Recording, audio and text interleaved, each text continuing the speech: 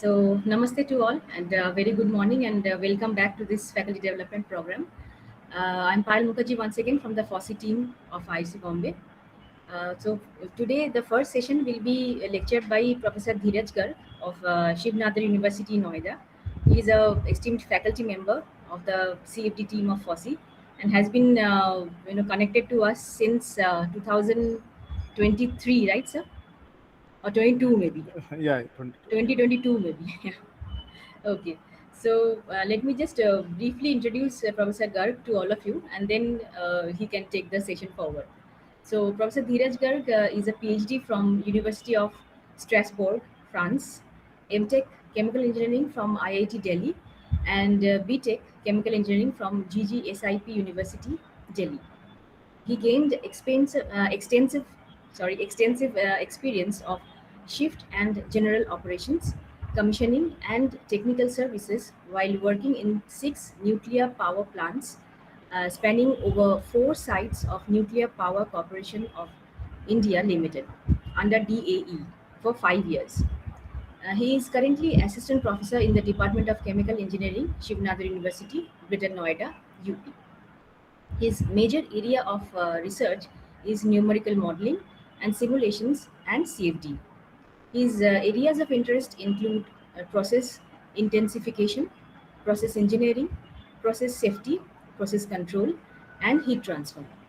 Currently, he is working on realistic modeling and simulations of flow chemistry of free radical polymerization in chaotic advection based tubular microreactors. The process intensification of heat transfer through pulsating heat pipe, effect of micromixing for very fast competitive reactions like dyes, etc. He is extending his work done on the modeling and simulation of free radical polymerization in batch reaction to semi-batch reactor and CFD of the same in flow microreactor. He is also working on the evaluation of various chaotic advection based tubular microreactor geometries through CFD. He has published several papers in reputed international CSI journals. So here was a brief introduction about Professor Garg, and every year he continues to guide the FOSSEE interns and fellows and mentors them so that they can, enrich in their career and uh, get potential for their future career and employment. So over to you, Professor Garg. We can start the session, and I hope the participants are ready for it. And if you have any questions for the Professor Garg, you can write in the chat box later on. And after his talk, we are going to have an interactive session where you can put your questions for him. Okay, so over to you, Professor Garg. Thanks a lot, Payal, for such a generous introduction. So let me share my PPT and let me know if it is visible. Is it visible? Yes, it is visible. Okay, I have now started the slide mode. Is it now visible in the slide mode? Yes, sir. Okay, great. Namaskar, everyone. Namaskar to all the participants. I hope it has been great learning so far in this workshop. Very great teachers have been there earlier to give you various aspects of CFD in OpenFOAM. So I will take up another aspect in the CFD. That is the using passive scalars to model chemical species and its applications. Feel free to ask questions whenever you have. I will be trying to look at the message box. So if I could answer then and there, it would be nice for me. If I could not, I will definitely take up at the end of the session myself. Okay, so let me start. I hope it is moving. Yeah.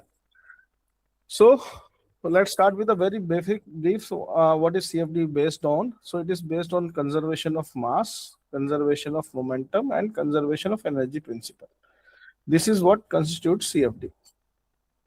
So all these things while coding had been transformed into a generalized form, which is transport equation in CFD is in this form where phi is.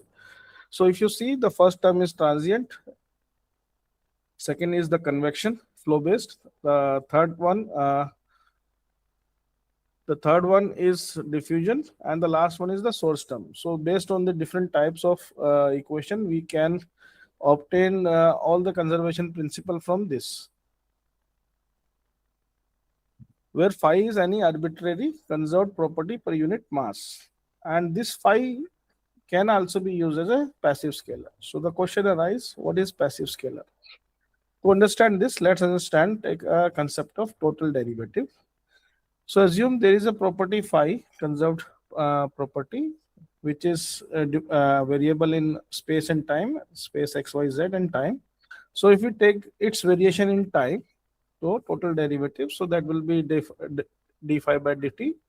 So we have four terms. First with respect to time, second is with respect to space in x direction, del phi by del x, and then del x by del t, and similarly all. So if you see the third, fourth term, the first part is the gradient of the property in x, y, z direction, and the second part of the same term is dx by dt, dy by dt, dz by dt, which is nothing but velocity terms. So here we can say this one's ux, u phi, v phi, w phi, which is the local velocity of phi. Now the thing is, this local velocity of phi can be different from the local velocity of substance in which phi is present. So to understand it particularly in physical form, like a boat is floating on a moving water or river, it may have its own velocity while water may have different velocity, which is in contact with the water. Or we can say the motorbike, which is being propelled at a totally different velocity in a bike in a lake. So there may be some interaction between this body containing phi and the substance affecting each other. So like two immiscible fluids may be present, they may be affecting each other velocities, and this also is the what another area of the problem, fluid solid interaction. Now this total derivative can become substantial derivative if u phi equal to u, v phi equal to v, w phi equal to w, which is nothing but substance velocity. That means when the velocity of the phi is same as the local velocity of the substance, then the same derivative is termed as substantial derivative. So this is can be simplified as this. So one of the participants asked what is the physical significance of total derivative. I understand now you would get the idea that if you want to look the change in the time, so all the variation in time, then the thing may vary with time, but also with the space also. So space and time together. So the total variation may be because of it is moving from one point to another. So there is some variation, and then there is variation in time also. And in the examples in the as we will see in the, you will get it the better understanding about it. So where phi is moving with the substance without affecting its local flow. Now for that to happen, the body containing phi is either too small. Okay. Then this strategy is used as actually in the CFD and various software as a particle tracer technique. Or it may be miscible with the substance and have the similar properties of flow properties, which is considered as used as a chemical tracer. So let's see this passive scalar phi can then this equation of this is written can be written like this. Now will it be same as the one we have started with the generalized equation? So if we go further in this derivation, so the left hand side of this equation of the generalized equation of this side, this equation can be expanded like this. And when in this equation, this second part is nothing but conservation of mass, so this cancels out. So this equation becomes reduced to this, which is nothing but the form that we have obtained in the form of total derivative of variation of phi in time. So thus they are equal. And the interesting thing is the left hand side is obtained in the Eulerian form, while the right hand side represents the Lagrangian form, and this is the equivalence. So why this equation should work? Because if you look closely, the conservation of mass can be obtained from the Eulerian, but conservation of momentum and energy are particle based. So they require Lagrangian frame. But both should be equal and the equation should work. So this is the link that they both should work together in this form. So here the rate of increase of phi of fluid element, because it's a Eulerian form, and the net rate of flow of phi out of fluid element. So first, so this represents the rate of increase of phi in the fluid element, and this is the net rate of flow out of phi out of fluid element. That should be equal to net rate of increase of phi in the fluid particle. So fluid particle terminology belongs to Lagrangian when you are looking at the particle and tracking it over space and time, whereas fluid element is fixed in the space and there the variation you are looking. So this is the equality.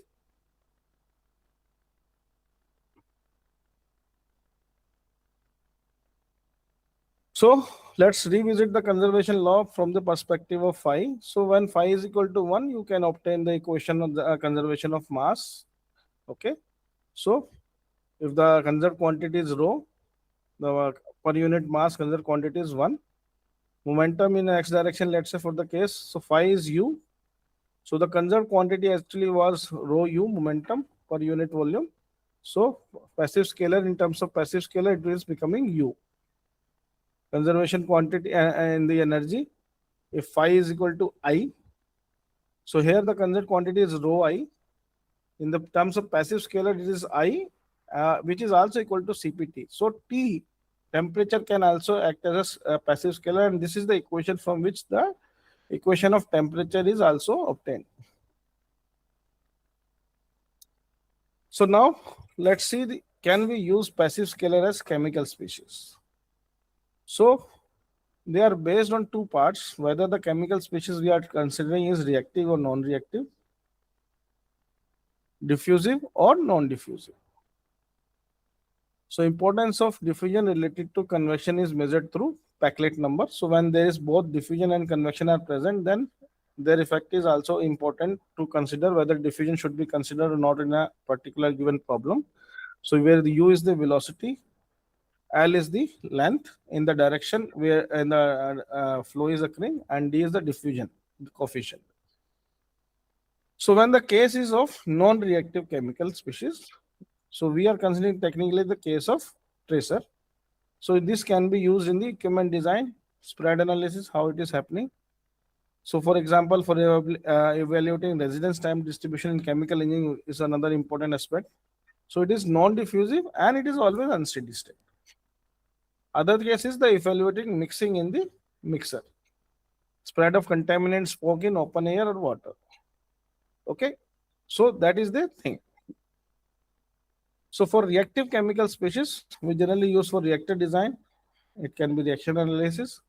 It can be diffusive. It can be non-diffusive. So in the above case, in the non-reactive, the first case is for non-diffusive. The B1B is for diffusive. It can be diffusive also. Similarly, reactive species can also be diffusive or non-diffusive. So for example, combustion, polymerization, simple reaction, complex reaction, all can be considered. So let's take up all these things step by step. So what are the challenges for modeling chemical species in CFD? Now the thing is why we started with the conservation principle, because what is conserved in the CFD is conservation of mass and not of moles. So moles are conserved only till there is no reaction. So that's where the equivalence lies. But when the reaction comes into picture, then it is not moles which is conserved, but which is mass which is conserved. So many reactions are simulated in terms of mass fraction, mass, like combustion people are working on. So they still need to be careful about concentration, its profile and absolute values during the simulation. So that's the problem, that how will you convert moles into mass and all reaction, how will you simulate that? So all rate equation and kinetic data of the chemical reaction are based on moles. If you people are having chemistry background, or generally people study chemistry up to 12th, so they would be knowing the rate equations are in moles. That's where it can be defined easily. So this is the basic. So any rate equation is generally in terms of moles per unit per volume per unit time. Okay. And the CA, CB, CC, if they are A, B, and C are the reactants, they are in mole per unit volume. So the unit of K, when you define kinetic rate coefficient, that depends on the rate of equation. So if the first order equation is there, so it is a per unit time coming from this equation. We can easily calculate the units for the K, taking everything on the one side. For second order reaction, you can see the unit of K is liter per mole per second. So the point I'm trying to bring is kinetic rate coefficient is one tricky part where we have we have to deal with mole, and especially when the order is not first order reaction. It is there, it comes into moles, and that we have to challenge, because whose mole we are considering, which chemical species mole we are considering, what molecular weight, that is the tricky part. So similarly, of the units of K can be obtained for any order reaction n plus m, depending 2 reactant, 3 reactant, 1 reactant, or they can, because the order of the reaction can be non-integral also. So how will you model chemical species in CFD? Now there are two ways to avoid the issues with dealing with the moles. So since we are moles dealing with moles, but CFD works with mass. So there are two ways. One is to transform the whole equation in mass term with molecular weights of the chemical species. So what we do, Ca is defined in moles per liter, multiplied with by molecular weight, mass per mole, and you will get in terms of density, mass per liter. So this way you can convert all equations equivalent into mass. So it will work well for the rate equation with single reactant and integral order. It's much easier to deal with. It poses problem for multiple reactants and non-integral order, then because the power will not be same. The transform second part is all the equations to make dimensionless in terms of moles. Now that means you are not changing into mass, but you are making it dimensionless in terms of moles itself. And how to do that? To divide the original concentration of the reactant with itself. So Ca by Ca naught. So like this, when you do, and you take the initial concentration part, merge with the kinetic rate coefficient. So this unit of K itself, the new K dash, will also be dimensionless in terms of moles itself. So both Ca and K become dimensionless in terms of moles. So when you use that way, you bypass the problem of converting into mass, because there is no mass mole term now. Okay. Second is, it is normalizing the equation itself. So the numerical error also will be less. So in various problems we deal with, like I am dealing in polymerization, we use this technique so as to reduce the numerical error also.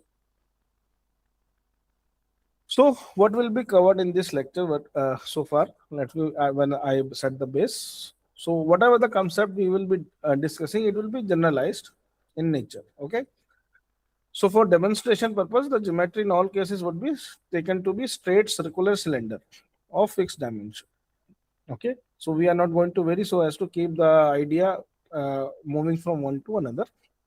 And the flow would be considered fully developed laminar flow, inlet from inlet to outlet. Why we have considered laminar flow? Because there is no radial mixing, and hence the effect of mixing and the diffusion can be easily visualized. Okay, so that you will see. So what are the applications of passive scalar that you can see is, for when we consider it as a non-reactive chemical species, then for the case of non-diffusive, we will see how it can be used for RTD, residence time distribution for laminar and plug flow, injection of tracer in one half of the inlet. How will it look like? And when it is considered as diffusive, then the injection of tracer in upper half of the inlet, and what are the changes to be made in the core to achieve it. That's what we will discuss.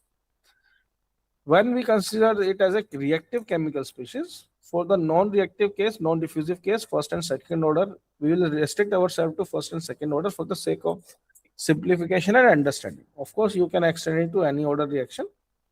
And injection of reactant in one half of the inlet in unmixed condition. Okay, so that you can see mixing based on effect of diffusion and non-diffusion. In the case of diffusive, same case, but now with the diffusion. Okay, and how will you implement in the code? So different cases are introduced to increase the complexity in stepwise manner. Okay, and this is the thing one should understand in CFD, and you would have realized so far. When we add things in a stepwise manner, so that if there is something goes wrong, we know where the problem started. Because if we had everything in the one go, you won't be able to figure out where is the problem lying. So let's start with the first case. So first case is the residence time distribution, where no chemical reaction and no diffusion is taking place. So in this thing, what we do generally, we want to how the mixing is happening inside. What is the time distribution the particle will spend or any fluid element is spending in a given flow condition. So for the straight cylinder, in the ideal laminar flow, the at the inlet we are assuming the velocity profile to be parabolic itself. So based on this, everybody knows the u max is equal to 2u average. So center will move twice the average velocity of that. Okay, so residence time is sometime we take how much time it is on an average different elements are spending, how what is the spread throughout the reactor, and this is important for mixing as well as reactor design for the chemical engineers. So this is the equation that any first appearance time of first appearance as it moves, that is tau by 2, because center line will moving faster twice the average. So if there is a step input, means suddenly a flat profile is introduced into the inlet, you will get something curved type equation at the outlet. For the ideal plug flow, when the velocity is flat profile from inlet to outlet, so that's our plug. It's form a plug form. That's the definition we take in the chemical engineering. So U max and U average are same and at any point on the radial direction. So each element when enter the reactor will see the same time throughout. So the profile at the inlet, if you give the flat, will remain flat at the outlet. In reality, in a physical term, plug flow is obtained through turbulent flow. Higher is the turbulent flow, better would be the flat profile characteristic, but it cannot be completely obtained in reality. So ideal plug flow, so that's what the word is ideal, is an idealization of the concept. Okay, so that's based on this. In both the cases, we will give the step input. We will have two different type of output. Now this is the two extreme of mixing. So first one is laminar is no mixing, second is complete mixing radially. So that's how we figure out the how much mixing is there in a given condition. Is it approaching laminar or is it approaching turbulent or plug flow? That's how the benefit of RTD analysis. So real equipment will always lie between these two extremes. So if you look tau by 2 and tau, the first appearance, if you look time of first appearance tau by, so any real equipment will give the value anywhere in between these two. So you can obtain the mixing characteristic of a given equipment based on this analysis. Okay, so how to do it in the so since we are dealing with the concentration, we have to measure it. So for doing that, there are two ways we can do. So we have to obtain the concentration for a cross section. So there are two ways you can measure the concentration. One is the surface area average, area average, which is S into dA divided by integral of area. Okay. And the second one is the volumetric flow average, where cup, or also called as cup average, where velocity of that mesh is also important. Okay, not only the concentration, the property that you are measuring, but the velocity also is equally important. Now, what's the difference? So the thing is, it lies in matching with the experimental data. So if you look at the experimental data obtained where you are collecting sample at the outlet. So what happening is the center line or the wherever the velocities are higher, those points will contribute more to the sample, and those who are moving slow will contribute less to the sample, irrespective of the concentration they have in distribution in the radial direction. So that is how when you average out, you will lose the meaning of individual component. So when you want to compare with the experimental data, when the results are obtained at the outlet, it should always be volumetric flow average or cup average. Cup, as the name suggests, because people are collecting in a cup or anything and for some time, and everything is mixed thereafter. So based on velocity and concentration, it will give you some average. Whereas the inline sensors, the data is generally cross-sectional. So whenever you are comparing the results with the results obtaining from the inline sensors, the first one will give you the area average will be much better because it is not taking into account the velocity component at those points. So from there, let's see. So side by side, let's see the equation, the generalized equation that we start with. What are the changes that we need to implement it? So when you take this case, the non-reactive case, so when there is no reaction, the last term as phi, the source term, is becoming 0. So that's the first simplification you will obtain for non-reactive chemical species. Second is non-diffusive case. So when you take no diffusion, so the second term, first term on the right hand side, which is corresponding to the diffusion term, this will also become 0. So what you are remaining, then the whole equation will reduce to this form. The first term is transient, second is the convective part. Okay. So if the problem is unsteady state, you have to retain the first term. If it is steady state problem, then the second term, only second term will survive. Okay. So that's the thing that you should keep in mind. So for our case, when we want to implement the RTD, this is the equation because no diffusion and no reaction. So the only this part is equal to 0 and this has to be unsteady. So we are retaining this form. To implement the laminar flow in the microfluid device or any device you can take per se. So we have to take a parabolic velocity profile. So the flow is already fully developed at the inlet. Okay. So that has to be taken at wall, the velocity condition no slip, outlet pressure is 0. For scalar phi, it is defined throughout the cross section of the inlet as 1.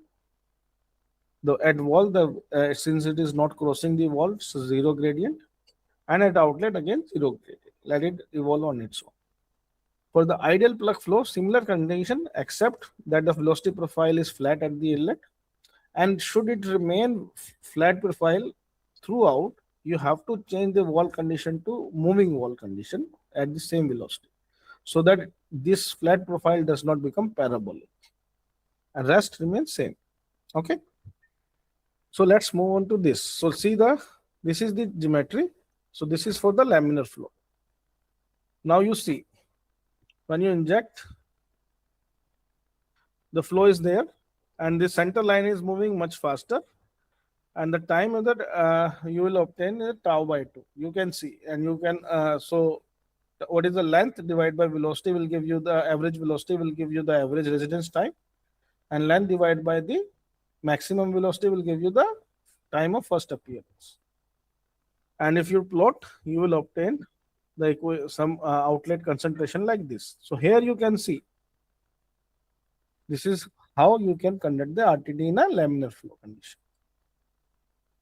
Now let's take the case for, so let's take for the plug flow condition.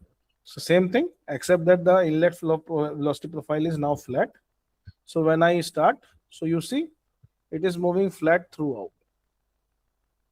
And you see so this is how the profile that we should come. So in the previous case at 2.5, you get the first appearance in the laminar flow. But for the plug flow, since the time was 5 seconds, so you obtain almost at 5.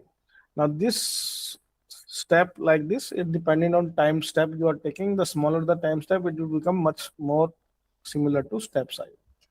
So this is the plug flow condition. Okay. Now let's move to the case where it's non-reactive but diffusive. Okay. So we'll see the effect of diffusion. So half bore injection with no diffusion. Okay. And we want to see, so you can see the geometry on the left cross section. We are injecting the tracer at the upper half On the right hand side, if there is a no mixing, it will come as such. If there is a mixing, the maximum it can reduce to 0.5. Mixing in the lower half, it will dilute to half. So how should we go about? Again, in this, so if there is no diffusion you are considering, so the third term and fourth term will anyway, fourth term is anyway not there because no reaction and no diffusion, so fourth term is not there. Now this problem can be taken up as steady state or unsteady state, up to your interest. Okay, similarly, so the previous case of laminar flow, like we have done it for RTD, the only thing here is we are injecting at the upper half. And we need to avoid the numerical diffusion because that will cause the spread. So solver setting discretization scheme is important to decide. Second case we'll take up is with diffusion, same thing, except that now we are considering the diffusion. So for to implement that, we have to retain the third term, having the diffusion term, and we have to specify the diffusion coefficient value in this case. Again, depending on your interest, and you can try out it. You can pose the problem as unsteady state or steady state. So you need to provide diffusion coefficient, and during the practice session, you can play with the values and see the results outcome out. Okay? So let's see the result. So this is the case when you are injecting at the upper half without diffusion, without reaction. Okay. Now see, since it is a laminar flow in the center, central part is moving fastest, and slowly the upper part is also getting covered. It will definitely take some time to cover it completely. So this is your result obtaining in the unsteady state. But if you run steady state, when you close, you will get the total red in the upper half, because steady state result don't care when the such situation will come, but ultimately it will come that everything is covered on the upper half. Again, another thing you can easily observe that the lower part there is no mixing, because, and now you will see the importance of the laminar flow, because there is no radial mixing in laminar flow, and there is no diffusion. So there is no way this tracer can move to downside because there is no convection and no diffusion. Okay. So this is the outcome. Now take the case of with diffusion but without reaction, and we have taken some value of 2 into 10 power minus 6 in similar units. So if it is in defined in meters, length is defined in meters, so it will be meter square per second. If it is in feet square per second. So keep the units consistent. So let's start. Now here you see, unlike the previous case where everything was remained red throughout the end, this is changing and it is not exactly red. So why? Because here we have incorporated diffusion. So while there is a convection in the forward direction, there is diffusion in the radial direction also. As you can see, as you can see here, unlike dark red, it is diffusing slowly. Now the importance of time derivative, I bring back something here again to give you some idea. Consider this, the concentration is decreasing. Okay. Now somebody says there is a reaction. How do you know there is a reaction, or it is changing just purely by mixing? You don't know. So phi is changing in space as well as in time. How would you evaluate that? So this is the time derivative. Okay. So this is the thing you can figure out. Let's say there is no reaction. Phi is still changing in time and space. When I run it in an unsteady state, you saw yourself that phi is changing. If I look at particular point, it will change in space as well in time. So I can see those things. So this is the total derivative in time. Okay. That is just some way to physically visualize the total derivative importance. And since this is moving along with the flow, this is substantial derivative, because here particle itself is not deciding where to go. It is simply following the local flow condition. Okay, I hope that should be understandable to you. So now let's move to the next case. So next case is the chemical reaction. As I discussed earlier, some problem that mass is conserved, not moles. So how to introduce chemical reaction in CFD? So especially chemical engineers would be interested in this aspect, but there are other people who may be interested, like combustion, good for mechanical engineers. Okay. So the rate of chemical reaction term is specified through source term of the scalar. So this is the way you introduce chemical reaction in the equation. Okay, that's how you bring chemical reaction in CFD. Source term. So source term will now no longer be zero. So when you are simulating it for product, their source term would be positive, so that there is a generation, and for reactant it would be negative. Okay, so it's a negative one. And for the complex reaction, we always take it from the generation term. The overall value may change plus to minus depending on the as the reaction goes. So chemical species can be diffusive or non-diffusive as the case may be, and thus each chemical species is modeled through passive scalar and differently. So each scalar has its own property. So it may be the case each scalar has different diffusion. So for example, let's be simple polymerization. Monomer has different diffusion and polymer has different diffusion. So each chemical species has different. So if you are doing it in the solution, so let's say you are mixing in the toluene, styrene and toluene, and you have taken an initiator. So polymer is getting formed. So initiator has its own diffusion, solvent has its own diffusion, monomer has its own diffusion, polymer has its own diffusion. So all can be different. It's up to you to make it as complex as you like. Now there are different types of the chemical reaction and thus different orders. So what we are doing in this lecture is that the approach is generalized in nature. Okay, just to keep the level understandable for everyone. The reaction rate is obtained for homogeneous isothermal batch reactor, so as to stick to the basics. We are choosing only one or two reactants. First and second order reaction we are considering to keep the thing simple and understanding. So for single reaction, we are taking the scheme A is giving B moles of B. Okay, and the rate equation is defined like this. It is generalized equation. K is the kinetic rate coefficient, N is the order, B is the stoichiometric coefficient of B. This is the standard terminology of chemical reaction. For simplified case, we are taking N equal to 1 means first order and B equal to 1, so same mole. The equation form is in this form, and you, as per your interest, you can change the value of N. As per interest, you can change the value of B, and you can obtain different results to C. Similarly, for two reactant equation, the generalized equation is this: A plus BB giving you CC, where B is the number of stoichiometric ratio of the moles or required for B, giving stoichiometric moles of C, giving C is the product. N plus M is the reactant order. So simplified condition again, N is 1, M is 1. So the second order reaction for 1 plus 1, and B is 1 and C is 1. Okay. So there are several equations. So to suit your interest of reaction, you can always play with the values of N plus N, M, and B and C. Now, how would you implement the rate equations? So the simplest is the first order where the problem is minimum. So this is the KCA. Okay, in this you can convert into dimensionless in form of moles. So divide by CA naught on both sides. Okay, so K dash anyway is unit, if you see, is per second. So it is anyway, does not matter whether mass is taken or mole is taken. For the second order, this is the form of equation you can obtain. Again, you can make it convert into dimensionless in terms of moles. Okay. For if you are looking for CA, if you look, divide the whole equation by CA dash, CAB, CB naught. Accordingly, you obtain this form.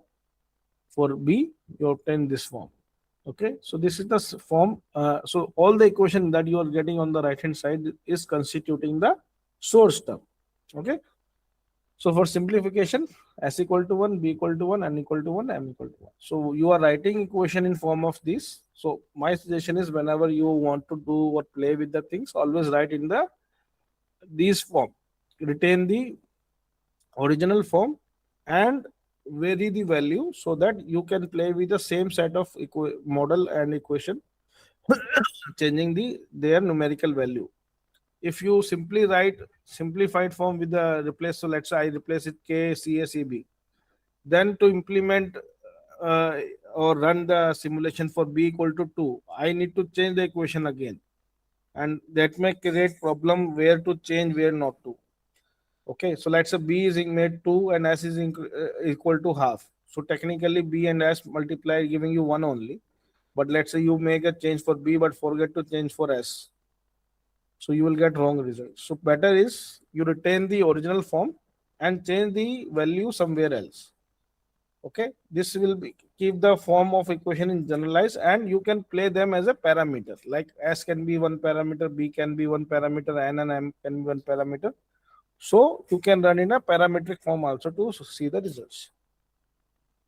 So when we implement equation like this, we have to verify that we have implemented correct equation.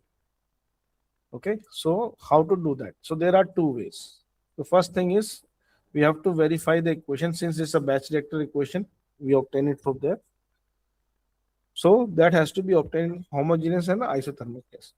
So first we have to simulate it in the form of batch reactor, which is unsteady state. Okay, this will tell us whether we have implemented the equation correctly or not before going for full scale simulation. And this is very simple, and it can be done for single mesh, or you can do it for whole domain as per the software.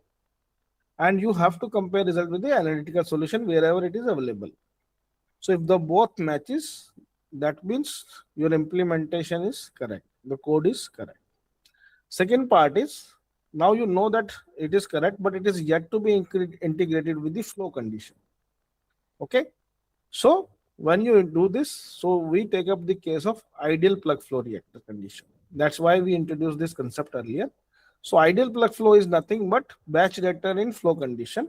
So whatever was there obtained in time, the same thing will come into length form. Okay, so the radially homogeneous and same residence time at the point of cross section, but now it is in a steady state. Okay, so this is a simplification. So ideal PFR is the ideal batch reactor in a flow condition. So data in batch is transformed to data along the length in the direction of flow in ideal PFR. So these two ways, step 1 and step 2, batch reactor and then plug flow, will give you the surety that yes, the kinetic rate equation that I am trying to simulate in CFD is implemented correctly. It is giving me correct result in ideal condition, and also integrated well with the flow condition, because if it is not moving with flow, then also it's a problem. So you have to see that. So let's see. So this is required to verify if the rate equation is properly integrated with flow condition or not. So how will you implement batch reactor? How will you model it? So no flow, no convection, so U is 0 at all wall. No diffusion, sigma is 0. Constant density system, unsteady state. So for A, so let's assume the scalar 1, phi equal to Ca dash. SA will become minus Ra equal to minus Kca, as we are sticking to first order reaction. So this will be the equation. This is the, so the step 8 is nothing but the chemistry equation, and this is what we want to simulate in the CFD. So from this equation, if you look, so we have seen sigma is 0, this convection is 0, the both goes off, it will become this equation remaining. So when we replace phi with this Ca, we will get this equation only. Okay, so this is the equation of ideal homogeneous isothermal batch reactor, and inherently transient because time term is there. So theoretically, if you now go for integrating this, you should get back results similar to this point. This is how you are simulating batch reactor from the same equation. So let's see. So we have taken a simple single mesh, or it can be multiple mesh, and at all points the reaction started at the same time and we are plotting it. So this is the first order reaction. Depending on the value of K, the slope or the form can be it can be slowed down. So here, depending on K, it can be like this, it can be like this. So you can also again play with the different value of K to see this thing. Now, after verifying with the batch reactor condition, Let's see for plug flow. So to do this, flat velocity profile from inlet to outlet, moving wall at the moving wall to keep the flat velocity profile, steady state operation. So from this equation, this first term will go this for unsteady and steady state. This is the form that you have to implement. Okay. First part we have to taking non-diffusion because there is no radial diffusion required, and also to keep it simplified. So this is the form we should start with. So this is the form. Okay. So in ideal case, you see the reaction is now coming. So you remember in the earlier case of RTD, the red color was moving from left to right and remained red because there was no reaction. Now red color is introduced and this red is changing color because it is reacting. Okay, it is moving in plug flow, the flat velocity profile. And as if you now take the obtain the concentration along the length. So how to obtain concentration along the length? Area average. That's the area average that you are seeing here. So that are the area average as it goes along the length you are obtaining. So you can take as much cross section along the length and area average concentration. Okay, to give you. So this is along the length. So this is obtained at 10 seconds where steady state condition is obtained. To show you how the things will change, we have taken up this unsteady state. Okay, ultimately it will give you steady state condition like this. Okay. So the length, if you convert into the time domain, divide by velocity, it will give you in time. So you can have a comparison with the batch reactor condition. Are you getting the same result for the same time or not? If you are getting same, it's correctly implemented. Now, there's further thing to check for. Once it is done, you also check for cross-sectional uniformity. That at every cross-section, it should be uniform because we are not implementing any diffusion or something, or there is a no variation of velocity is there. We are assuming it is not there, but we should check it whether it is there or not. We should also check the concentration profile along the length. Is it matching with the batch reactors in similar terms or not? Now you should add the diffusion term if diffusion is also the important part of your reaction. Okay, if that is not there, you don't have to worry. But if that is also, so people dealing with micro reactors, they have to add this thing. Why you should add? So as to see the solver issues. Run it as steady state. So this will be the form of the equation you have to do. Run the simulation again with the diffusion.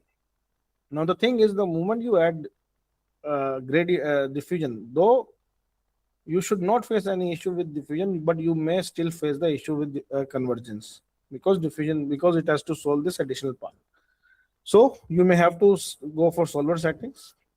This will save your time later on because the thing once converge here will help there also. You may have to change the mesh size to reduce the size of the mesh. All the things you may have to do. And the most important thing is, with and without diffusion, the results must be same. It should not change. Okay. Theoretically, we should get the same result. Practically, we may get different result, and that's where we need to look for different solver setting mesh size to match the result. Because if they are not, check for numerical errors, solver setting, discretion scheme. That's how you look for. Once you are able to resolve all this, let's see the next case when you are going for reactant unmixed condition with and without diffusion. Okay, and this will further make you understand about the total derivative part. So in this, you are introducing the scalar, the reactant at the upper half, going through the reactor on the second half. Okay, so whether it will mix with the lower half or not, that will be the deciding factor. So because the flow is laminar, so there is no natural mixing radially. So the concentration will reduce solely because of reaction. Now in the part 2, when diffusion will be there, so the reaction term is there and diffusion. So the concentration will change because of both mixing as well as reaction. That's where the complexity lies. So how to implement? So in this case, again, we'll start with the same, but no diffusion, the third term will go. Okay, we'll retain. Now we want to simulate as a steady state or unsteady state. It will again come.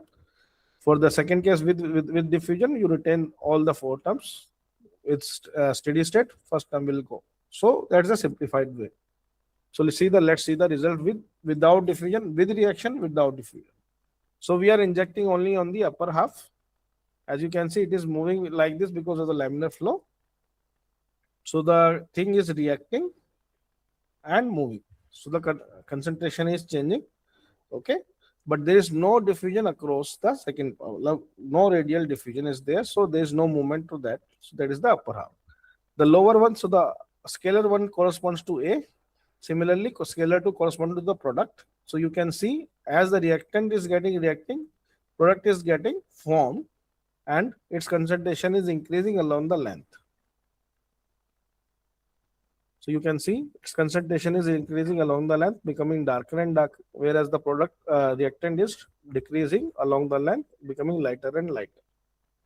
And there is no diffusion across. Okay. Now take the case of same thing, but now with the diffusion. And this is where the interesting part would start. See, now the reaction is there, but while it is moving, there is a diffusion across the central line. Okay, so the reaction is happening and diffusion is also happening. So the concentration is changing because of reaction as well as mixing also.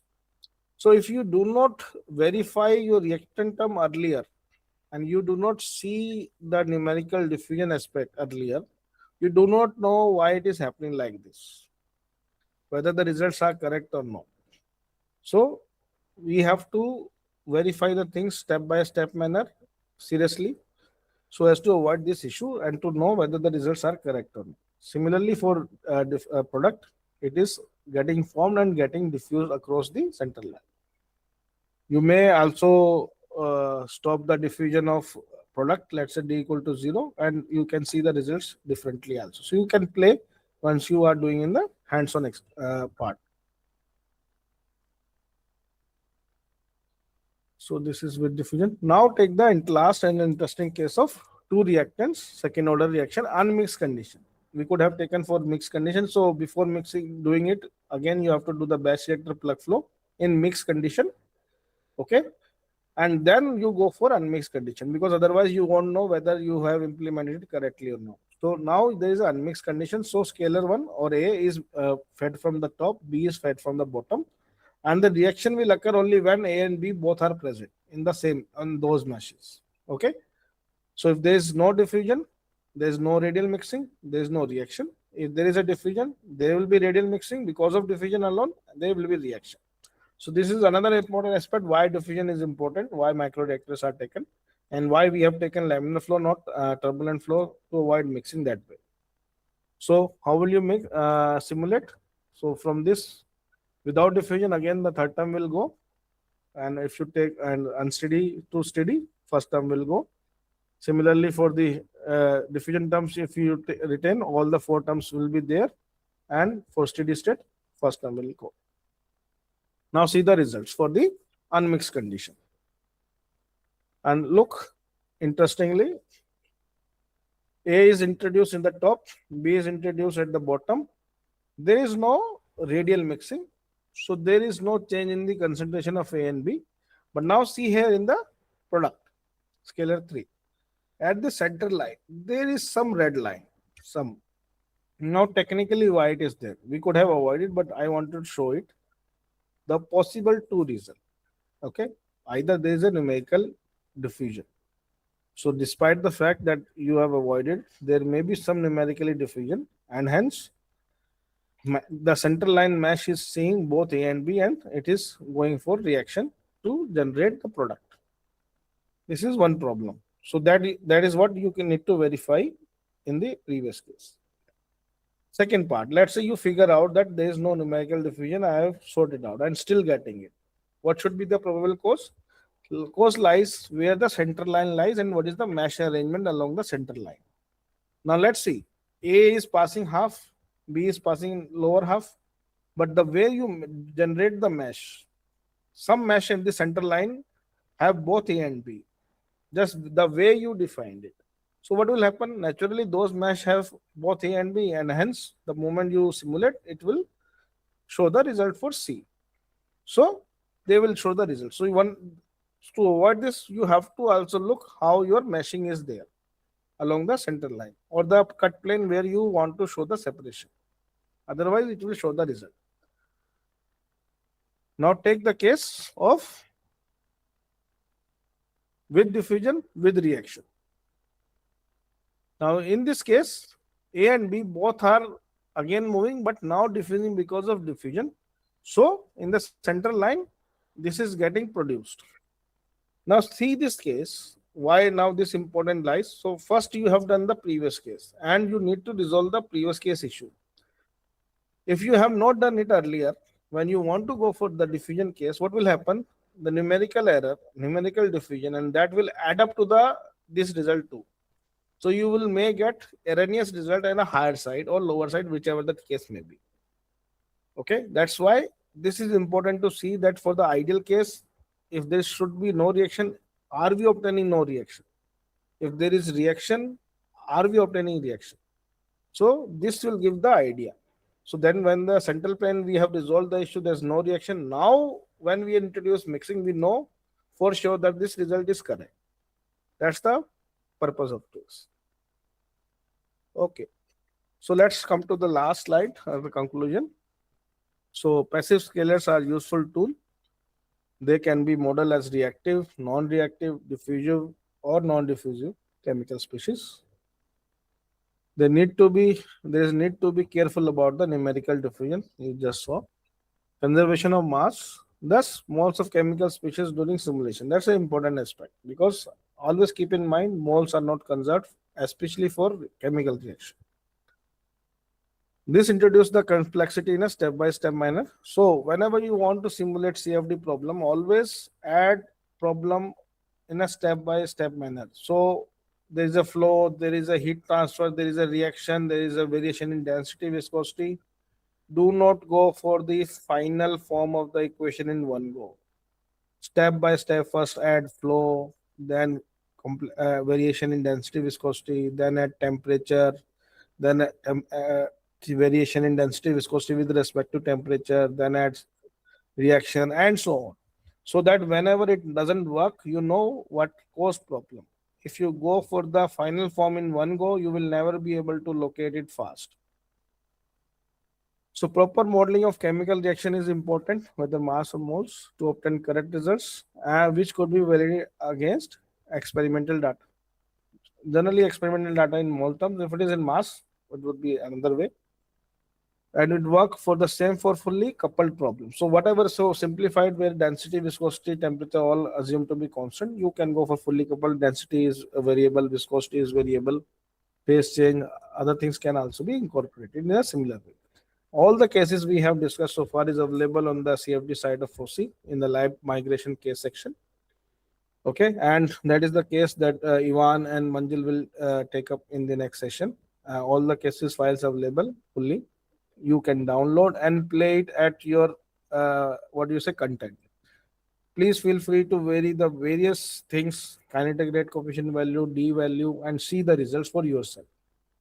Okay. And in the end, I would like to acknowledge Mr. Manjil, Mr. Ivan. They have done great job to solve all these problems, the results. Thanks to Ms. Payal for arranging and inviting me for this, and complete FOSSEE team for the whole support so far I have got. Thank you everyone for all the participants. Thank you everybody. Q&A please.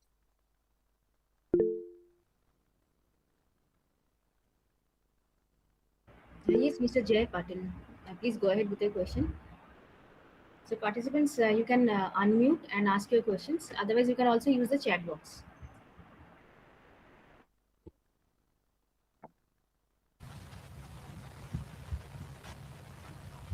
Hello. Yes, please. Yeah, Dr. Garg, thank you first of all. That was a very nice and insightful one. I just have one question. I mean, I never paid attention to that. You have given a very nice statement that moles cannot be conserved in the CFD simulations. So why is that so? Could you please elaborate on that? Okay, let's take the simplest case.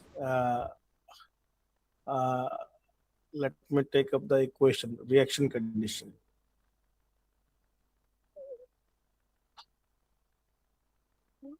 Okay, take this thing. A is giving me BB. 1 mole of A is giving me B moles of B, right?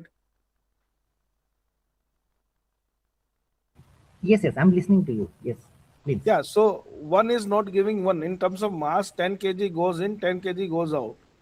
In terms of moles, Yeah, 1 mole goes in, but you don't know how many moles will come out. It may be 1, it may be 0, it may be 10. You don't know. In yes. terms of mass, it's clear. Mhm. Whatever may be the substance, whatever may be the thing, Yeah, you yeah, know that 10 will go, 10 will come. right. But moles are not conserved. So that's where the problem lies. So theoretically, in this case, you can say, okay, if I give 1, 10 will come. But 10 will come when one mole completely react. Mhm. But it may not react completely. So how much should come? Okay.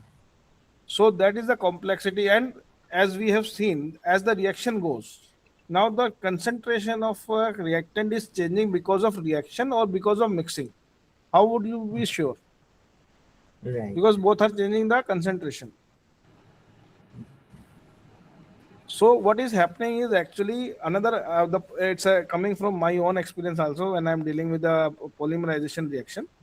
So people have done what they have done is they change the kinetic rate coefficient, because once they become higher order in the terms of moles, they convert into mass. The problem is when you use molecular weight. Now the problem is whose molecular weight should you use? In Mhm. polymerization, they were using, say, the species were pseudo species. They were moments. They are just mathematical term, but they have units of concentration. But the problem is since they are not physical species, so they do not have any molecular weight. So the problem lies whose molecular weight should you use to convert moles into mass. For chemistry, moles is simple thing, straightforward. But mass means whose mass, how much mass.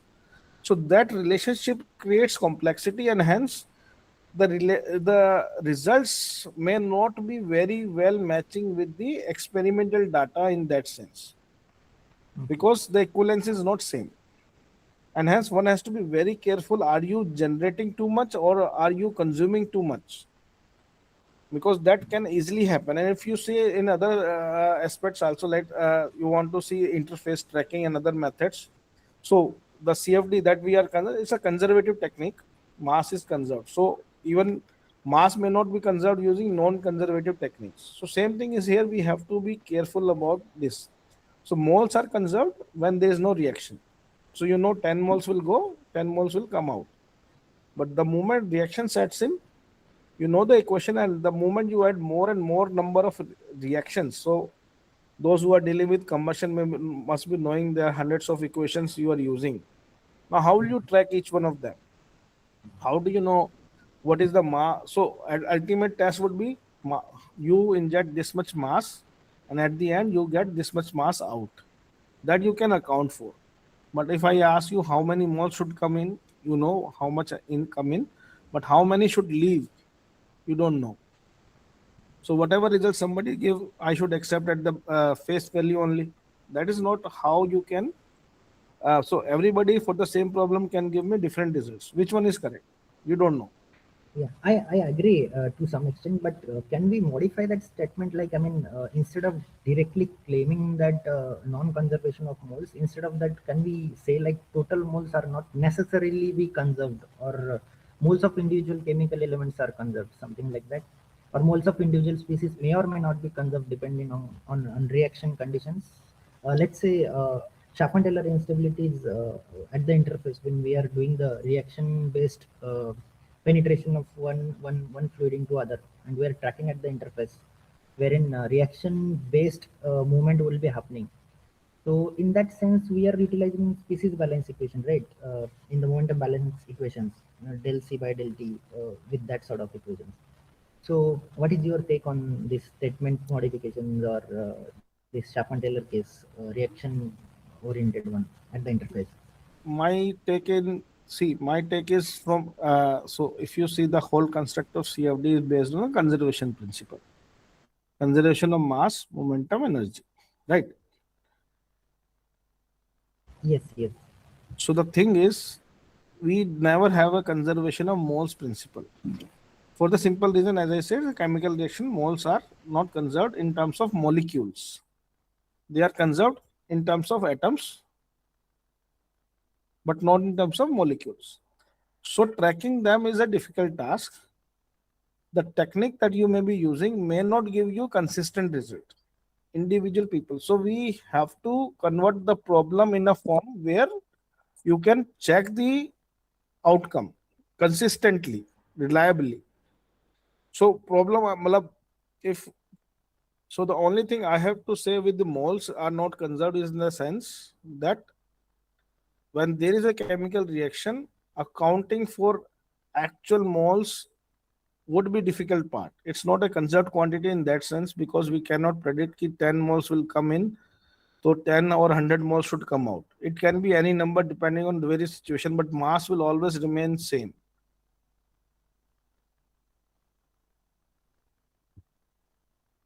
Yeah, got it. Okay. Yeah, thank you so much. We can continue afterwards. No issue with that, I think. We'll Yeah, sure, definitely. sure. Yeah, that will be interesting. Yes, yes, Yeah, definitely. sure. Yeah, thank you so much. Okay. Okay, thank you.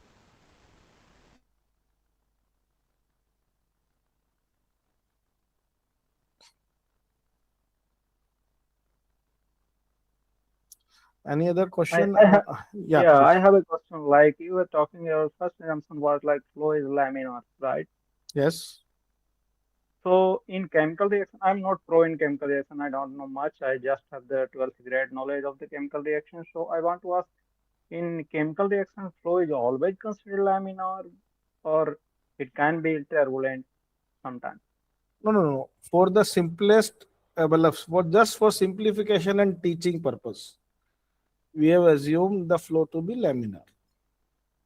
The And reaction another can thing was, occur in laminar, turbulent. There are different type of reactors. All sort of things are there. So there is no limitation.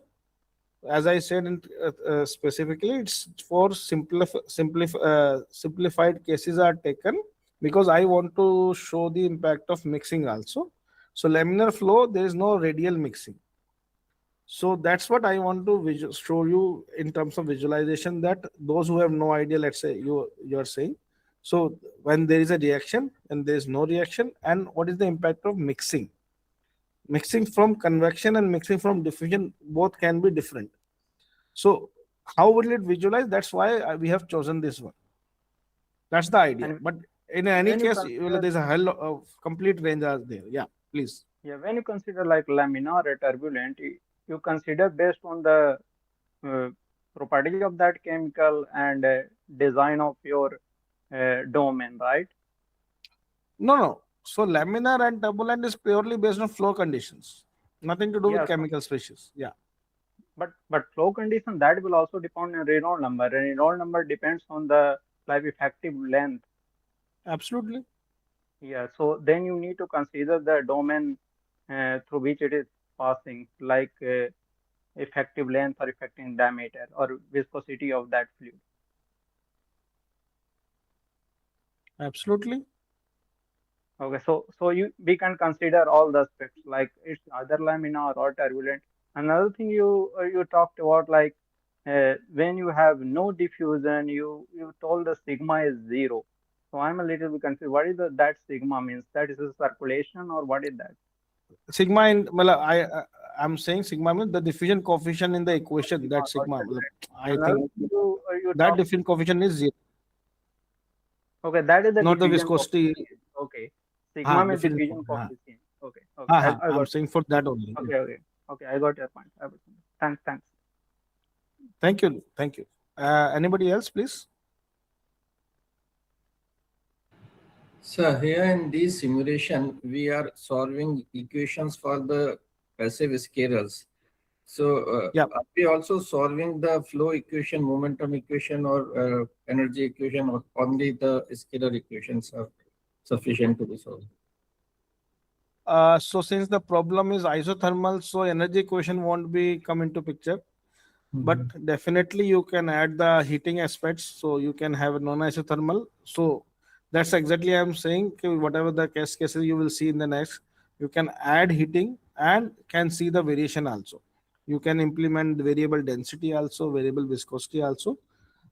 Means I mean to say, if you take away the passive scalar, the way you're dealing with the flow will remain same. The only thing is how will you add up passive scalar into that. That's what I discuss.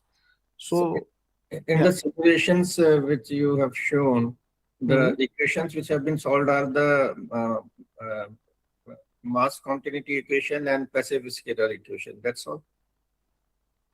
Or, And momentum, because it's a laminar flow, right? okay. But the pressure, there is no variation in the pressure field. No, I am not showing that. It would be there definitely. Okay. I'm focusing on passive scalar. Okay. Okay. So there would be there, but I am not looking at that. I'm not showing because that's not the part of the presentation. I'm more concerned on the passive scalar, so I'm showing that. When you do the simulation, you will get all the information. Yes. Thank you. Thank you. Yeah, sure. Thank you. Anybody else?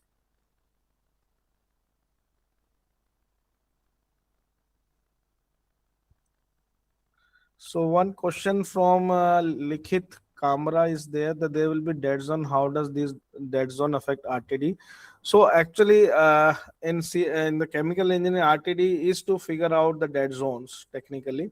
That if it is not laminar or turbulent as per design means plug flow, so there should be some dead zone. And based on the so there is a separate chapter, which is a part of the UG curriculum itself. So if you want to go detail, please feel free to search on the net about the residence time distribution. It will give you the details about that part. So one of the ways to do that, you can use, so what people do is they take a geometry of the equipment and run the CFD to see figure out the dead zones based on that through using this technique, so that they can improve the design of the equipment itself for the requirement, maybe heat exchanger, maybe reactor or so. That's the thing. Okay. Who else has asked anything? Mm, significance again. Residence time, physical significance. Please see on the internet, Vedant. You can see on that. And who Vinod sir has asked already the species balance.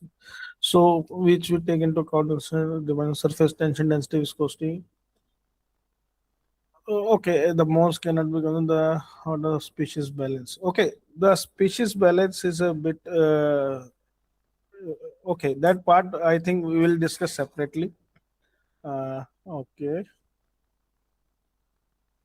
Oh, okay. Anybody else? I think those who have written comments and the question I try to take up as much as, and it will be available for download. Yes, all the time. So anybody from audience, if they have any more questions, please.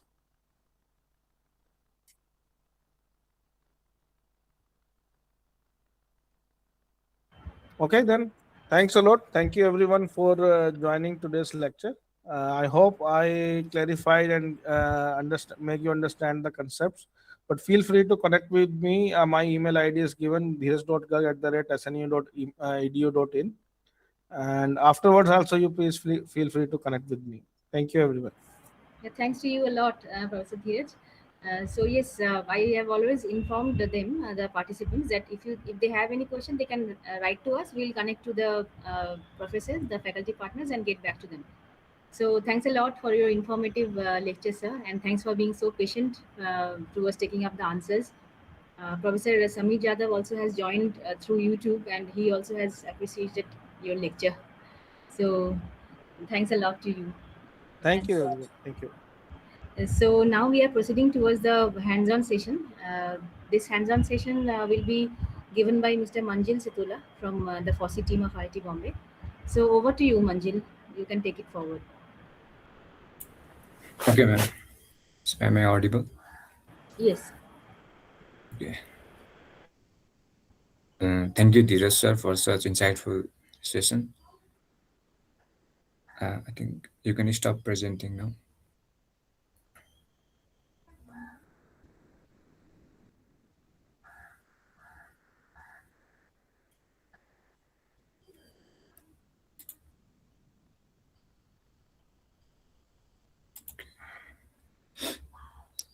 So I'm presenting my screen. So let me.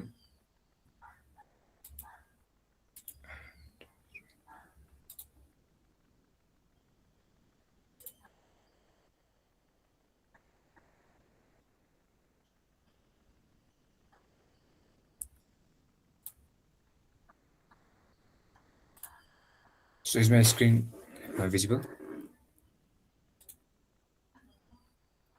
Yes. Okay.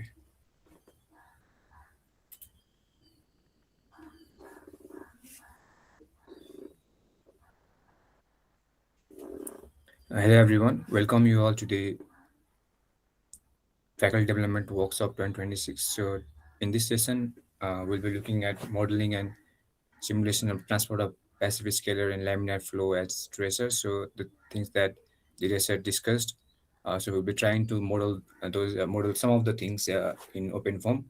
So there were many cases that the research presented, but we can't do all those cases. So we'll take some of the cases and try to implement or how we set up such that case in OpenFOAM. We'll see that.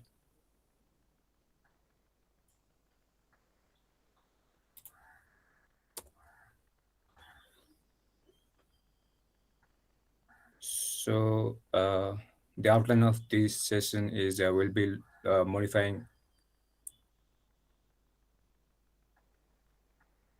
Okay.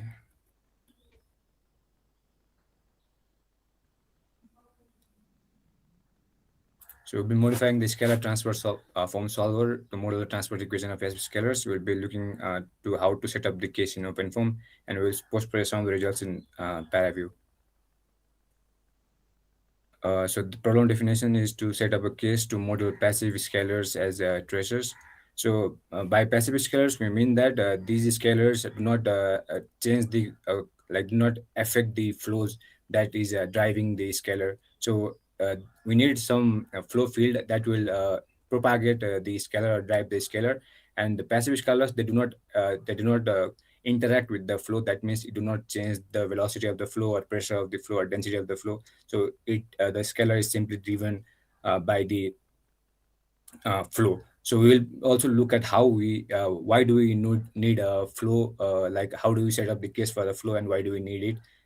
And we will learn how we can set a like modified solver, the equations that is required, the scalar transport equations. So we'll see how we can set up those equations and compile them in OpenFOAM, and we will post some of the results in ParaView. So this is the general transport equation. So if S be the concentration of the scalar, then how does the concentration of the scalar? So these S can be like any scalar field, but in our case, we are taking the S as S to be concentration. So if we imagine a control volume, so in that control volume, there is some concentration of scalar. So how does that concentration of scalar change in the in that control volume? So it might change due to a few reasons. Like it might change due to the convection. Like some of the scalars is taken away by the flow.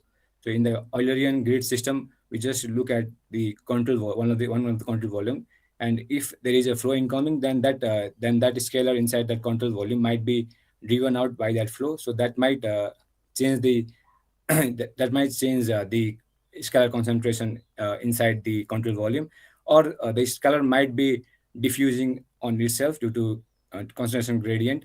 So that might also be the reason why scalar change in the control volume, and the other reason that might lead to the uh, change of the scalar in that control volume might be the generation or generation of the scalar, or uh, say we are removing the scalar out of the control volume. So those might be the reasons why the scalar change in a control volume. And these equation, so this equation tells us that So as the Rasa talked about the total derivative, so total derivative means how does the uh, scalar in that control volume change with time. So it might be changing due to especially like due to the convection, and it might be changing due to diffusion, it might be changing due to generation of the scalar itself. So here the generation term is modeled using the source term. So source term, you can see that we have the convection term or the convective term, we have the diffusive term, and we have an additional source term that will that by which we can say that if our scalar is also being depleted or it is being generated. So this can model the reaction of our chemical species. So let's see how we can model this equation, like this scalar transport equation, in in our solver and set up a solver for our case. So first of all, I think you have the download drive. So in the drive, you can download the case files first. So we'll do a hands-on session for the first case. So for the first case, that is the ideal batch reactor.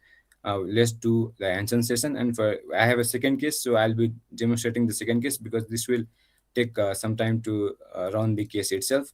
So let's do the first case. So if Ivan can provide the drive link so that they can download Yeah. the case files.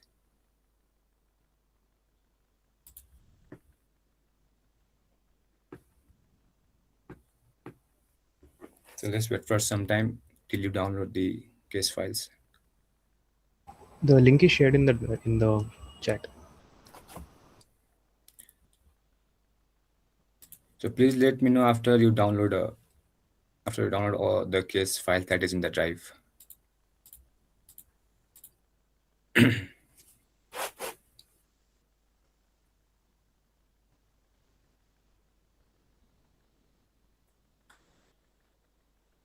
So where do you find the case files? I'll show you. So if you go into the drive, so you can see on at the folder called day 3, and inside day 3 you can see tracer flows, and inside the tracer flows there is a zip file called chemical tracers.zip. So you can download it.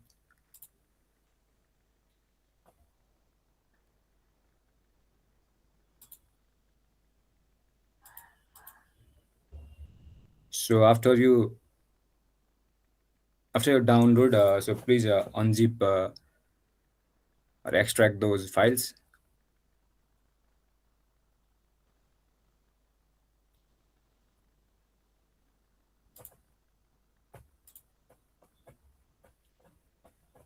So I think you have done that part. So after extracting, what you can do is you can.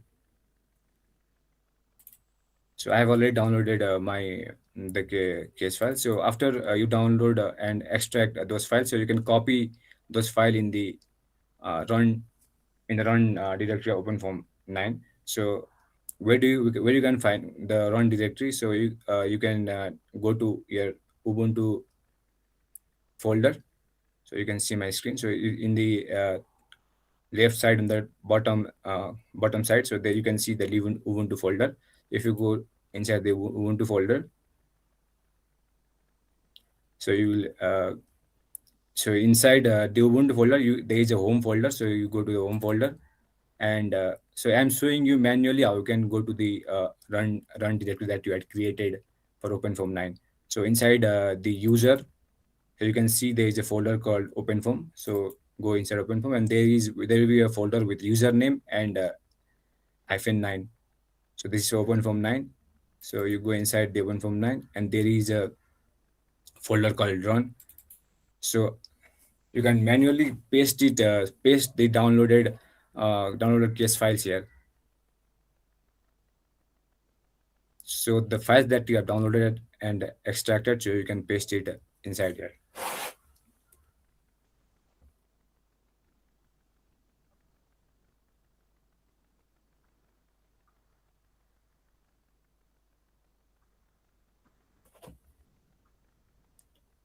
So after that is done,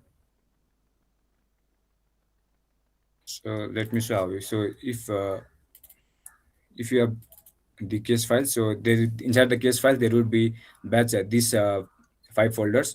So you can directly paste the old template case inside in the run directory.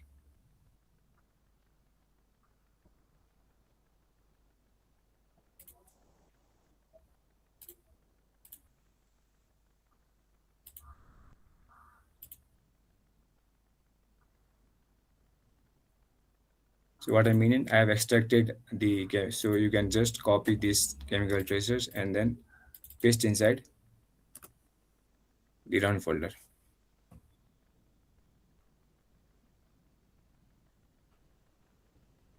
So this is done, so let me know in the chat if up to this part, if you have done up to this part.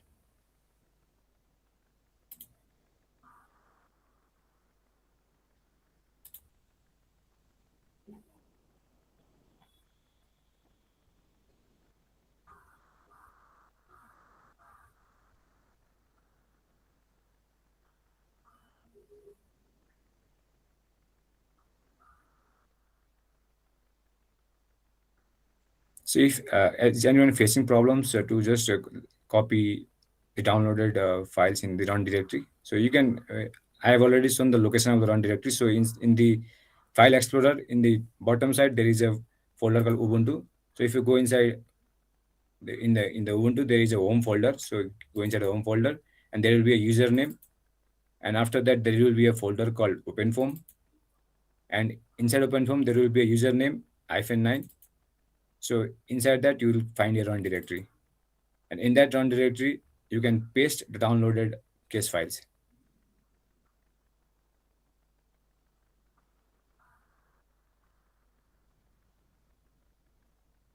So I hope up to this part you have done it. So first of all, before running the cases, we will look at how we can set up these equations, this set of equation that I had shown. So this equation,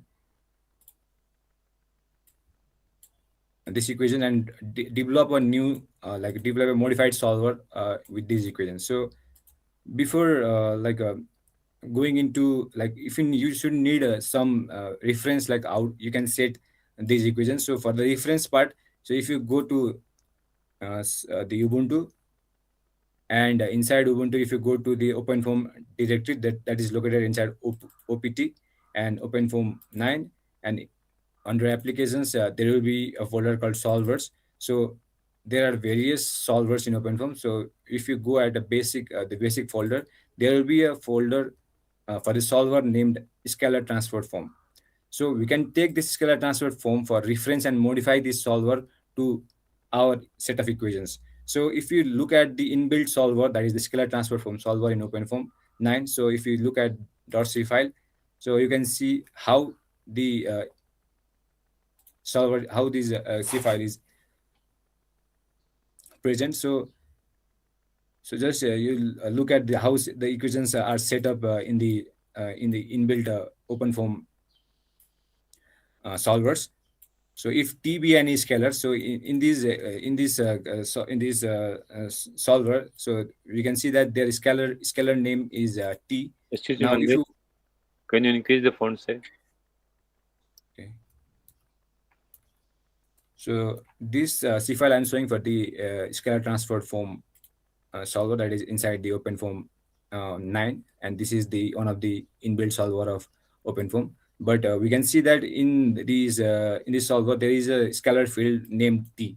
But now in our equation we have a scalar field named s, and you can see that the diffusion coefficient is dt. Now if you want to set a different name for a diffusion coefficient, let's say ds1 or ds2 or ds. So how do you do that? So for that we need to modify this solver to some extent and then recompile it.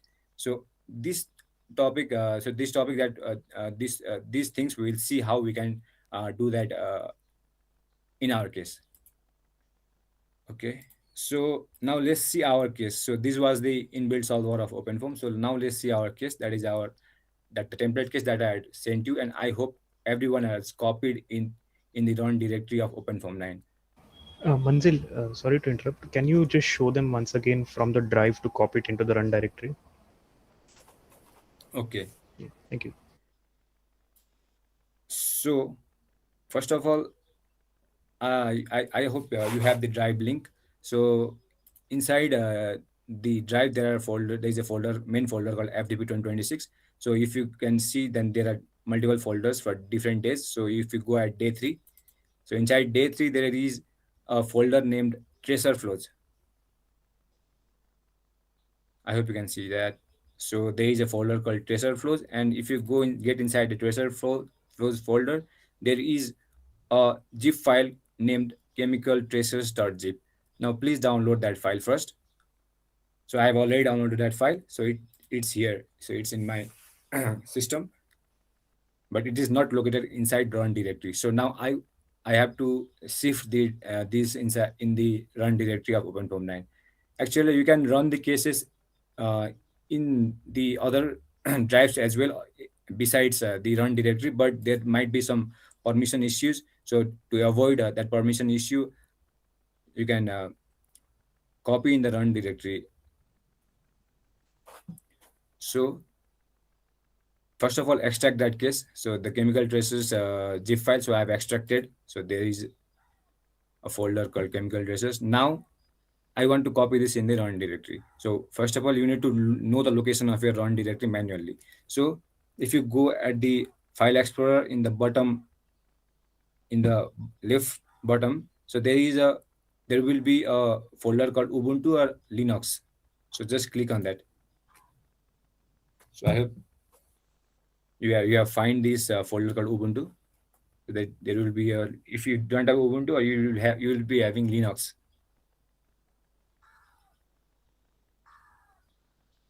And if you are not if in your file explorer, if these folders are missing, then what you can do is just open your terminal. You can use the explorer.exe command also. So if you open your terminal, let's say, and let's get inside OpenFOAM 9. So my WSL is loading now. So from in case from a file explorer, if you can't access these folders, then there's another method. So just click your OF9. So this is a LES to OpenFOAM 9.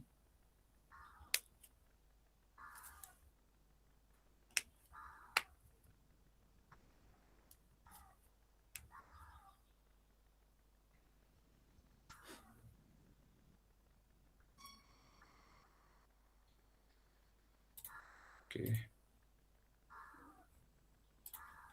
So you can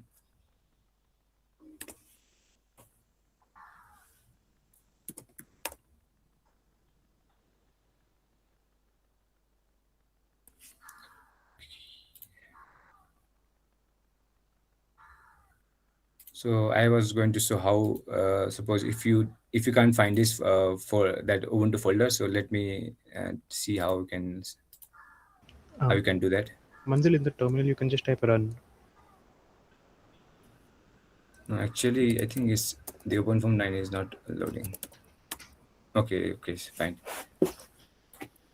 Thanks, Ivan. So in the terminal, just you can type first of all, if you after you open, okay, I'll show you from the first.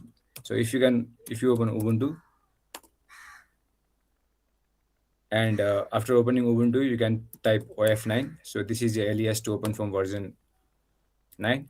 And after that, if you type run, so you will be the address will be OpenFOAM, so username and then run. So after that, just type explorer.exe space dot. So it will take you to your run directory directly. So you don't have to do it manually.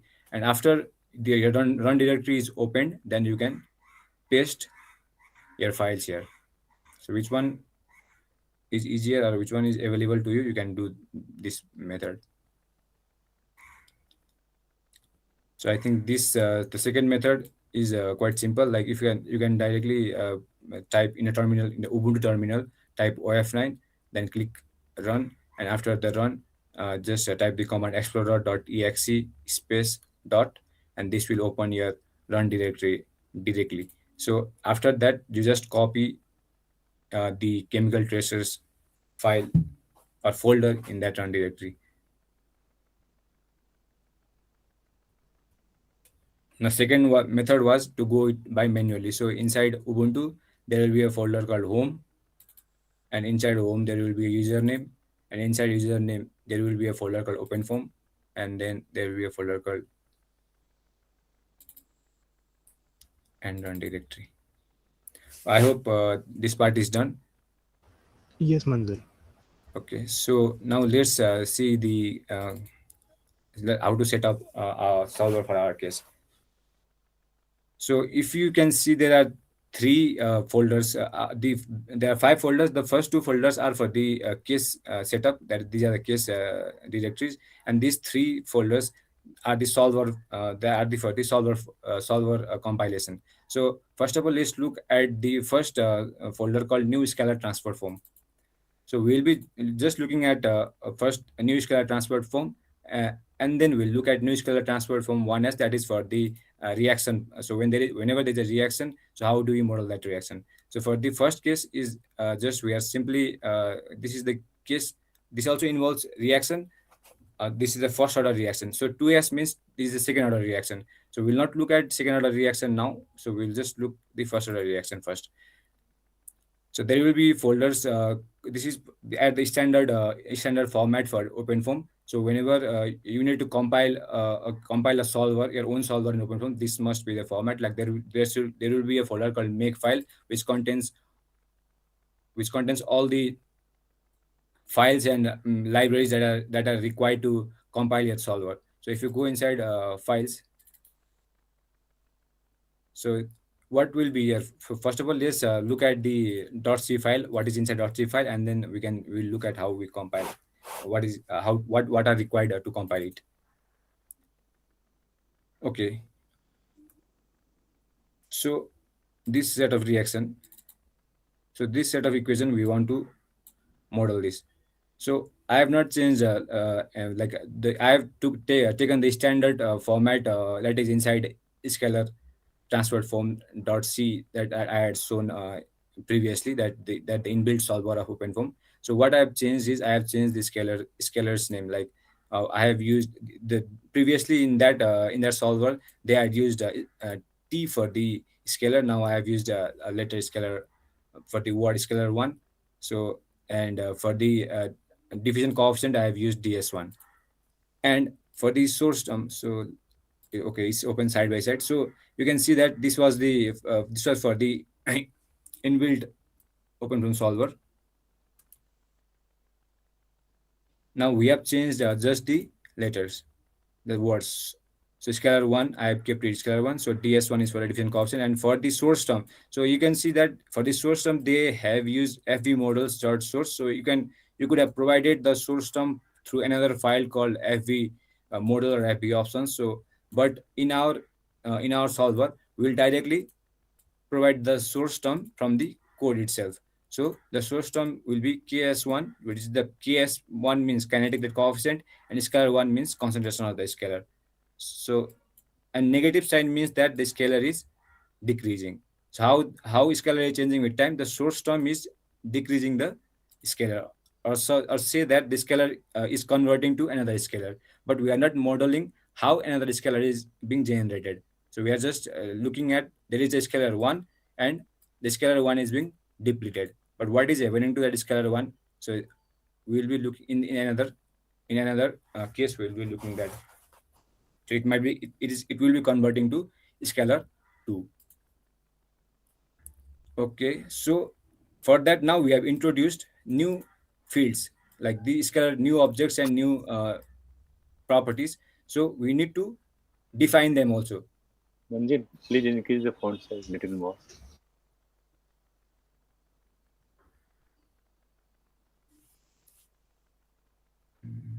Okay.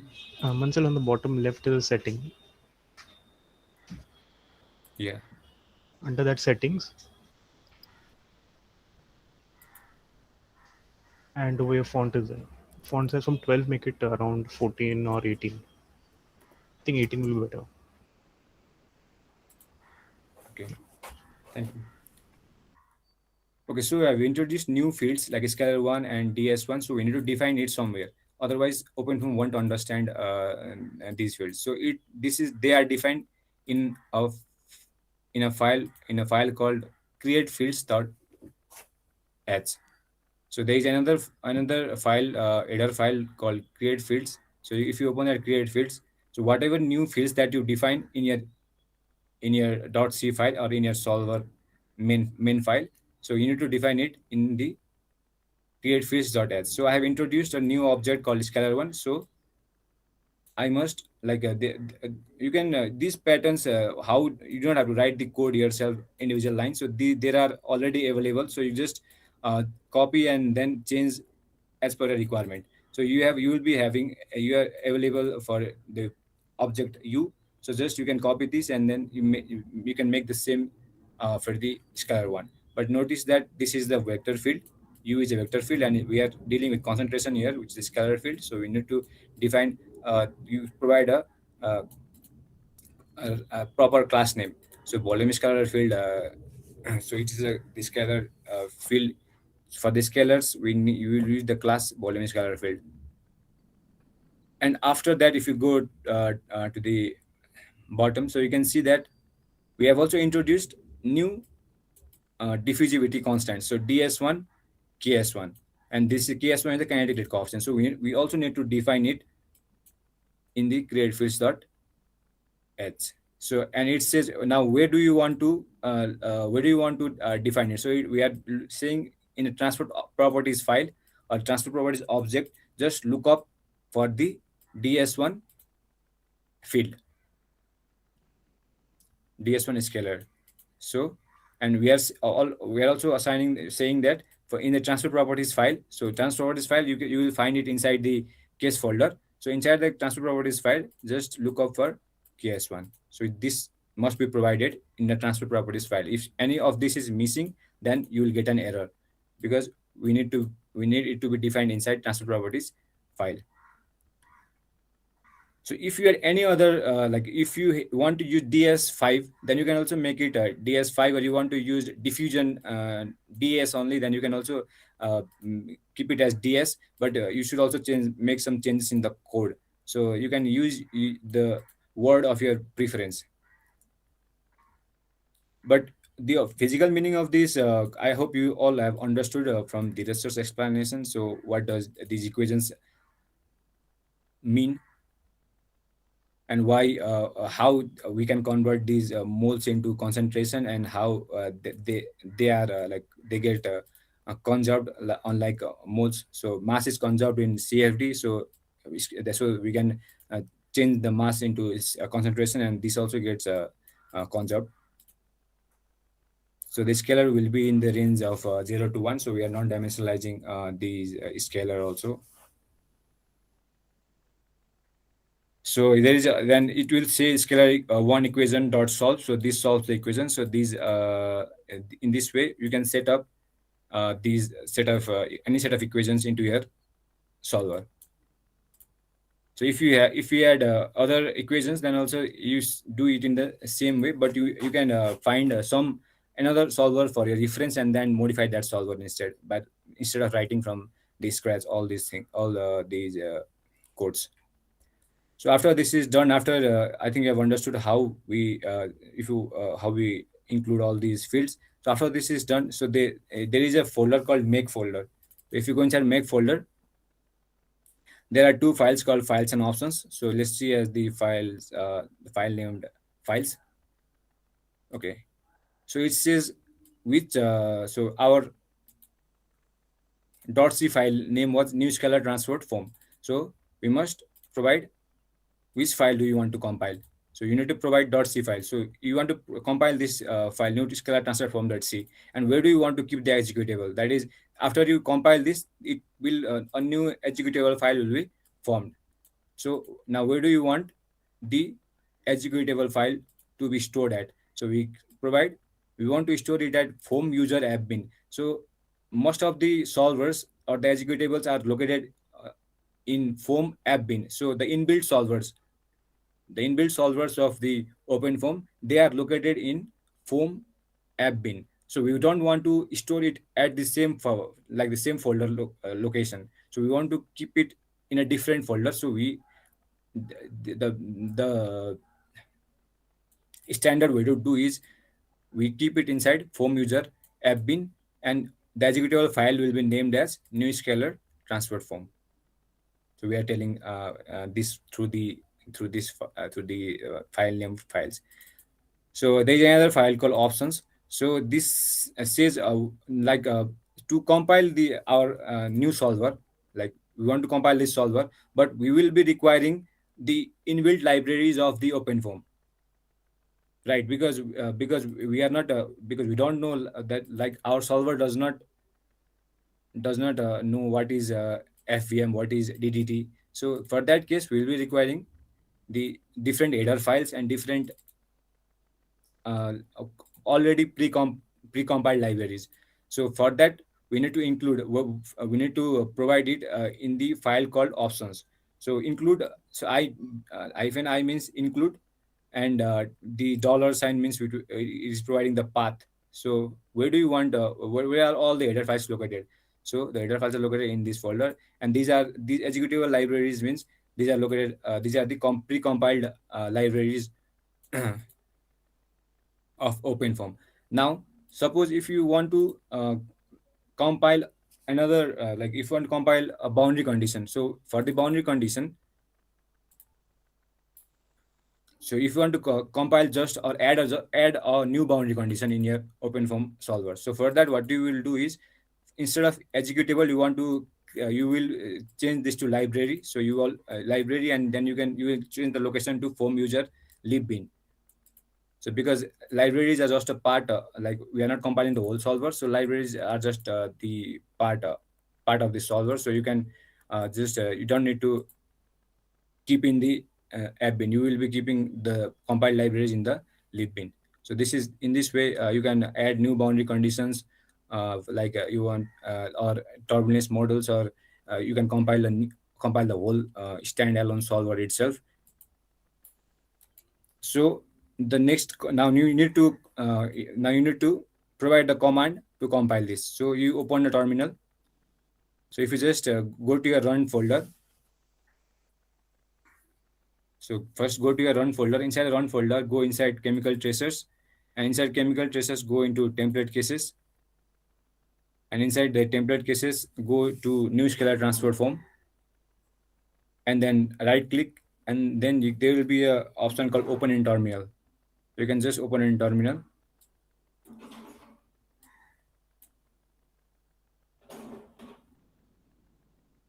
Then if you okay, then if you click WSL,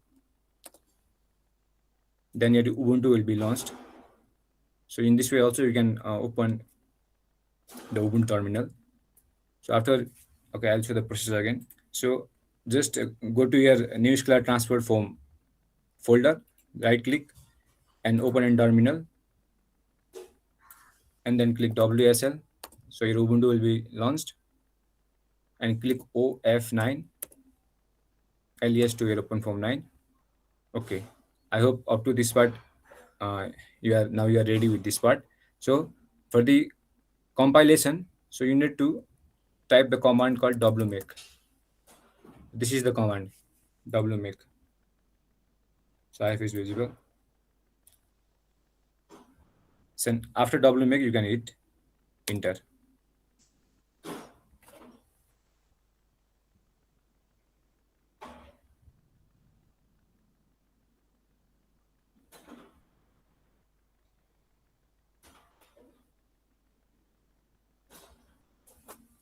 Okay.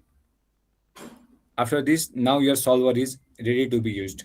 So the new scalar transform solver is now ready to be used. Okay, so okay, after we have compiled the solver, let's look at the first case. So the first case will be batch reactor. So if you go inside the batch reactor, in that I think the case files are already run, so you don't have to run them again. So if you want to see, I will show what is inside the what is inside the batch reactor. But you don't need to run the case again because I've already sent you the run case. So let's look at the boundary conditions first. Let's look at the mesh first. So if you get constant, there is a folder called polymesh, and there is a folder called uh, there is a okay. So let's look at the mesh first. So system block mesh dict.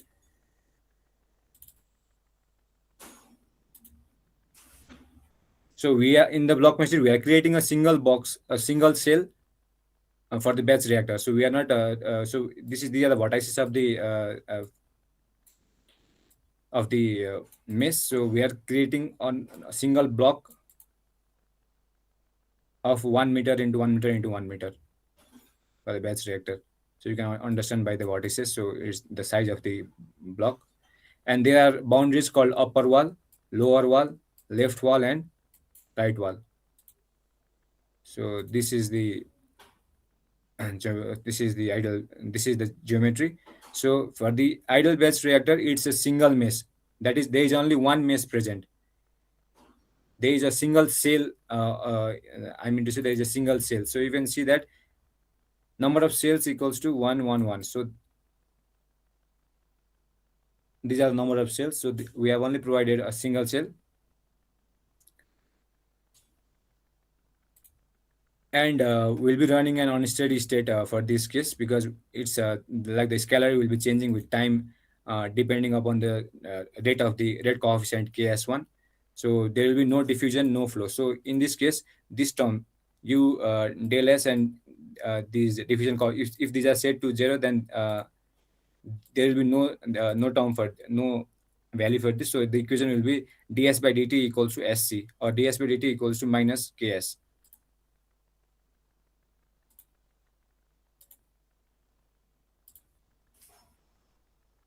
So I will not go into, like, if I have explained the mesh. So if you can open this in Paraform. So again, the method is the same. So just in the batch reactor new, go inside the batch reactor new, right click, and there will be a option called open in terminal. Just click on open in terminal, then click WSL, and then click OF9 and OpenFOAM. After doing this, just click Paraform. So I hope you are following me in this. So go inside template cases, go inside batch reactor new, and there is the cases are already run. So we are in the first, we are just visualizing the mesh. So just click on right click and click on open in terminal. And after that, click WSL and then OF9 and then Paraform.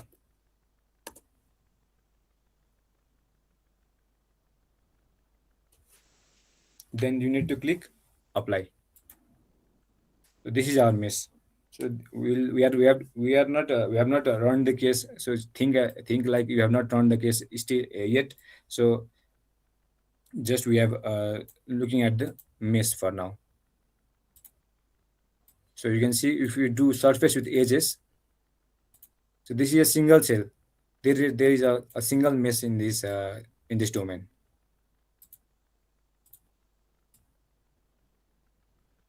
So this to the block mesh dict, we are creating a single mesh. Okay, let's close this for now and look at the boundary conditions now. Okay, so after that, looking before the boundary conditions, let's look at transfer properties. So transfer properties defined. The fields that we had created, the scalars that we had created, ks1, ds1, ds2. So you need to provide those values. So we had in our .c file, we had in our create fields.h, we had created these scalars. So we need to provide the values for this. We had not created ds2, but even if you keep it, it won't affect or it won't throw any error. But we can delete this for now. So these were the two scalars that we had, fields that we had created. So we need to now we are simulating an ideal batch reactor. So for the ideal batch reactor, we'll be doing no diffusion and there is no flow. So this term and this both term will vanish, and the term that will remain is ds by dt equals to SC. So for the SC, we need to provide kinetic rate coefficient. So how much your scalar, in what rate your scalar is decreasing. So you need to provide that. You can vary this value, but you need to provide this value. So this rate you can change, or you can play around with these numbers.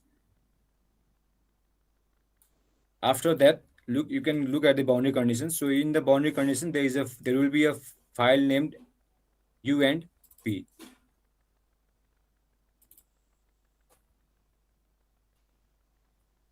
So we have provided velocity as 0, left wall, right wall as 0 gradient. So there is no velocity inside the there is no flow inside the batch reactor. So it's set to uniform flow at 0, initialized with 0, and we have not provided any inlet and outlet boundaries. And we have assigned front and back as empty. So this means this is a 2D simulation. So left wall, right wall, we have provided 0 gradient, and upper wall and lower wall as no slip boundary condition, and there is initialized the field with 0 velocity.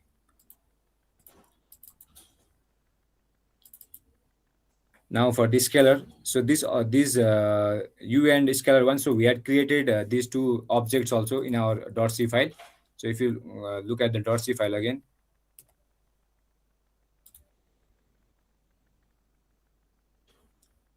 so you can see that in the create fields.h, you had created an object called new object called volume scalar field scalar 1. So you need to provide the boundary condition for this object. So or you can provide the like what is inside scalar 1, you need to provide the boundary conditions. So you need to define a new, so the objects are stored in the file form in OpenFOAM. So you can just open the scalar 1 and you need to provide the, inside that you will be asked for the boundary fields and boundary conditions, and you need to provide that. So we are assigning that the internal field is uniform 1. So there is a scalar with concentration 1 inside that box, or ideal in that batch reactor. And we have assigned front and back as empty, and 0 gradient means they are allowed to change depending upon how they move. So the 0 gradient means we are not fixing any value, so you are allowed to change that the values are allowed to change on itself.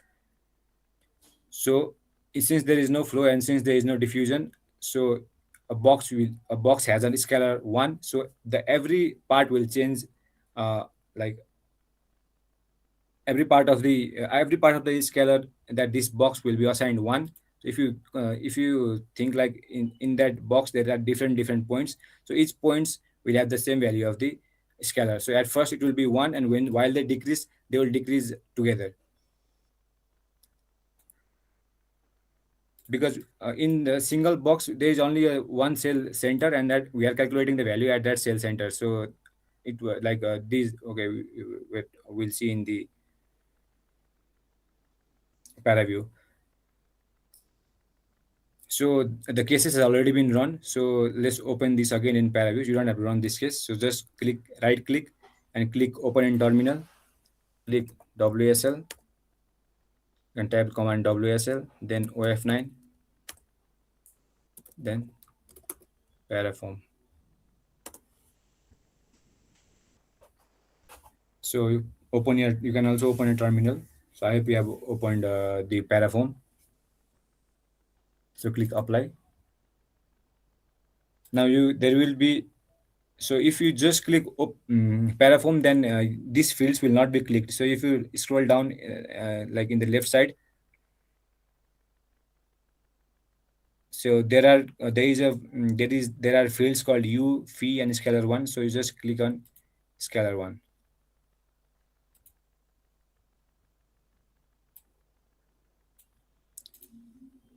And click on scalar 1. So you can see that the first you need to set up customize the range. So if you can see in the upper part, so you can see there is a option called customize. So you can see the arrow with I and arrow with C. So just click on that, rescale to custom data range. and after that you enter 0 in the lowest range and 1 as the upper range.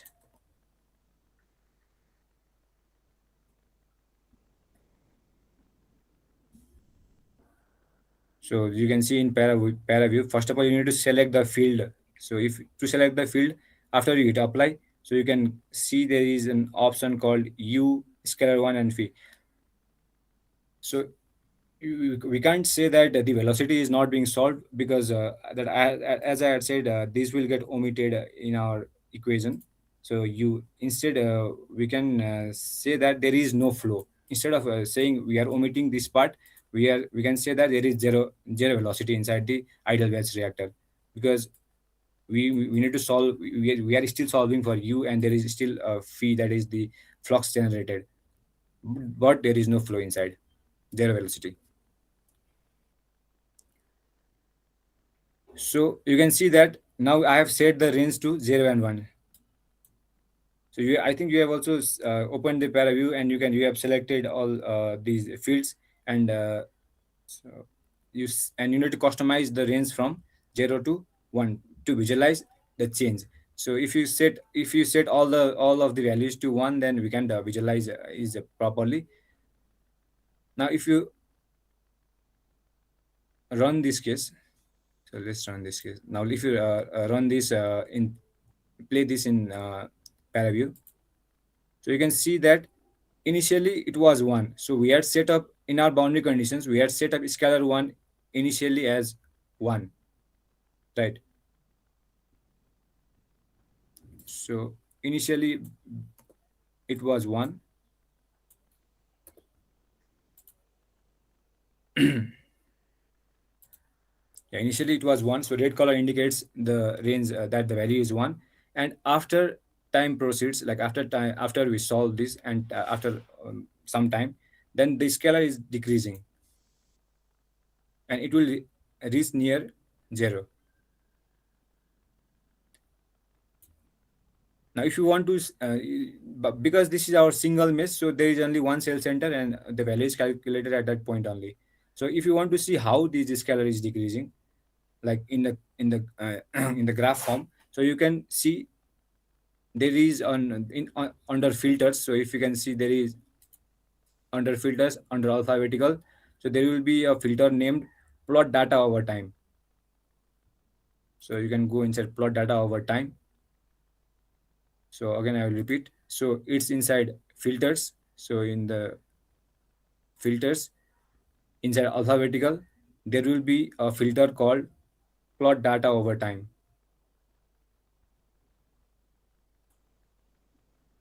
So and then you can click apply. So now you can see, so how scalar is decreasing with time. So initially the scalar was at concentration 1, so that we had assigned in the boundary condition. Now there is no flow inside, there is no diffusion happening, so the scalar will decrease only based on the source term. So the source term, if you solve that ds by dt equals to minus ks, then the equation, then the solution will come out to be uh, scalar equals to e power minus kt, k into time. So and if you plot that equation, then this will be the same equation. This looks like the exponential e minus x curve. So in this way you can use paraform to visualize the results, as well as to get quantitative results. So I hope you are following me till this. So how I plotted this. So I'll repeat again to plot. So first of all, okay, I'll start from the first. So you go to your run case. So the run case, go to your batch reactor new, click on right click, and then there will be a option called open in terminal. Click open in terminal. After that, click WSL. I hope you have done till this. So so I'm inside the run directory in the chemical tracers, inside template cases, and inside batch reactor new. And sometimes you will get inside batch reactor new, and there will you'll get inside 0.2 another folder. So you need to cd minus minus to get back in like one step. So now you are inside batch reactor new. So notice that we don't want we don't want to open the paraform in the time directory. We want to open in the main directory called batch reactor new. So to do that, you need to go one step back using cd space dot dot. Now open. Now after that, click your alias command of9. After that, just open paraform. So there are two options to open paraform in OpenFOAM 9. So it's one simple command is paraform. So another will be paraform built-in. So you can try this paraform built-in. If you open paraform built-in, then you don't have to select fields like that we selected in a paraform. The fields will be selected itself. So just try this command paraform built-in, and you click apply. Now you can see that the fields scalar one is automatically it is shown in the drop down. In the paraform, just in the paraform version, we had to select, go down in the left side and then select the fields for scalar one. So we need to check this box in paraform, but in paraform built-in, if you don't paraform built-in, then this will be automatically be checked and appear in the drop down. So after that, now to visualize, what you need to do is there is an option in the side of this drop down. There is an option called with the arrow button and C, that is for customizing. So just customize this range to 0 and 1, and you can see that initially it was at 1 and it will be at 0 after some time. Now to plot this under filters, so in the top you can see that there for inside of these files, edit, view, sources, and there is option called filters. So under inside filters there is another option called alphabetical, and inside alphabetical there will be an option or filter called plot data over time. So you can see this plot data over time. So just do this and click apply. So you can see this curve. So I think you have followed me till this. So you can also uncheck if you don't want to see the average U magnitude, then you can just in the if you go in the left side and you scroll down, so you will have option to just untick this U magnitude. Just want to see the scalar one, or you want to see other things like you want to see on any other variables, then you can just check this box and you can see it in paraform, the quantitative results. Okay, so now let's look at another case. So another case, I'll just demonstrate you. So and if I had sent you the case with, that was already run. So if you want to run this case, so you can open the all run command. So inside all run you can see that now first of all you need to generate mesh with block mesh. Now you can see the solver name. So we had created an executable solver called new scalar transfer form. So if you recall that, so inside Ubuntu, I'm going back to the solver. So if you go inside new scalar transfer that we had compiled, so in the make file we had in the file, so we can see that we had named our solver called new scalar transfer form. If you had named another name for this, or say new scalar transfer form tracers, then their solver name would be new scalar transfer form tracers. And similarly, you need to provide the solver name accordingly in your all run file. So in your all run file, you need to provide the name that you had created. Okay, now the second case. Now the second case is half-hour injection with source but without diffusion. You can do with diffusion also, but we will see without diffusion first. So how does scalar change? So you have already known the physics behind like how we model this. So let's just look at the code. So there we inside the folders that I had sent inside that zip folder, inside template cases, there is another folder called new scalar transfer form 1s. So you open that folder. Good. Inside that folder there will be another file called new scalar transfer from 1s. So open that file. Okay, so is the so what we are doing is, so we are like the scalar 1 is decreasing, like it is depleting, and it is getting converted into scalar 2. So its reaction is happening. So what happens in a reaction? So a reactant is converted to a product. So the same phenomenon is happening. So there is a scalar 1 with concentration something concentration, and this is getting converted into scalar 2. So you can see how we can see that, because you can see in the source term, so minus ks into scalar 1. So minus ks into scalar 1 means it is the scalar 1 is decreasing at a rate minus ks, and the rate that which it is decreasing, scalar 2 is formed at the same rate but in positive sign. So it is decreasing, and it is the scalar 2 is formed at the same rate ks into scalar 1. So this is the way how you set second order first order reaction. So one reactor and converted into another product. So there is no in the second order reaction, scalar 1 and scalar 2 will be reacting to form a product called scalar 3. So that is a second order reaction. But we are not doing that. We are simply saying there is a there is one reactant, and that reactant is converted into another product. So there is no reaction happening. This is just there is reaction happening, but this is the first order reaction. So now you have introduced another field or another object called scalar 2, and you have also introduced ds2.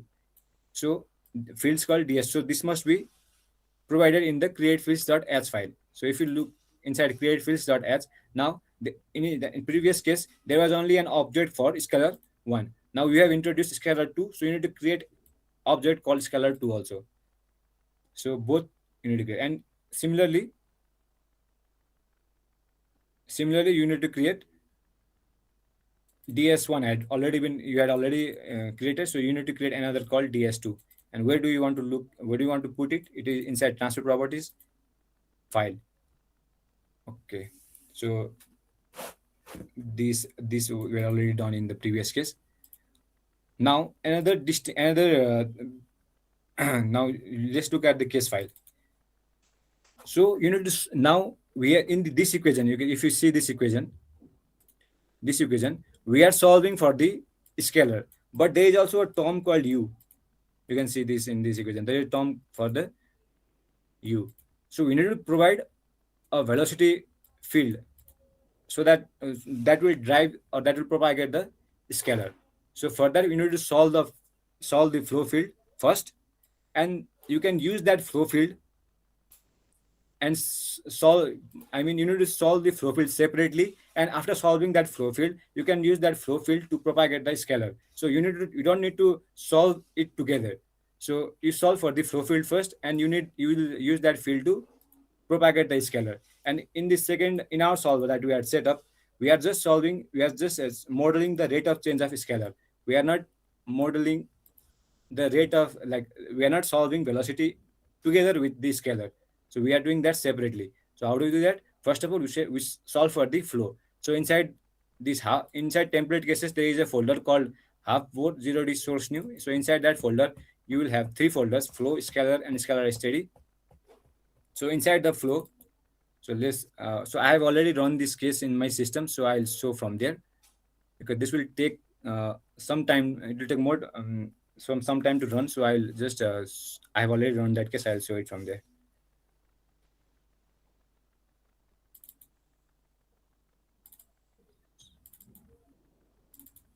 Okay, so I have already run for the flow field. So what you want to do is you'll solve for the flow. So the flow will be, so the flow is parabolic. So we are looking at the flow now, not the scalar. Scalar will look later. So we are looking just how we are setting the flow field or velocity. So in the flow, there will be a folder. Inside the flow, there is a folder called u and p. So somebody had asked, don't we need pressure and velocity? So we need velocity and pressure, but we will solve them separately and provide it as flux term to our scalar propagation. So our velocity profile is parabolic. So in this way, you can use coded fixed value boundary condition. So if your field is uniform, then just you can provide fixed value, uniform, some uniform values. But if you want to set up some different profiles in your profiles at an inlet, then you need to provide the coded fixed value and provide it accordingly.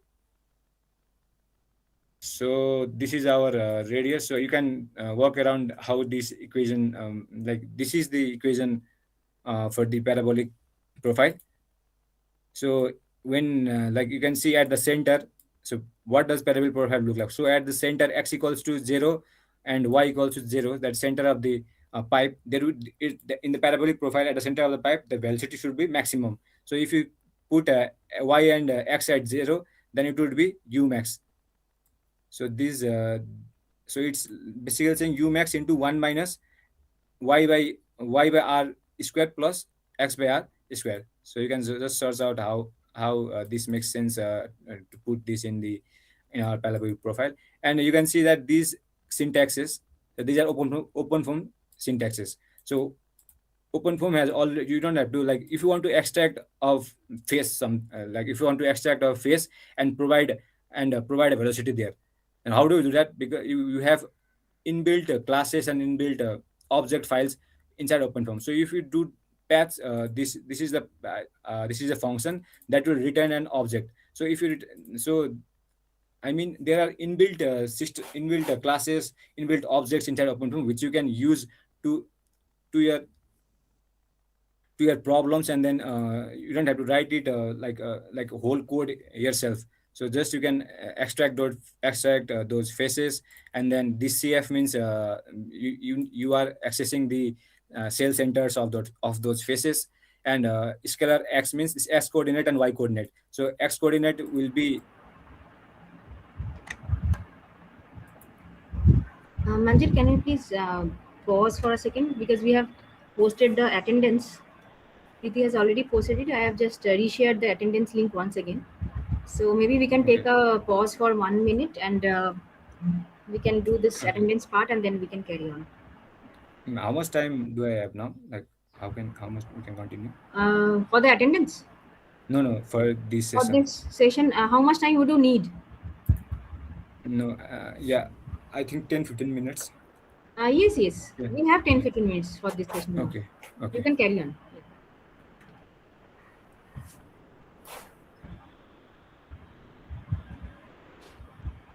So participants, please take a pause and mark yourselves present.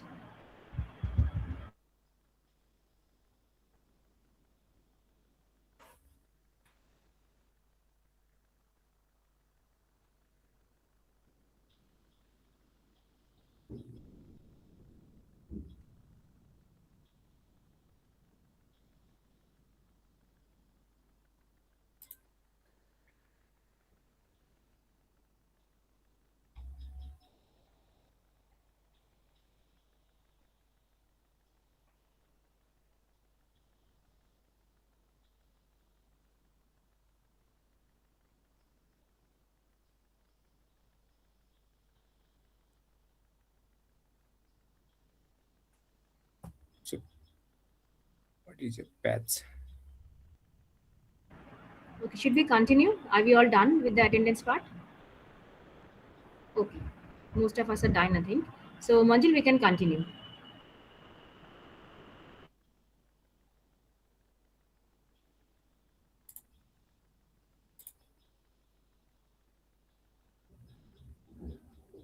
So I think there are a few questions in the chat box. So the case that I had shown the batch reactor, it was a 2D case. So for if front and back is empty, then that is a 2D case. So we are not solving in the z direction. It's Newman and Dirichlet boundary condition you are using. So if you are providing a fixed value, then I think the fixed value is a Dirichlet boundary condition. But the general gradient boundary conditions, there might be they are like Newman boundary conditions, because they will something like that. So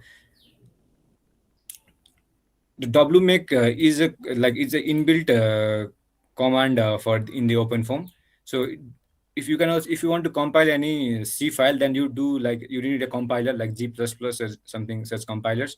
But in the OpenFOAM, they are linked. Like instead of writing G++ and your .c file and your executable file name, so wmake command will do that uh, automatically.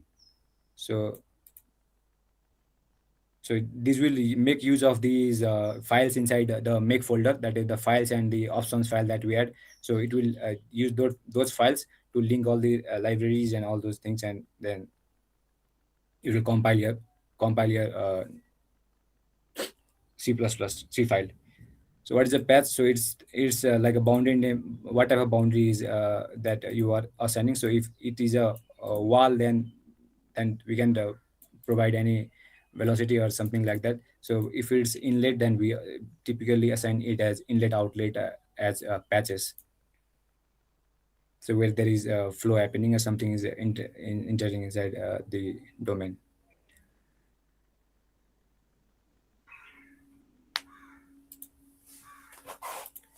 Yeah, so after we have set off the boundary condition at the inlet for the as parabolic, so let's close this file. The outlet is zero gradient. So zero gradient means it will set that in the outlet the values will be set based on the cells next to it. So zero gradient will it's a boundary condition, like you don't solve like while solving you will find you will get some values near to the outlet cell. Yes, because while solving, we will get a value near some value to the outlet cell, and zero gradient will take that value as its own value. So just say that du like u minus ui minus ui minus 1 will be 0, or du by dn at that du by dn at that outlet will be 0. So just we are saying that just at that outlet boundary. And wall will be fixed value, there will be no flow. So that's that is. So this is for the boundary condition for the flow for the u, and similarly for the pressure. So these are like normal the case that we are set up. So these are the normal cases, like you need u file, you need p file.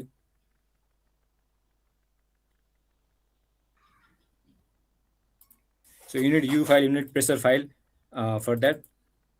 So pressure is so at the inlet it is zero gradient, and outlet will fix it at atmospheric pressure. So in at the inlet we have provided the velocity, so we can't fix pressure again there. It would be like redundant, or it would provide like constrain the flow. So we don't want that. So we want to calculate the pressure based on our velocity, because we have provided velocity boundary condition at the inlet. And at the wall, the same for like zero gradient boundary condition. This will take the values based on the adjacent cell to it. Okay, so these are the U and P. So I have also solved because this will also take some time. Now see that the first case was a 2D case. This is the batch reactor case, and the geometry was also different. Domain was also different. Now the second case is a pipe. So the geometry is a pipe, and this is a 3D case. So yeah, I've shown the slice or the cut section of the pipe. So what we are doing is we are injecting now look, the problem is we are injecting scalar 1 at the inlet at the upper half of the pipe, and the lower half there is no anything injected. So it's just the flow is happening, but in the lower half we are not injecting any scalar. In the upper half we are injecting scalar, and while it travels, now while the scalar travels, it will get converted into another scalar. So by these equations together, so we can see that so rate of change of scalar 1 will be minus ks1 into scalar 1. So it will decrease at some rate, and rate of formation of scalar 2 will be, it will ks1 into scalar 1. So the rate at which scalar 1 decreases, the scalar 2 will be formed at the same rate, and we are going to see that. So this is half hour injection with source, but we are setting diffusion to 0. You can set this value to any other values and check the difference in results, but for now we are taking no diffusion case.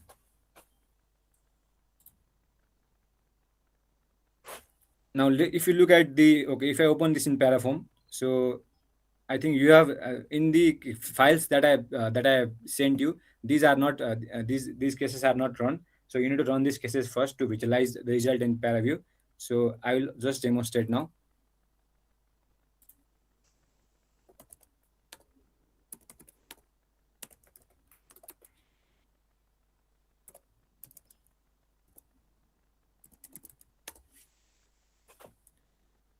So the first part we are doing is we are solving the flow. We are trying to find out the velocity profile, velocity along the whole domain. Okay, so it was, I opened it inside 0 folder. So just let me go back.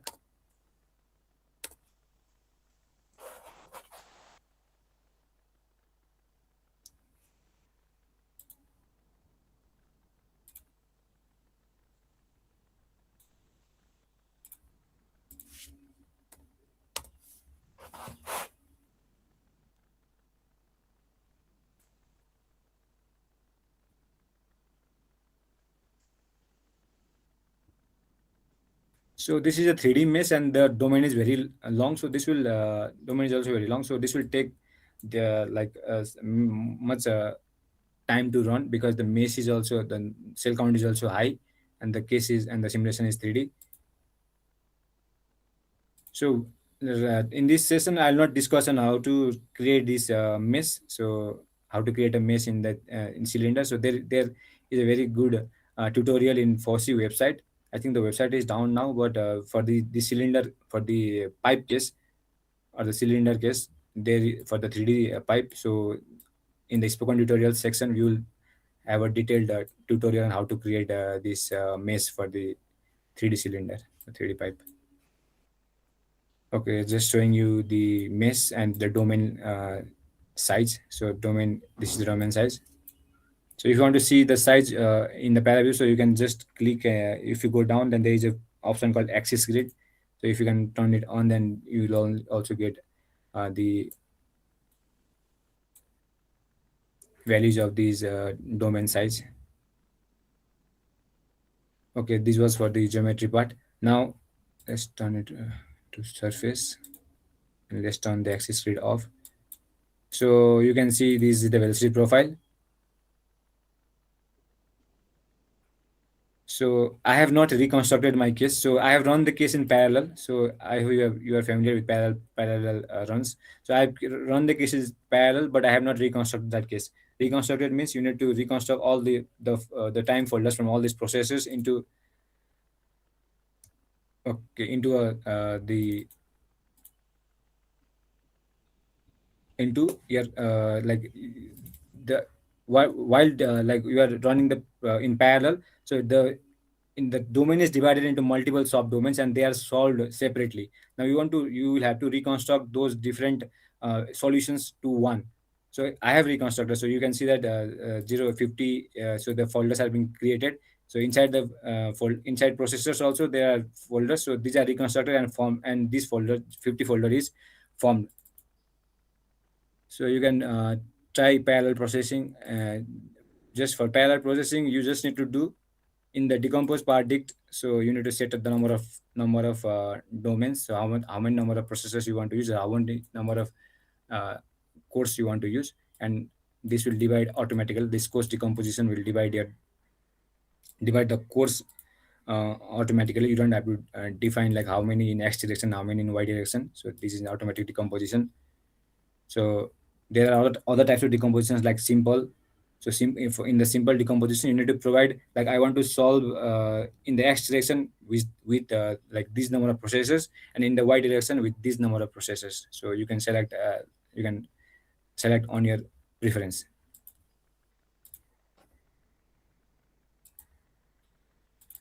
And in the control dict, so there is start time, end time, and I have, you can see that I have solved the cases, and my time step is 1, delta t is 1. So there would be like 0, 1, 2, 3, 4, 5. There would be many folders to be generated, right? Because I'm solving for 1 and I'm saying right interval is 10. So after each after each 10 steps, I'm asking to write write the folder. So, but you can see that in my case, there is only a folder written 50. So that is due to this pause write. So pause write is saying just write the last folder. So if you had kept it as 2, then it would write 40 and 50 folders. So I will have folder called 40 and 50. But I don't need that right now. So I have just set it as 1. And why do I am solving this? And what I do is, so after solving, there will be a file generated called u, phi, and p. So just click at u file inside the 50 folder. So if you click at u file, so you can see that I have generated a velocity field along the whole domain. So this is the velocity field along the whole domain. So this is saying at which point of the domain, like at what faces, so what is the velocities, or what points or centers, what are the velocities. So I have generated these from the by solving the flow. So what I want to do is I want to use this velocity to convect or to propagate my scalar. So I'll just copy this. So inside the last time folder, there will be a folder. So if you go inside the last time folder, so there will be a file called u. Just I want to copy this and I will paste it in the another folder called scalar, where we are solving just the scalar now. So we are not solving we have already solved the flow. Now we will be solving the scalar part in this folder called scalar. So but I want the velocity field or the phi flux of the velocity term. So what I will do is I will copy that file here. So if I do control V, then I have copied this file. And if you now go inside the file, so there will this is the file that I have copied, and the scalar will use this velocity field to convect or to advect. Okay, so now as we have set up the flow, now let's look at the another folder called scalar, where we will be solving the scalar part, that the rate of change of scalar we are interested to solve that in the next folder. So scalar steady is the same case as scalar, but in a steady state. So you can also solve this as a steady state problem. So but I'll show you as transient first. So for the steady state, you just have to change some of the schemes, and it will convert into a scalar the steady state problem. So it's a solution. So I have copied the u file that I had solved. Now let's look at the scalar 1 and scalar 2 file. So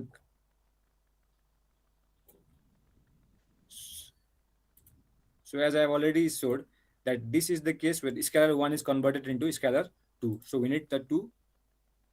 So in the two boundary conditions, we need the two fields and different boundary conditions. So what I have scalar 1, what I am providing is, so I have provided a value of uniform 1.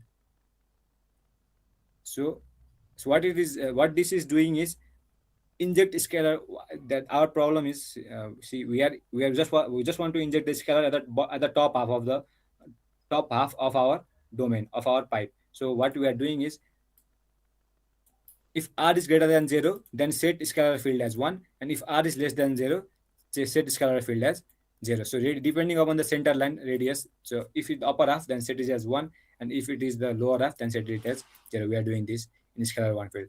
Other boundary conditions are same that I had explained. Now in the scalar 2, so what we are doing is scalar 2 is not formed yet, right? In the initial what time equals to 0, we don't have any scalar 2 formation. So it's uniform 0. Now scalar 2 will be formed based on how scalar 1 will decrease. So at the inlet, we are fixing the value at 0, because at inlet scalar 1 will not be formed, because scalar 2 will not be formed, because scalar 1 will be just injecting and it can is the boundary condition, like we are setting it as 0. So it can be any other values, like if you can imagine that also. And this is the boundary condition for the inlet, and for the outlet and wall, the same boundary condition that we had used. Now notice that we had used front end like empty boundary condition for the previous case. Now we are not using empty boundary condition, because this is our 3D case. So we need to solve in all three directions. So inlet outlet walls are, none of them are empty boundary condition. So these are the boundary conditions for scalar 1 and scalar 2. Mm, yeah, for the mesh, like you can see the how you can generate like these 3D pipe mesh, 3D cylinder mesh. So these in this way you need to use arc features. So this is available in inside OpenFOAM. So you don't this is easy. Like you, if you want to create an arc, because cylinder will not in the circumference, you need arcs. So for that you will be using arc features, and you need to define all the boundaries inside block mesh dict. So what are your boundaries? Inlet, outlet, walls. So these are the boundaries.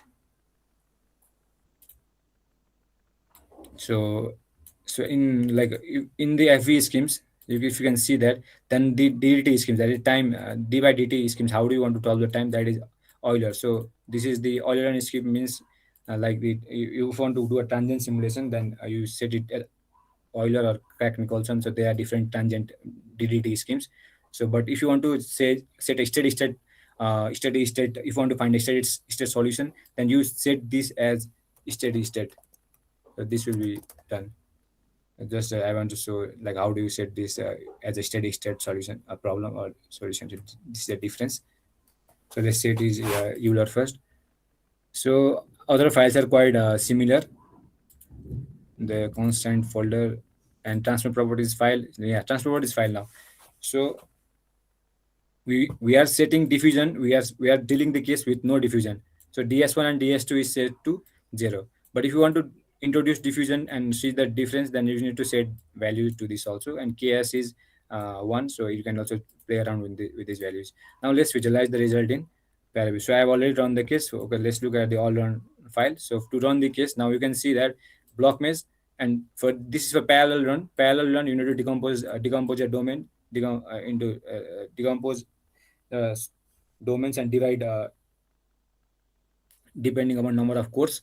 So this is the standard command. So mpi run np number of cores. So what number of cores do you want to use? So this should be similar. This should be the same as you have set up in decompose part dict that I had shown. And now our solver is new transport scalar from 1s. So before that, I think like the same way that we compiled these new scalar transport form, like this solver that we had compiled using wmake command. So you need to compile the another solver, these to solve this new scalar transport from 1s also similarly using wmake. So if you just go at open terminal, then then OF9. So the command that is used is wmake. So you need to compile this first before using it in your case. So just do wmake. I have already compiled, so I don't need to compile it again. So if you are running it in your system after this, so just you need to compile all these solvers first, like these two solvers because our example is based on these two solvers, so you need to compile these two solvers. Okay, now let's look. So I have compiled it and I have already run my case also. So let's look the results.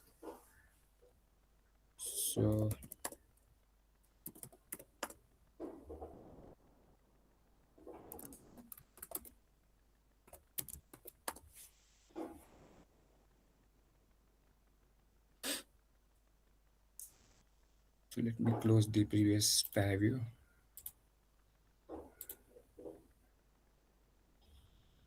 So now you can see that this case, this case, I have not reconstructed my solution. So all the solution are inside the processor files, right? So to reconstruct that solution, there is a command called reconstruct par.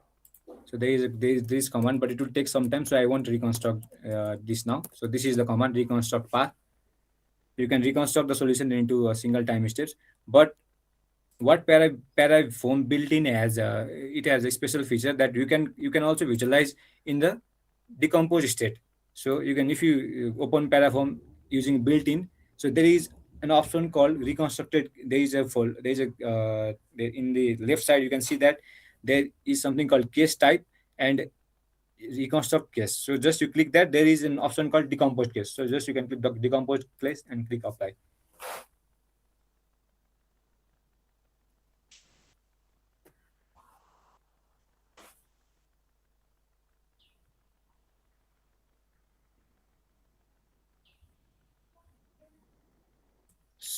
So now you can, if you want to see the scalar, so what I will do is I will slice this. Okay, apply. Let's look at it plus x. It's open now.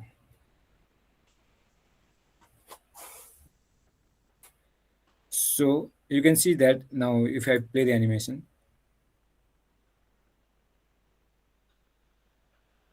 so you can see that scalar 1 is we are seeing at scalar 1. The scalar 1 is propagating forward, but you can see at the red means concentration 1. So as it propagates forward, you can see that it is the concentration is decreasing. Why it is decreasing? Because it is get converted into scalar 2. Now if you see at this time, so this time, so in these parts there are scalar 2 forming. So if you look at scalar 2, so you can see that scalar 2 is starting to form. So scalar 1 is forming only after some time, because it has some, it will be depending upon the kinetic rate coefficient. So how after how much time after it is ejected from the inlet, it will convert into scalar 2. So the time will be considered depending upon what time the scalar is being injected. So so this time is like for all the particles, but the t, like the scalar, that the t entry time will also be recorded.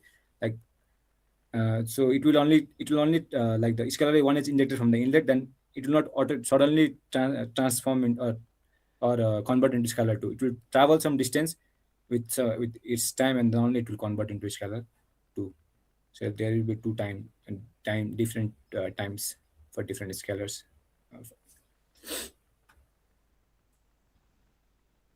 But the global time is same for all the scalars. So you can see, like you have so we can also plot the value plot of the COP average concentration at the outlet. So at the outlet, you could have plot that the graph that the Dresser had shown at the COP average concentration, and you can see how the COP average concentration varies depending upon like whether your flow is a plug flow, or at the plug flow there was a steep change. Like if you had observed the graphs, there was a steep change in the concentration. So suddenly it changes from 0 to 1. But if the parabolic, if the flow was parabolic, then the concentration was gradual. So after some time it will reach the maximum concentration. So in that you can see in paraview also, like plot those graphs. You can so parallel. So how much time do I have? Or um,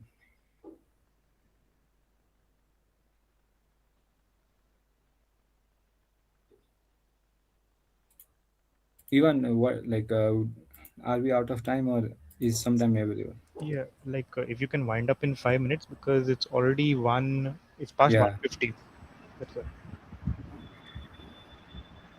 Okay, so like like I have to, if I can show how you plot the copper base concentration at the outlet, then that will be better for the audience also. So 5 minutes extra time I need for that. Sure. Okay, so you want to plot the COP average concentration at the outlet. So let me see. So this is the formula. This is the formula set that as the Russell had shown. So S average equals to this.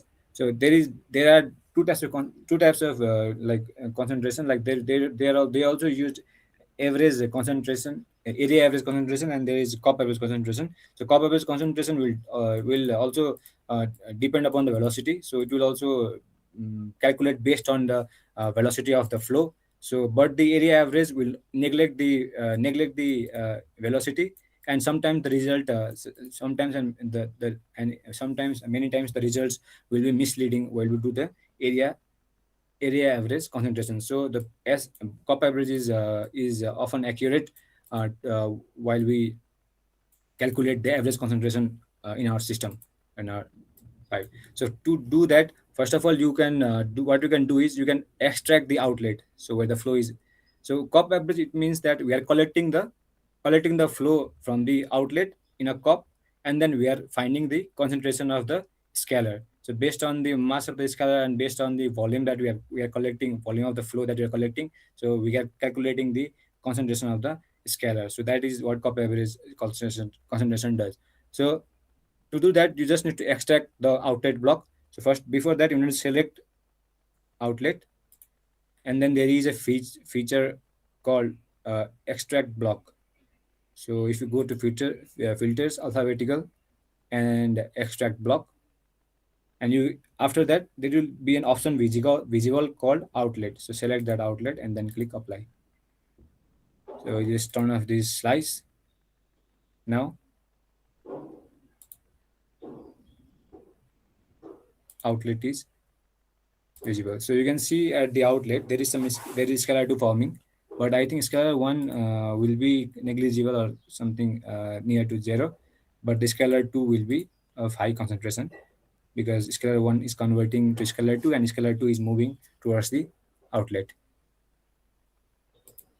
So this is, so you need to run for, like you can see that there is a blue gap in between these red and near the circumference. So that is because the source that because the scalar is not diffusing, so it can't so it's moving only straight, so it can, so this is also the scalar. If the scalar had a diffusive value or diffusion value, then this blue parts will be also covered with some values of like some scalar concentration values. But also our time step will also matter because the velocity is parabolic. So like the at near the walls, the velocity will be less compared to the center. So the flow like the flow have might not reach at this time at the 10 seconds. So you might have to run for some more time, or you might also run a steady state case to see the end solution. So now I'm just showing how you can plot the cup average concentration. So I have extracted the block. So there is a feature called calculator. So just for the calculator, we will model this equation in using the calculator. So S U into SDA. So you just do scalar 2 into, so vector in the flow is in the z direction. So you can just do use it. So we have set up for the first part, this part U into S. Now we want to integrate over this area. So just you can, there is a feature called integrate variable. So if you go to filters and then there is alphabetical, then there is integrate variable. So you can integrate this. So let's not look at the value at now. So after this, your first part is done. So you have set up the numerator part. Now denominator is required. So you average into area outlet. So our average velocity is 0.1 meter per second. So as we have our maximum velocity is 0.2 meter per second. So our average will be half in parabolic profile. So it will be, so if you want to introduce another calculator, what you will do is you just divide that result.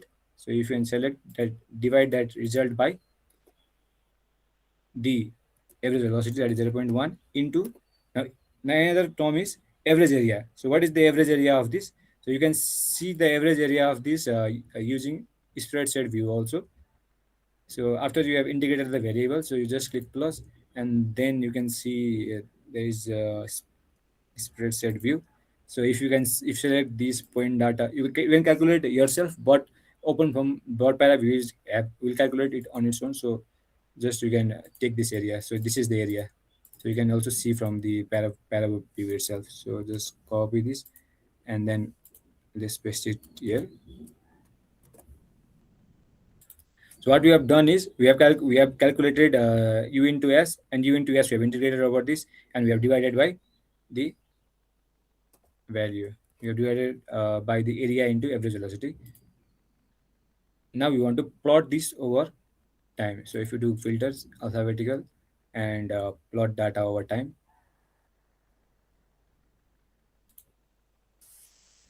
click on apply. It should take some time to generate the plots. So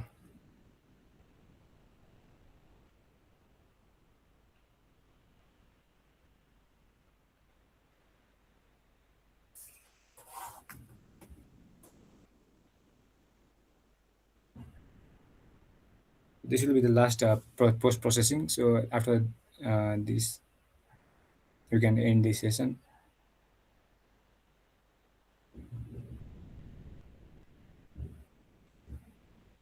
So if you want to plot any values, like if you want to find the quantitative results, then also ParaView is very helpful tool, like the integrate.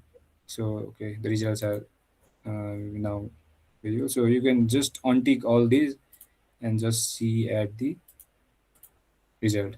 So this was the result. So now I have not like the constitution should have reached 0.5, not 0.5 but near to 0.5, because there is no diffusion happening, so it won't be 0.5. And there is also parabolic profile. So but my simulation time is just 10 seconds. So if you run a steady state case, then this concentration will further move and reach to a higher value. So in this way, you can plot COP average constant. If you want to plot area average also, you do the same, but you don't need to multiply with velocity. So you can repeat this process without velocity term. So I think we have covered these two cases, ideal batch reactor and the half-hour injection. So if you want to do with diffusion, just set the diffusion value, and you can. The cases are available in the FOSSEE website on the lab migration project. So you can download if you want to see how, if you want to see interested in the results. So you can download and you can play around the numbers, like the diffusion values, the kinetic rate coefficient, and then you can see how results are changing, and you can interpret it on your own. So thank you. Uh, Thank you all. Yeah, thanks a lot, Manjil. Okay. So we are running late today. So it's almost 1:25 now.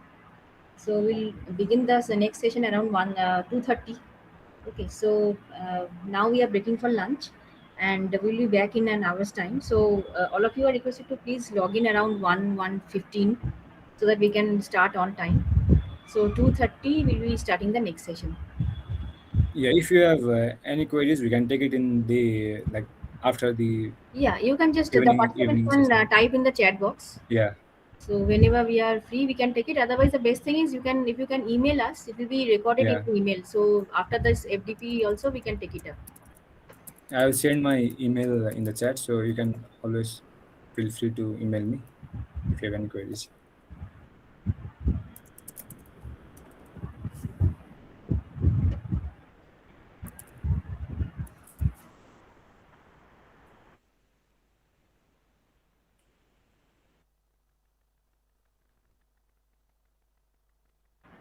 So even just say that we can take the Q&A after 5, or we can email definitely. Okay, so let's break for lunch now. Otherwise, we'll get late. Okay, see you. Bye bye. Thank you everybody for joining.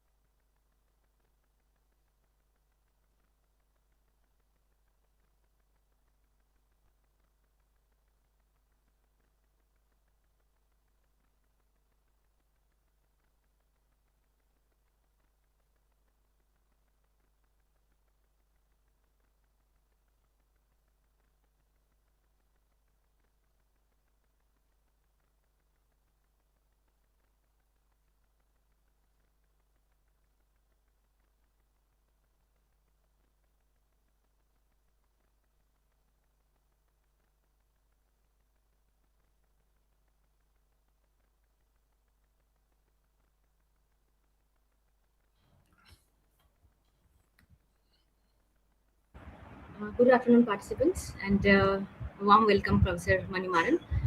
So it's 2:30 now. We have 84 participants. We are expecting at least 95 or 100 over here. So let us wait for a couple of minutes, and then we can start. In the meantime, if the participants have any question from the morning session, they can type in the chat box.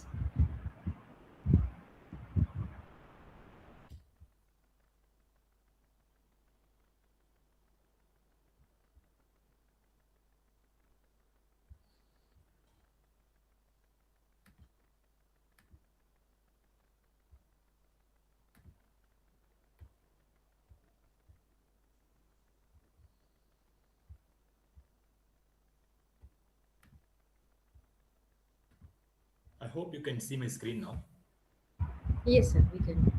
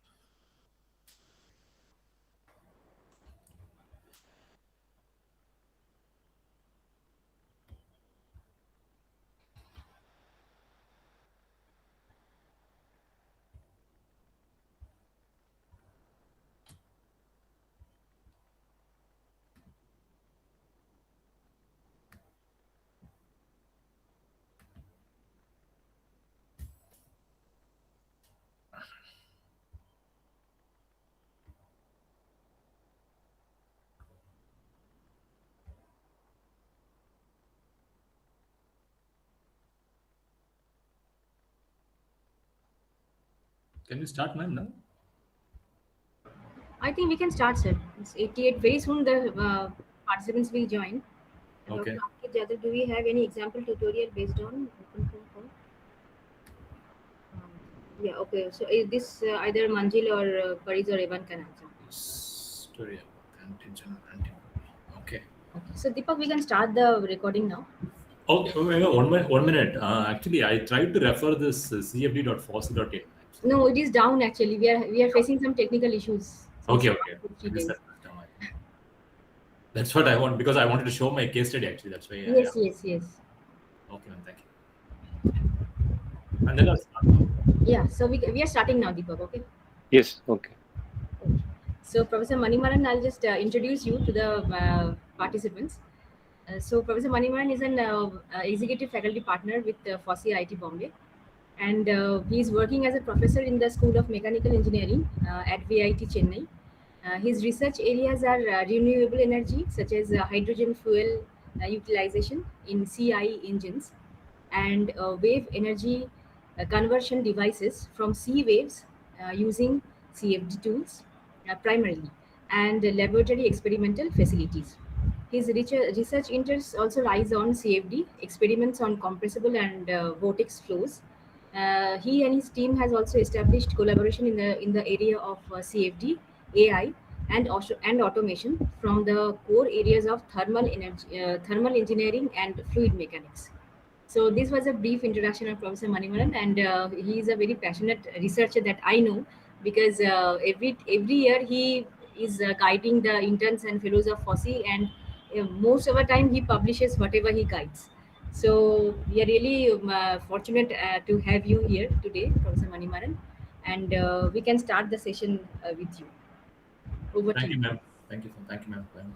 Hello, audience. Myself, Professor Manimaran. I'm from School of Mechanical Engineering at Vellore Institute of Technology, Chennai campus. And let me go through the contents of my talk now. Heat transfer modeling using OpenFOAM. So before going, let me show you a brief idea about what is the fundamentals of heat transfer. I think most of you may know. I can also see some background from other schools like because I've seen the questions query like antigen antibodies. So heat transfer is the fundamental mode for transferring the energy as one mode. Okay, another mode of energy transfer is the work transfer by different modes of work. So here is the heat transfer. Under heat transfer, we have three different modes: conduction, convection, radiation. So conduction mainly happens due to the temperature gradients in solids, mostly due to the diffusion phenomena of molecules. It is described by the Fourier's law. Q is equal to minus K grad T. So, or K into temperature gradient. Whereas in convection, we know that heat transfer due to the fluid motion. So it's bulk motion of fluid currents. Under that, there are two types: natural convection and forced convection. Natural convection is driven by the buoyancy forces, like due to density differences between the fluids, most of you know. And forced convection is carried out by the external sources like fans or pumps or whatever it is. And the third mode of heat transfer is the radiation heat transfer. It occurs due to the electromagnetic waves. It is very significant at very high temperatures because it obeys that Stefan Boltzmann law. Q is equal to sigma T power 4. So if the T is a little higher, you can see that temperature rise to the power of 4. So the significance of radiation is very high at high temperatures. So radiation also does not require a medium. So a good example is between the sun and the earth. Okay, I can take that. Heat transfer depends on also material properties like you see in the Fourier's law, like K. K is nothing but thermal conductivity here. And CP like specific heat, a specific coefficient or specific heat at constant pressure, you can call. And like which is involved in the MCP delta T for the heat convection formula. And radiation, you have sigma T power 4, sigma. Okay. Stefan Boltzmann constant. Sometimes it is also prefixed by the emissivity factor or view factor. This is also a property of material. Okay. So the basic mode of heat transfer is nothing but the temperature gradients. So in this OpenFOAM, we can monitor the temperature variation by these different solvers, which I'll show you later. And it is very critical to understand these modes of heat transfer by conduction, convection, radiation. All are possible in the OpenFOAM. Yeah. So here on the right hand side, if you see a paper on heat transfer from OpenFOAM, you can see that it's nothing but jet impingement on a plate, hot plate, a plate cooling problem. So you can see that a wet region at this place, you can see close to the jet, like a stagnation zone, the fluid attains zero velocity there. And then surrounded by you can see the region 2, like a light blue color. There's nothing but nucleate boiling. And third one is nothing but re-wetting, transition boiling, and fourth one is the dry region or the film boiling. So accordingly, we can capture this heat flux with respect to temperature easily using this software, OpenFOAM software. And so here in my lecture, I'll be broadly classifying into different types, like how the OpenFOAM is useful in heat transfer modeling, and also show you some of the case studies which have been published, and what are the different steps followed to be solved in OpenFOAM, the heat transfer problem, and so on. Okay. So we'll have the questions and answer session at the end. Okay. So heat transfer modeling using OpenFOAM, you can see like it is mainly a study of thermal energy transport, okay, using computational fluid dynamics. So I know that you have been going through this FDP for 2 days. I hope you know what is OpenFOAM now, and you should be able to do the modeling by starting with the CAD model or the meshing phenomena and carrying out the solving process like using any solver like pimple foam or piezo foam or icofoam you would have tried earlier, I think so. So with this background, let me give you a detail about how OpenFOAM can be helpful in heat transfer modeling. Okay. So OpenFOAM enables simulation of conduction, convection, radiation, as I already mentioned. It is used in industries like aerospace, automotive, and energy systems. It provides a detailed spatial temperature, temporal, like with respect to time, temperature distribution. With this, we can also optimize the thermal performance of engineering systems, which I'll show you in some of the slides later. And we can also find out the steady state results. That means the temperature, when it can remain steady over a period of time. So how much time is required to remain for transient problems, and how much time is required to reach a steady state. This is easily possible in the case of OpenFOAM. And complex geometries with high accuracy, like using snappy exponential, you know that you would have come across earlier. So we can use that as an advantage in OpenFOAM for very complex geometries, which is useful for both research and industrial applications. Apart from that, OpenFOAM has the capability to integrate the fluid flow with heat transfer physics. Yeah. So you can also model your own heat transfer phenomena. And if you know C++, ready hand, you can just model your own solver with your name or hit any new solver and then publish it in the any good journal. Okay. So it allows customization of physical and numerical models also. So in this research paper, which I shown in the bottom, you can see that it's nothing but a rail.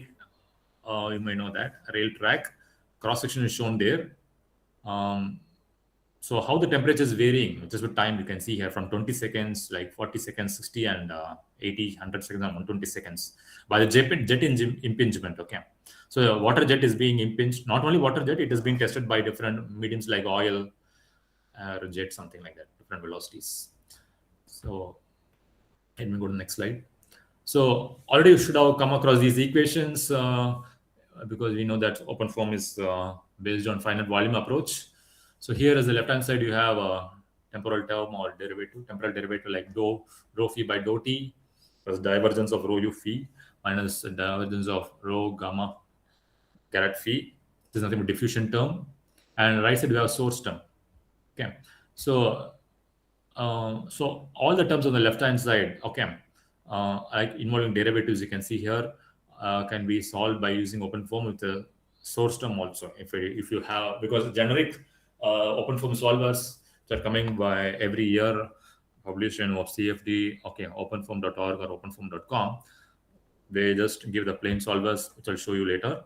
And right-hand side, if you have any source term, you should model it as a different solver, customize it according to your needs. So it's a generic transport equation because phi can be 1 or u or E, total energy, accordingly for the mass that is for continuity equation, or if it is phi is equal to 1, mass or continuity equation, and phi is equal to u, velocity vector, if it becomes a momentum equation, and phi is equal to capital E, that is total energy, is nothing but the summation of h plus specific enthalpy or m h plus kinetic energy plus potential energy. Okay. So that becomes a energy equation. So by applying the finite volume approach, we can integrate between the time derivative for this left-hand side and right-hand side and apply the Gauss divergence theorem or Green's theorem. And so that is the approach. You can see here how the OpenFOAM is modeled. You can see that for a simple case I'm showing now here is nothing but if I put phi is equal to capital E, where E is nothing but capital E is nothing but only the CPT. Okay, H is equal to CPT, temperature. I'm not solving for a fluid dynamics problem, only a heat conduction problem. So it becomes the temperature as the variable here after removing the integrals and so on. So by writing differential equation, one may know that dou T by dou small t is nothing but K by rho Cp. K or lambda here, that is thermal conductivity. Into dou square T by capital T by dou x square. That is second order derivative of the temperature gradient. Okay, temperature gradient. And how you can see how it is being written in the OpenFOAM language. You can see a solve FVM : ddt of capital T minus FVM : Laplacian of dt, capital T. Okay, so there's nothing but the Laplacian operator. There's nothing but the time derivative. And we can write in like a C++ language in OpenFOAM like this. And you can see what is this capital DT. So capital DT is nothing but heat diffusivity. It is also called as 1 by alpha or thermal diffusivity. Alpha is thermal diffusivity. So you can see the unit for DT is nothing but meter square per second. And for air, the value is 1.67 10 power minus 5. And for water, it is 0.144 10 power minus 6 meter square per second. And for aluminum, okay. So alpha is nothing but thermal diffusivity rho Cp by T. Okay. So let me go to the next slide. So I already introduced you to the OpenFOAM already. I think you might have been already exposed to OpenFOAM structure, the directory structure, and the working model. OpenFOAM stands for Open Field Operation Manipulation. It is an open source CFD toolbox written in C++ language. It's based on finite volume method, and it is designed for solving continuum mechanics problems. Not only for fluid mechanics, any like derivative, if you see that, you can just apply OpenFOAM here. Okay, it's highly modular and customizable. Suppose parallel computing. It provides extensive libraries for physical models. You can simulate fluid heat transfer and multi-phase flows. It allows for user-defined solvers and boundary conditions. You can also create your own boundary condition, different boundary conditions on your own. It is widely used in academia and industry. On the bottom, you can see a picture. This is showing the OpenFOAM directory structure. You have a case folder. Inside that, you will have 3 folders, namely 0, system, and constant. Yeah. Under 0, you will have the initial files for the initial conditions, which also has the boundary conditions also. Yeah. Then comes this constant folder, which is nothing but it involves the meshing details, and this is nothing but a polymesh folder, and you can see the physical properties and material properties which are defined, and also sometimes turbulence models which are also defined in the file here. Okay, under constant folder. Third one, we have the system folder, which takes care of the executing formats like a block mesh dict for the block mesh, or snappy X mesh for the dict for the snappy type of mesh, control dict for executing the type of solver, and schemes which is involving the, like I mentioned, like FVM : DDT and so on. So like divergence operators, and I will show you anyway one case which is how it is written. So like divergence or Laplacian operator, which are all present in scissor schemes. And solution file, FE solution takes care of all the parameters like relative tolerance and factors controlling the iteration process. Okay. So you have that before starting the case, you should have 0, system, and constant folder, unnecessary files inside that to start with the heat transfer problem. So now coming to the solvers available in OpenFOAM. So you can see that Laplacian form solves for steady state heat conduction problems, only heat conduction, okay, where heat transfer is predominantly by conduction, like in solids. Bion simple form, which takes care of the Bion flow with where the density is changing, and maybe it is suitable for the natural convection problems, and it is for the steady state environment, Bion simple form. Whereas the Bion pimple form takes care of the same thing but in a transient environment, it is time varying environment. Okay, and also takes care of the Bion flow, buoyancy, like density difference. Okay, then CHT multi-region form takes care of the conjugate heat transfer problems, like involving both solid and fluid phenomena. How the heat transfer transfers from solid to fluid or fluid to solid, vice versa. Okay, both are possible, and this solver is taken care by the CHT multi-region form.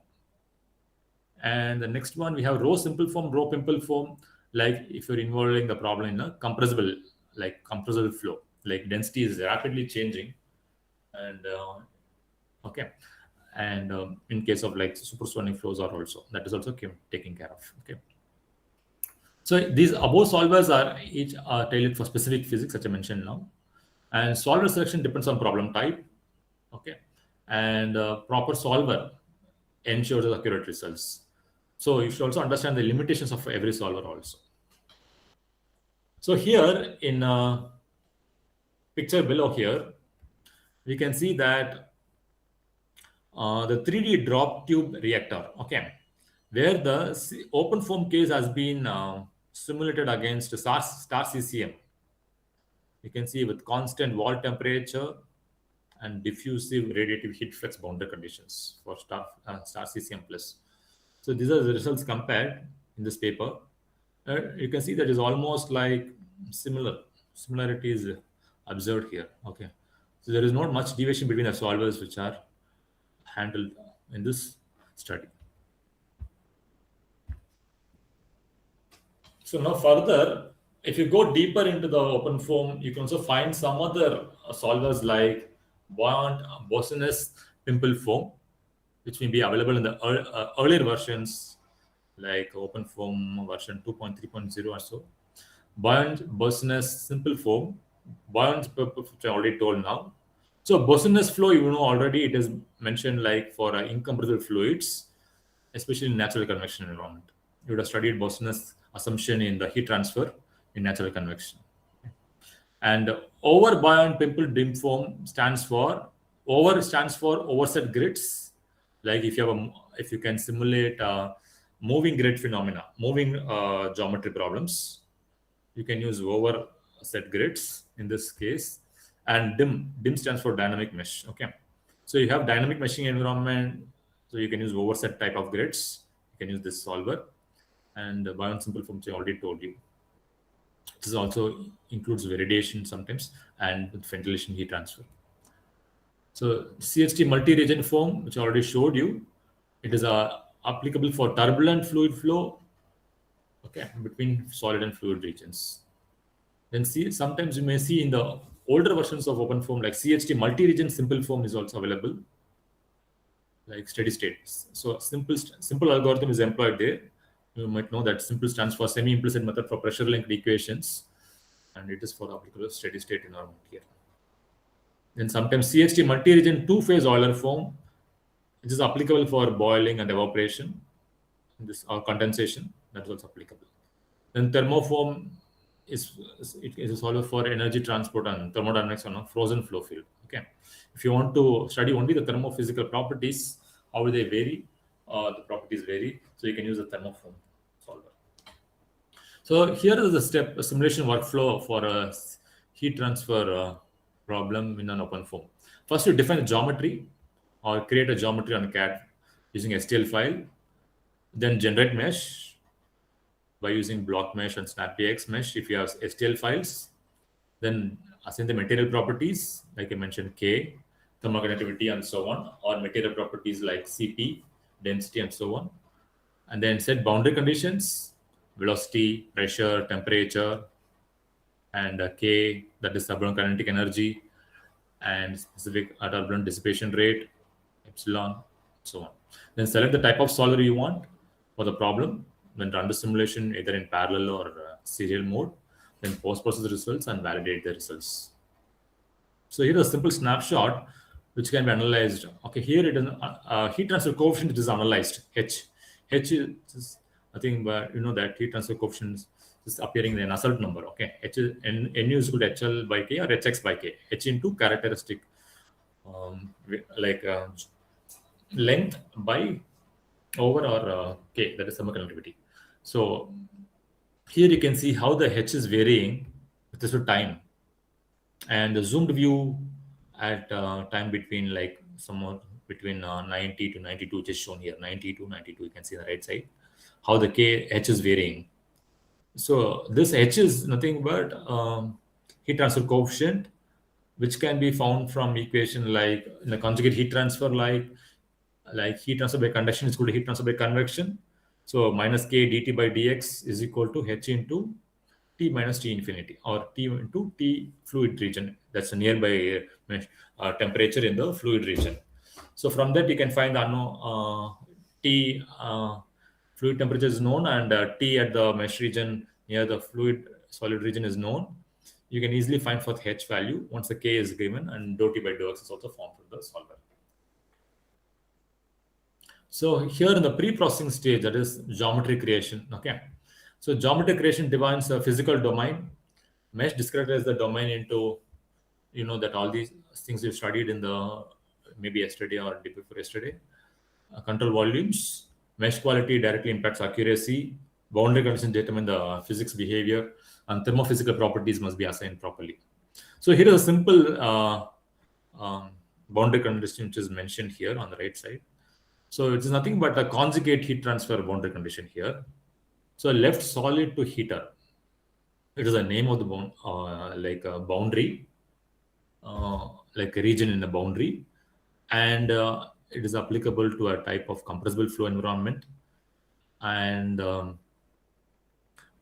turbulent temperature coupled baffle mixed. So it's nothing but interaction between the wall and the fluid region. So this boundary condition, I'll also tell you another boundary conditions, different boundary conditions which are applicable. This one such boundary condition which is taken care by in the OpenFOAM for the conjugate heat transfer. That means between solid and fluid regions. So T neighbor is nothing but same as a temperature variable, and kappa, solid thermo taken from the K values taken the solid thermo, and thickness layers, how much it is defined. So it should have a minimum of 10 power minus 3 m, kappa layers of 10 power 5 to 10 power minus 4 meters, and the value initially it is mentioned as, our boundary condition is mentioned as 300, like exposed to some ambient environment. Or it is initially it is taken as 300 and directly changes. So here is one study which you can see how the mesh is being carried out for only a section which is being shown for this container on the silver container, and the schematic you can see here: molten aluminum inside the container, and a fibrous cylindrical insulation, and thermocouples which are placed there in the experimental condition, and the U-turn flow which should be captured in the simulation, and a die or insert, okay, that is mentioned there, and the die is being cooled with a jet cooler. So you have both, you can see the inlet and outlet for the cooling fluid which is passed inside the die. So that is the problem here. So we want to simulate how the heat transfer happens between the die and the molten aluminum and the fibrous cylindrical insulation also. So the meshing, you can see wherever there is interfaces, we have to have a refined mesh, and you can see of type A and type B, which is mentioned here, and specific points on the thermocouples which are noted here, and it should be the probes location can be inferred from the post-processing environment. And you can see another example here, which is taken from the internet again. So you can see a hot cup of coffee just being simulated here. The wall is being very thin and compared to the fluid region, and it is being resolved. You can see here, like cup of coffee, the solid region is being refined at a higher level detail compared to, and the nearby regions like air to cup interface and air to coffee interface. And you have a hot coffee at 100 degrees centigrade inside, and the material can be either aluminum or porcelain. So you can see the details of mesh which is being carried with the Snappy X mesh here. So Snappy X mesh is almost like it can capture, you can have triangular and quadrilateral meshes also. And you can see the boundary conditions again here. You can internal field uniform 273 defines that everywhere inside the field is of same temperature, like 273 Kelvin, and side walls, which is a region of type 0 gradient, that is adiabatic. So you know that Q is equal to minus K dou T by dou X. The gradient dou T by dou X is 0, means heat transfer is 0. That means 0 watt per meter square. So nothing but adiabatic. Okay. So, and then coffee, which is inside the wall, it's of fixed value, and the value of the temperature is 373 Kelvin. And similarly, the boundary field, okay, for a coffee, if with a fixed gradient, like you're constantly heating the coffee with a heater, let me say that, okay, that's an example here. Whereas in this case, left-hand side, you have maintaining the fixed temperature at 373 Kelvin. You're always maintaining the temperature at 100 degrees centigrade. Whereas on the right-hand side, you're always heating the coffee with a heater. The heat flux of the heater is known, and the gradient which can be given like this. Okay, gradient 10,000 watt per type fixed gradient. Okay, watt per meter square, and value of the temperature is 373 Kelvin. Then further below, you're defining the thermophysics here. The schematic or the type is which is mentioned there. Type of the thermophysical model here is HE rho thermo. HE stands for enthalpy, heat transfer, rho thermo. Mixture, it consists of only one mixture, pure mixture. Either, okay, so here it is hot coffee, which can be simulated as an like coffee can be assumed as a water, or you can give some properties of water differently for a coffee. So it's assumed as a pure mixture. It's not a like combination of any properties of powder or anything. It's assumed as only one liquid. Okay. Then transport is assumed to be constant. Thermo is H constant. Transport model is assumed to be constant in transport.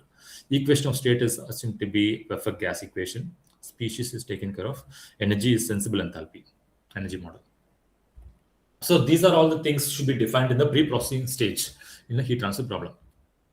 Next, coming to the solver execution stage. So you know that I showed you the equation, simplified equation for a heat conduction problem. And similarly, you can apply it for a CST multi-region form, which is taken care of the full equation by finite volume method. And the solver takes care of both all the governing Navier-Stokes equations. So energy equation handles heat transfer. Iterative convergence, it's an iterative, okay, you can see that like with respect to time, then it reaches a steady state.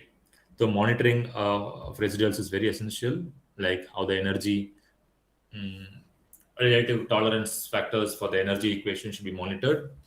Then stability also should be guaranteed during the iteration process. So here in this study, you can see that the comparison between the analytical heat transfer study and the OpenFOAM numerical study for a flow inside a pipe. Okay.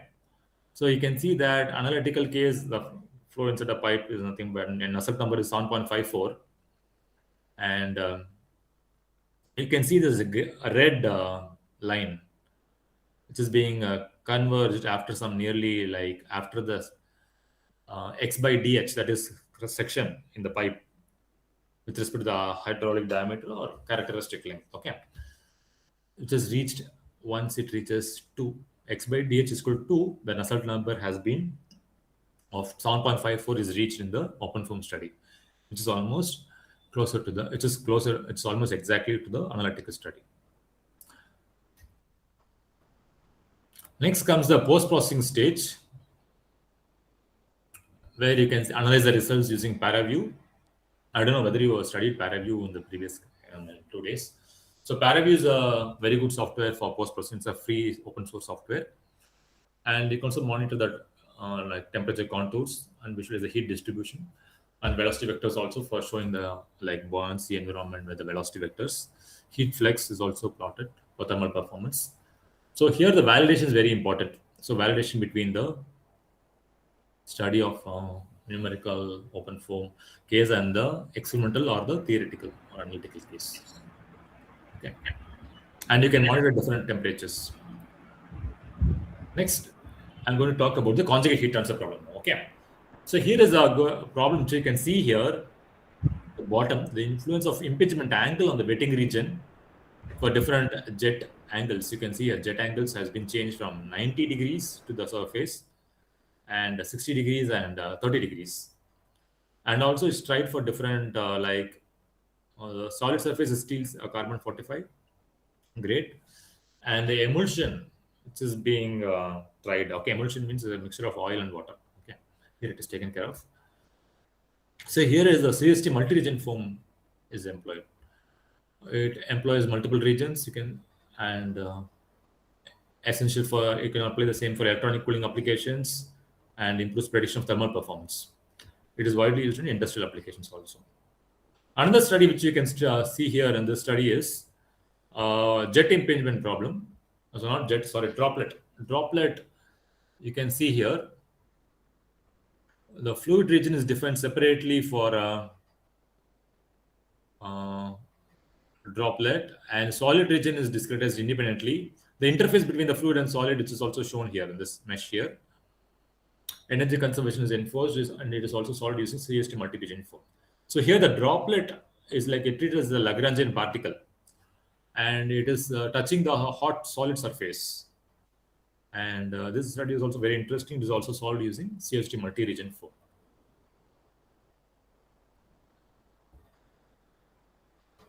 Okay, so if you want to have a very good results in CST multi-region form, you should resolve the boundary layer properly. We should resolve it properly. So here is a study which employs OpenFOAM, and it has shown the mesh intricacy, okay, like accuracy, how much mesh accuracy you should have, which is being depicted in this study. So you can see here the boundary layer is very essential in the conjugate heat transfer problem. So because the heat transfer from solid to fluid or fluid to solid, it is enabled only in the boundary layer phenomena, enabled by the boundary layer. So here the very important parameter is nothing but y plus. You might have heard of. So we should define that y plus properly and maintain that properly during the solving process also. So y plus, it determines the wall treatment, okay, and the wall treatment phenomena. So y plus value should be maintained like closer to 5, depending on them, or even less than that. Refined mesh improves gradient resolution. So you should have a trade-off. If you have a very high mesh elements, the computational efficiency will be less, or if you should have a wait for a longer time period, or if you have a very coarser mesh, you will see that the results are not achieved properly, or it is not able to validate. So you should have a compromise or a trade-off between that, and where poor mesh causes numerical diffusion, and whereas you should go for a mesh independent study to ensure the reliability. So here in this study, you can see a hot rod which is being placed in the center. It is being circulated. It is transferring the heat outside. So the hot rod and the region closer to the hot rod, which is being refined, the mesh is being refined, and it is being like gradually you can see the fluid region, the mesh is being meshes gradually like getting higher size. Okay, so I think this is possible with the snappy X mesh using the refinement regions. Okay, so you can define a rectangular region in the snappy X mesh, which I'll show you later in the case file. So you can use that simple command to refine the mesh, refinement zones. You can define that. Okay, now how the mesh and boundary layer physics are taken care of in the conjugate heat transfer phenomenon. Okay, so here you can see this picture. You have a fluid region, which is in the blue top, and in the bottom you have a red, like a solid, depicting a solid. So here you can see here the fluid solid interaction is taken care different times, like Tn to Tn plus 1 passing through different delta T or time steps. So here T of the solid should be same as the T of fluid, or heat flux coming from the solid should be same as or heat transfer from the solid, or heat lost by the fluid in the case of negative, which is mentioned in the negative. Heat lost by the fluid is nothing but heat gained by the solid medium. Okay, so these are the boundary conditions which are employed, and it is implemented in the CFD multi-region foam solver, and it enables the balance between the accuracy and the computational cost. So it's from this you can see that delta T is a very important factor. Delta T is another time step, because the value, how much you should give, like Courant number, from Courant number you would have heard of CFL, Courant Frederick Lewis condition. So from that you can see that delta T can be determined depending upon the mesh size. The mesh is very, very, very small. You can see delta T also will be very, very small to capture the time interval, the flow physics in that specific time period. So next comes the turbulence and heat transfer. So turbulence is, that is very important. You can capture turbulence using different models like K epsilon, K omega, SST, and so on. We would have studied earlier, I think so. So wall functions are also enabled in that inbuilt. So here in this study, you can see that how the study is able to be like capture with the help of different turbulence models, how the temperature is being captured. Okay, temperature contour. And then coming to the next one is the numerical stability. So here you can see that non-dimensional temperature. Okay, it's just being plotted here, and you can see 2D simulation in the OpenFOAM and the Park and like experimental study, and the 3D simulation is being compared. Okay, so you can see that time step, which I already mentioned it, the droplet impingement phenomena, it is taking different shapes during the different time intervals, and the delta T plays a very important role. Okay, in that case. Okay. Next is the numerical methods, like I already mentioned, like FEM, divergence operator, and source function and Laplacian function. Okay, all these things, like either using interpolation schemes or using for a turbulence, you are using any alpha effective, or you're using any radiation models. So you're using that So you should be all seeing that code inside the FE schemes for file inside the system folder. Okay. So upwind schemes are stable but less accurate. Central schemes are accurate but less stable.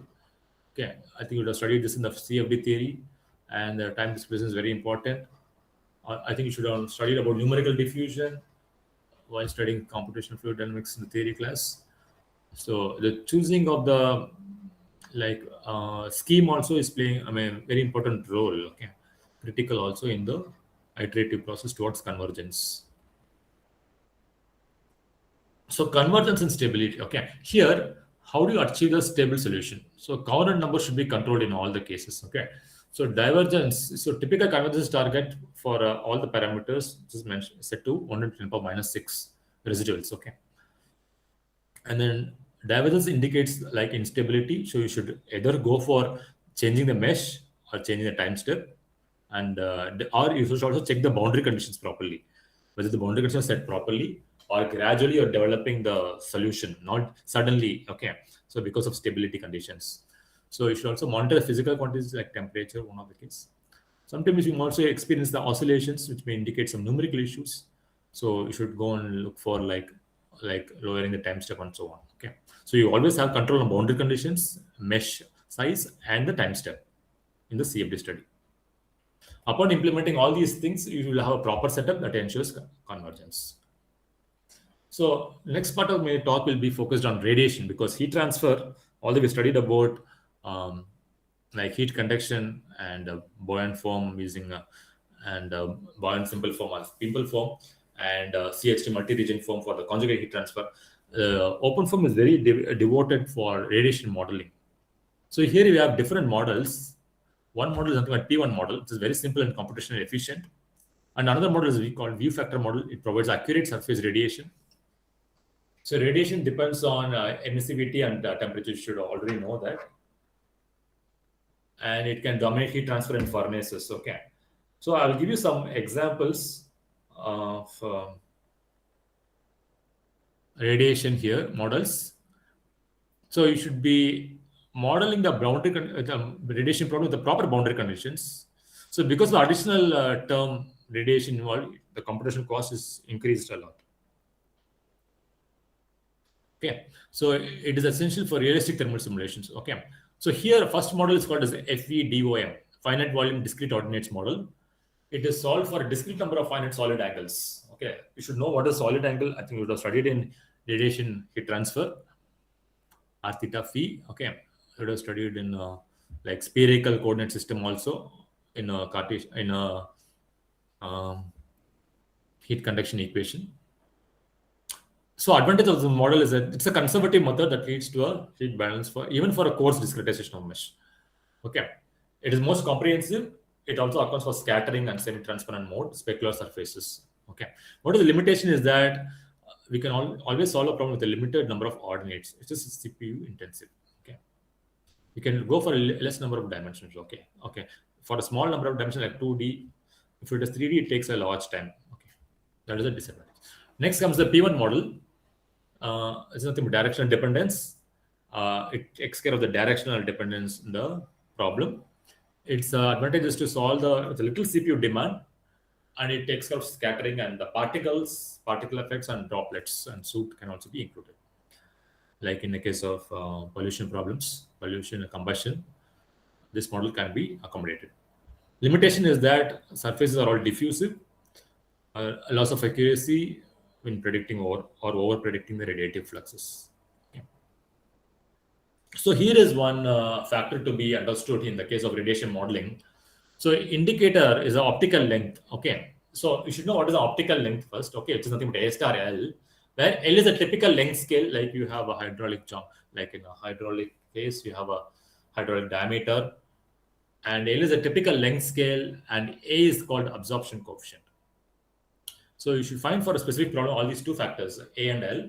And if A star L, A into L, if it is very, very higher than 1, so it is preferred to use P1 model. And if A star L is less than 1, you should use FE, finite volume discrete ordinates model. Since FEDOM also captures a large optical length scales, it is the most accurate model. So, but FEDOM, that is final, it consumes a lot of CPU power. You can also handle non-gray surfaces. That is a drawback. So view factor model is also used for non-participating mediums. Okay, for example, in a spacecraft problem or solar radiation, you should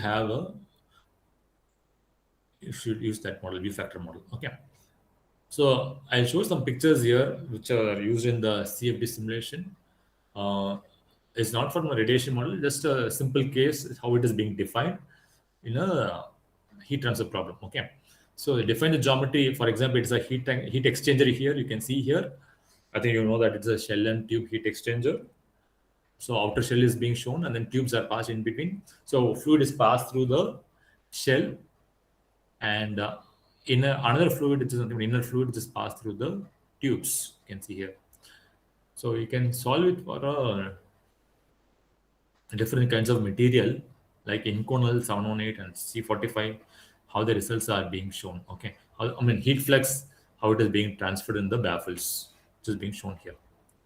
And here is another study which employs different kind of mesh. You can see here on the left side, it's like a rectangular, but if you see in the cross section wise, it's a conjugate heat transfer problem. It is showing like a polyhedral mesh. Okay, so mesh density is very important thing which controls accuracy of the problem. And again, you can see here this is an adaptive mesh, which you can see on the right side as compared to the original mesh on the left side. So you know what is an adaptive mesh. So wherever the gradients are very large, at that place the mesh is being refined automatically, just from the solution, taking care from the solution.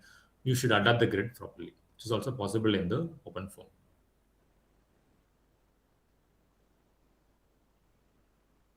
So you can see the solution which is arrived here of the, like on a snapshot I want to show you here. After running the solver, compute the velocity, pressure, and temperature. And here it's what is shown here is the heat flux in megawatt per meter square, and heat loss megawatt per meter square. And this is a numerical result, and this is a theoretical results, and the error which is being plotted here at the bottom.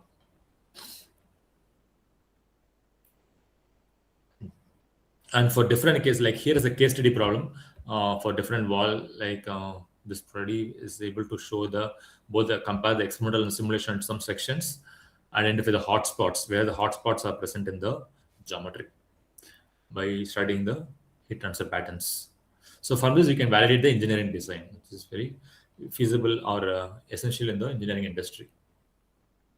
Here are some other examples in the OpenFOAM heat transfer, like design of heat exchangers, cooling of electronic components, thermal analysis of buildings, aerospace thermal protection systems, automotive engine cooling, energy systems and power plants, HVAC system, heating, ventilation, air conditioning, battery thermal management, industry furnaces and reactors, and renewable energy systems. Okay, so in conclusion, I want to show you that before going to the conclusion, let me show you some of the steps actually to be carried out in the conjugate heat transfer. I just want to show you so that you'll be clear. So first you define the problem, which is solid region, which is the fluid region. So fluid region, you have both conduction and convection, and solid regions, there is only conduction. So this I already showed you. So CHT multi-region form taking care of steady state conjugate heat transfer. Okay. Simple form, CHT multi-region simple form is taking care of steady incompressible flow. So as I already mentioned, 0 folder should have fluid and solid, and inside that you should have different initial and boundary conditions. Constant, again, you will have fluid and solid region of folders, which again takes care of the properties of the fluid and solid inside. And you should have another file called region properties between the fluid and solid. Under the system, you should have again fluid and solid. Inside the fluid, you should have FE schemes and FE solver and solid also. So in different regions, you should have different regions like fluid and solid are there present in the solver like this. So I'll also show you the case folder. Okay. So mesh generation, you know already. So very important thing in the CHT multi-region form is that if you're using block mesh or snappy X mesh, we should be splitting the mesh into two zones, like fluid zone and solid zones, by using the simple command like split mesh regions -self zones minus override or -override. So which will create two different zones like fluid mesh zones and solid mesh zones. Then defining the fluid physical properties. For fluid, it is density, viscosity, and specifically at constant pressure, thermal conductivity of the fluid.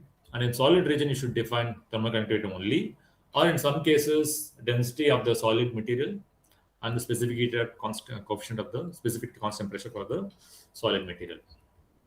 And then boundary conditions again, like velocity, pressure, and temperature. For example, inlet, outlet, and walls. So either you define it as fixed value or zero gradient, or coupled wall. Coupled wall means at the interface. Okay, the like heat transfer or heat gained by the solid is nothing but heat lost by the fluid. Okay, that condition. And in solid region, you should define the temperature T, or you can also define a fixed heat flux or fixed temperature or insulated boundary condition using heat using a using this zero gradient or gradient, fixed gradient boundary conditions. So under interface boundary condition, you should define like this: type compressible, turbulent, temperature coupled, baffle mixed, like this. Or you should type mapped wall. This ensures heat flux continuity, temperature continuity, and energy conservation. Either you type it as mapped wall or compressible. If you are having a turbulent flow, you should have it as turbulent, temperature coupled, baffle mixed, like this boundary condition. Then under solver settings, you should have set coupled solvers for temperature, solve both temperature and fluid together. That is coupled flow, coupled solver. Use Pimple algorithm, and in gradient schemes use Gaussian method of linear type, Laplacian schemes for the like diffusive terms under correction. Okay, correction factors included. Okay, run simulation using CHD multi-region form, and monitor residuals, heat flux convergence, and interface temperature continuity. You should also validate the geometry with respect to either analytical or experimental. You should know that. And also check the energy balance between solid and fluid. That is also one type of validation check which can be published, which can be easily accepted in the journal also. Smooth temperature profile at the interface and see whether the residuals are converged below 10 power minus 6 for mass, momentum, and the energy. So this summary and run the solver. Okay. So I also give a like CST multi-region flow for this. Okay, for this template. So for example, if you see here region properties, that file should have like this dictionary region properties, and in the region you should define it as fluid and solid. Under the fluid region, you should define it as, for velocity it is 100. That means what internal fluid is it's all set as 1 meter per second. Boundary field is nothing but inlet is 1 meter per second at inlet, and outlet it is of zero gradient, like it is like dou u by dou x is equal to 0, or dou u by dou y is equal to 0, and so on. Okay, walls of type no slip, interface is of type no slip. Okay, between solid and fluid. And for pressure, internal uniform field is set at the gauge pressure 0, and the boundary field inlet is type 0 gradient. Outlet can be either fixed value of the pressure or value uniform 0. Walls of type 0 gradient, interface also type 0 gradient. Temperature, uniform is 300 Kelvin. Inlet value is fixed value 350 Kelvin. Outlet is 0 gradient. Walls is type 0 gradient. That means adiabatic wall here. Interface of type baffle mixed. Okay. And solid region, you have the boundary field like type 0 gradient for the outer wall. Interface of same thing. Okay. And the fluid as the fluid. Then thermophysical properties, you can see here type of HE rho thermo. Mixture is pure mixture. Transport is taken by Sutherland law, and thermo is H constant. Okay, and so on. Molecular weight of the fluid region is nothing but 28.9 for air. Okay, and thermodynamic coefficients like Cp value of air is 1005 and HF. And mu is nothing but viscosity. Okay, absolute viscosity. Prandtl number is 0.7. And solid, He solid thermo, similarly define it for solid also. Cp value is 900, molecular weight is 1, simply is defined. Kappa value is 15, okay. K value. And rho is 2700. I think the kappa you should define here as, I think it is 1 by alpha, I think so. I'm not sure about that, 15. So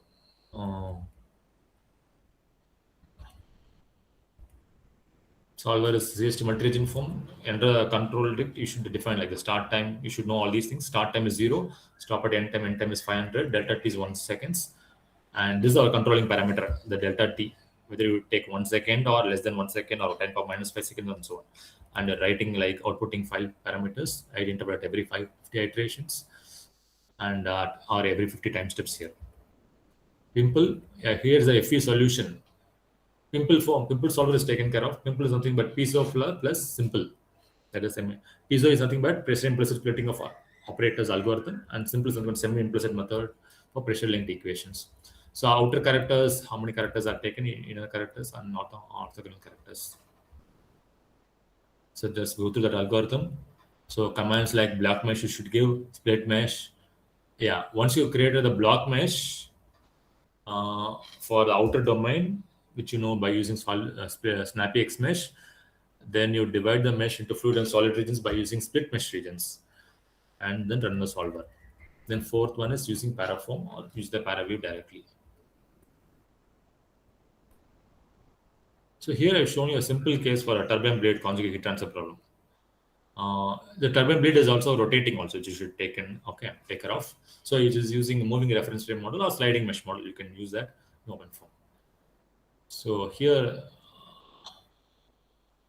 is the setting of the case structure. Let's take a look. Same as I mentioned before.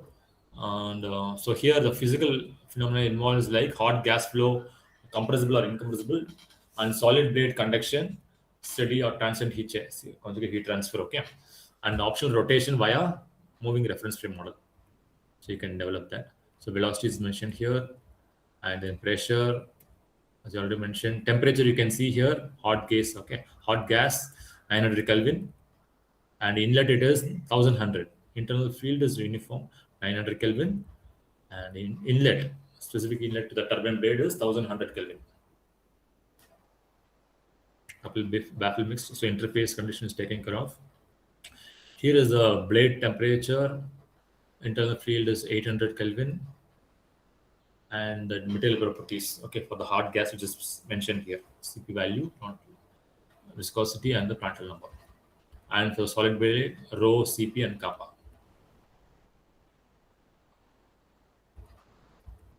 So under the blade interface, you have ensure the heat flux continuity and temperature continuity. So if you're employing a MRF, moving reference frame, you should also add a MRF zone inside the system folder. So cell zone can be a rotor, okay, a rotor. You should define the origin on the axis, omega, or revolution, okay, revolution of the turbine blade. Or if you're using sliding mesh, you should use a rotor-stator interaction. So CHT multi-region foam is for taking care of both the dynamic mesh environment also. So you can recommended mesh is you can use snappy X mesh and refine the boundary layer near the wall. Only place less than 1, okay, for turbulence models. So turbulence is another important thing in the conjugate heat transfer problems. How do you enable turbulence? So turbulence, you can see it is important, and it enhances momentum. Momentum transport. It increases convective heat transfer coefficient H. So what are the things? How do we? What is the effect on this? Okay, CHT from turbulence. The higher turbulence leads to thinner boundary layer, higher heat flux into solid, longer temperature gradients inside solid. Okay, so meshing is very critical in this turbulent case. In fluid, you can see that boundary layer velocity gradient is taken care of, and also thermal boundary layer and vortex shading if it is there. And at interface, there should not be any jump in the temperature, and there should be a smooth continuity in the heat flux. And also ensure no numerical diffusion. Okay. So mesh sensitivity, I already mentioned this. So here, snappy X mesh, as I already mentioned, it takes care of automatic mesh refinement, which captures near wall region, and also, but you should mention the refinement zone value in K epsilon or K omega SST models, shear strength transport models. Conformal interface should be taken care of, local, okay, refinement zones. So it is recommended to have a 10 to 20 prism layers near the ball and the growth rate of 1.1 to 1.3 and first layer thickness based on target y plus, like less than 1 or 0.5 like that. Under wake refinement, it is also important. So turbulence prediction, if you have a very coarse mesh, it leads to power wall modeling and over predictor, under predictor heat flux. So snappy X mesh is boundary layer layers, takes care of accurate shear stress transport of K epsilon turbulence model and its behavior, and it's also reliable for conjugate heat transfer coupling. So you can see a schematic of that. Okay, here is the hot turbulent fluid region at top, and you should see eddies are formed when it is interacting with the solid at the bottom. So here is the thermal boundary layer region and the high velocity gradient zone. Velocity gradient zone, which is, you know, that it is the boundary layer. Okay, and high turbulence intensity that leads to high heat flux into the solid region from hot turbulent fluid into the solid region. Okay, then from solid you can see the conduction is possible and it is going through the cooler core region. So you can also have hexahedral cells in the snappy X region and prism layers in the wake and boundary layer regions. So here is some simple schematic. Okay, next comes the radiation modeling. Choose the radiation model. Okay, FEDYM. Already mentioned it, and the P1 model or opaque solid is also there. If you have radiation only happens between solid surfaces when there is no fluid, or if the radiation is also off, you can also maintain it as none, then enable that. Radiation set it to on, radiation model, choose that. You can also choose absorption emission model, define how the absorption or emission happens. Scatter model. You can also use scatter model, then set up the boundary conditions like temperature. So you should also define the emissivity for temperature in this case for great diffusive radiation, and also use the G value, incident radiation factor, okay, value, and ID for radiation intensity should be defined. And some solvers also, solvers and schema like schemes also changed based on the radiation for G and I. Okay, by conjugate gradient stability methods. So under radiation, you should use either CST multi-region foam or fire foam. You can use bion reacting foam, and bion simple foam, bion pimple foam is also possible with the radiation model.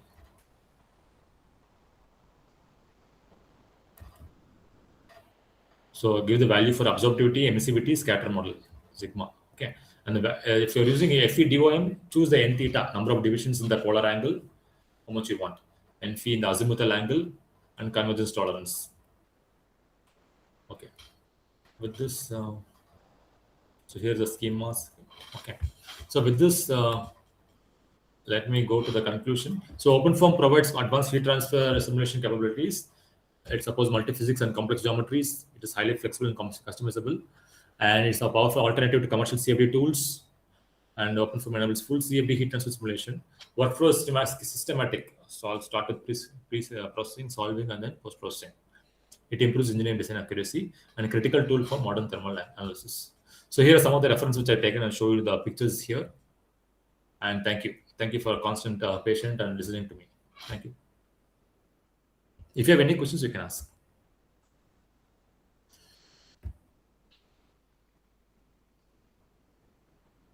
Do you have any questions?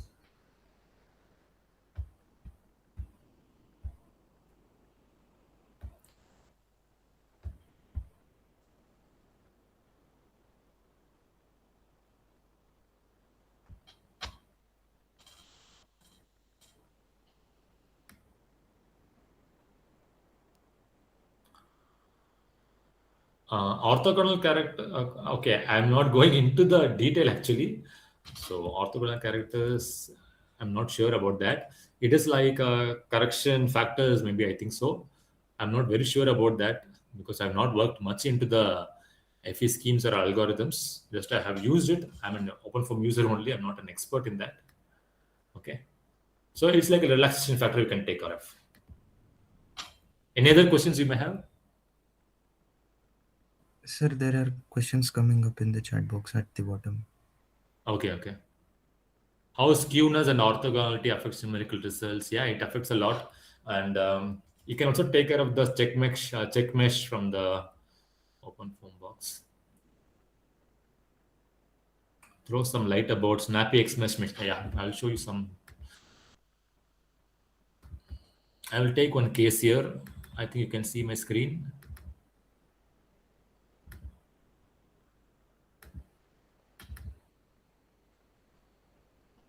Hang on a minute. Let me.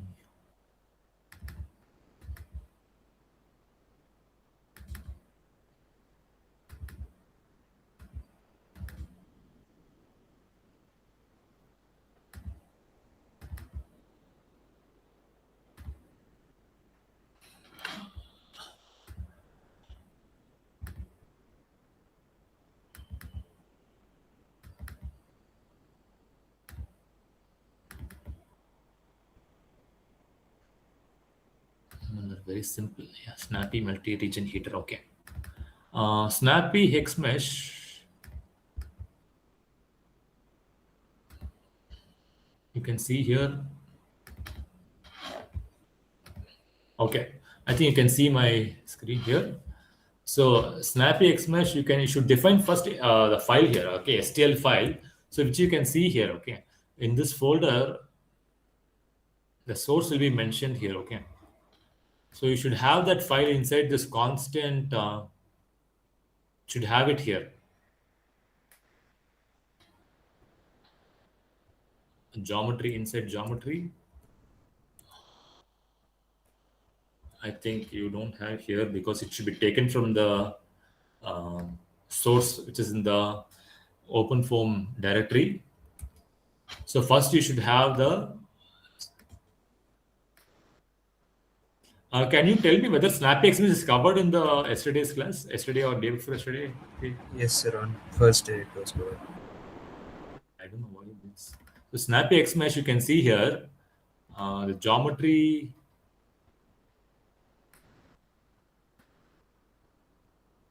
Okay, it should be in the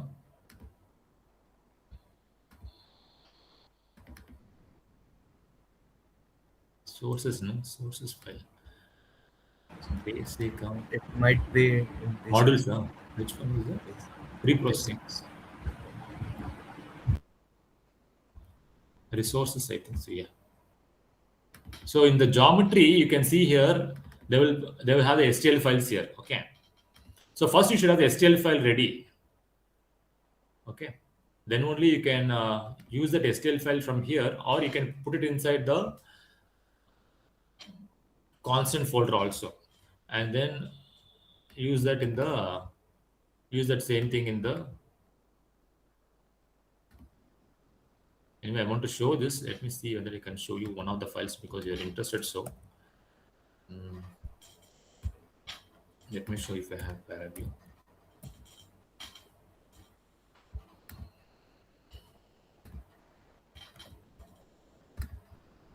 So you should define that file here first, and then use the mesh controls. How many cells you want, mesh, local cells, global cells, refinement, then refinement surfaces. So you can see refinement regions here, refinement surfaces, which I mentioned there. Okay, refinement surfaces you can mention either level 1, this is very coarse level. If you have 4, it is very refined.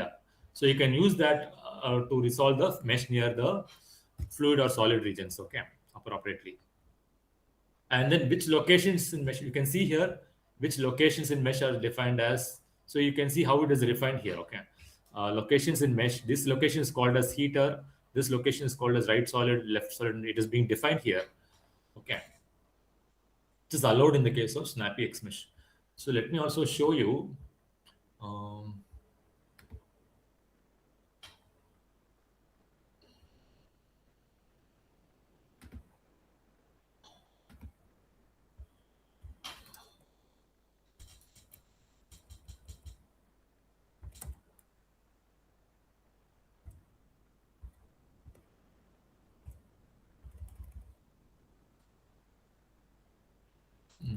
Solar beam. Let me take it as a bike. Okay.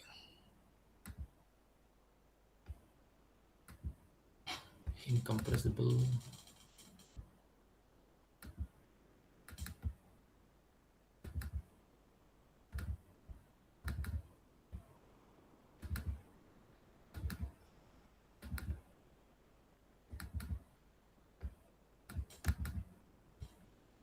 Okay, so here you can see taken care at different paces, like create a box. It can be either a box or cylinder or sphere. Here the box is mentioned, the two corners of the box, opposite corners, diagonals. Okay, that is being defined, and the refinement can be easily done. So here you can see that features are taken care of, motorbike, and so refinement zones can be defined here. Refinement surfaces and which region should be meshed. That should be taken care in the. You should define one point inside the mesh called location in this point XYZ. This is nothing but location in mesh point. From this point, the mesh will be taken care of. At this point, wherever there is a continuity, the mesh will be made. Actually, meshes will be formed. Okay. Is there any other doubt? Okay, now I'll show you the STL file.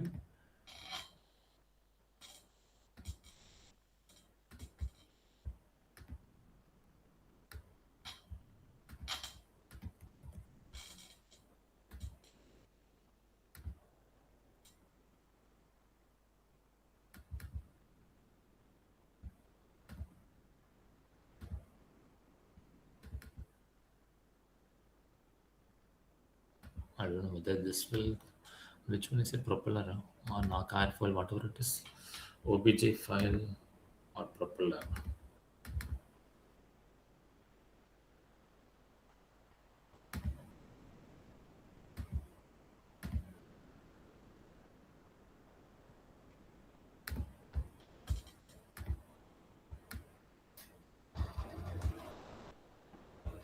Maybe I will unzip and put it.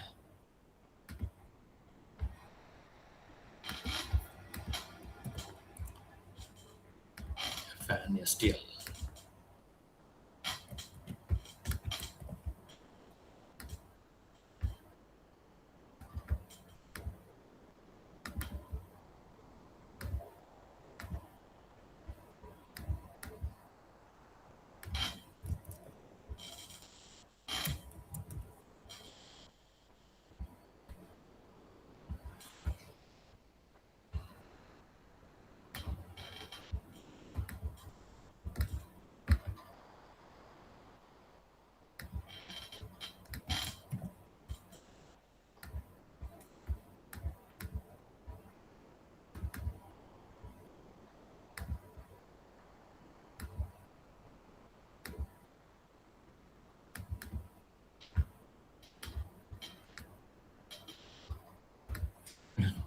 I should be.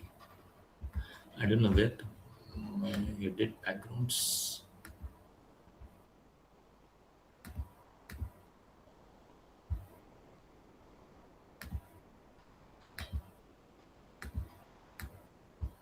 Maybe I should extract it. I think so. I do not know.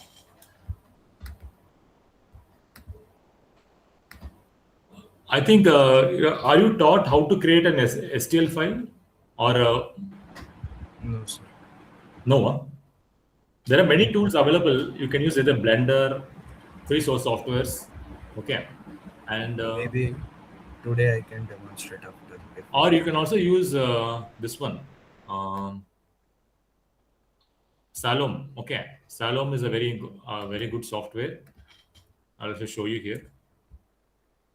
Just wait a minute. Okay, so this loading now. SALOME, which you can use it for creating the, like, it is like using, like, I don't know whether you use solid CAD any CAD software, so you can use that. I don't know why it's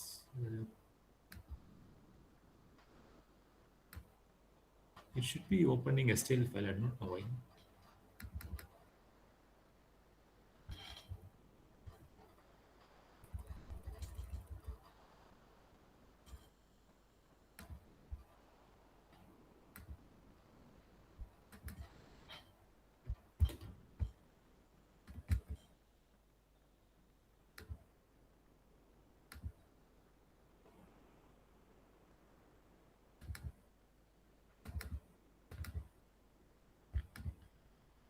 Yeah, now you can see that STL file. I think you're able to see, right? Yes, sir. So it's nothing but a CAD model. Okay, CAD model. And you can see how it is all nothing but triangles only. It will have only triangles. So you can see here. So you can refine the different files. You can also create boundaries, STL file for inlet, outlet, and then call all these things in Snappy Xmesh. Okay. So here is what I told, like Salom software, which you can also try. Either you can try 9.3.0 or anything else. Go for geometry, and you can start creating anything you want. Okay, like solid cylinders. So this is a very important resource. Okay. Okay, you can have and then create the mesh easily inside this. So let me show you how to mesh it. If I have, you can also create the regions by right click and defining the groups. Okay, and then call it as, then go to mesh. You can easily create a mesh here. Okay, so go to mesh, create mesh.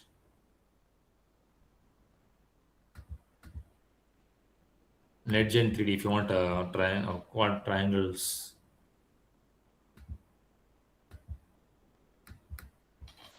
Okay, let me see.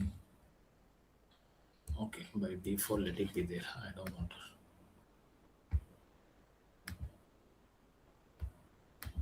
So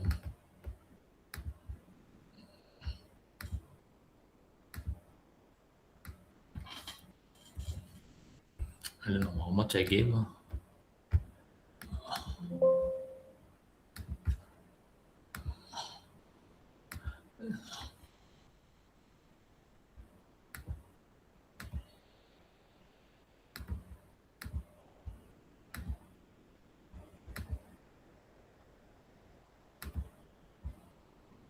$100. Okay, then it should be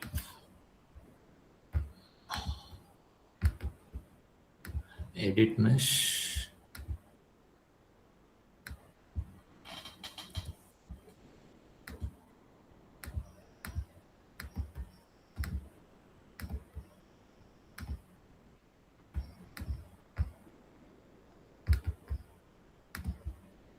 Is this software exposed yesterday? No, sir. So this is also free on open source software. No multiple data.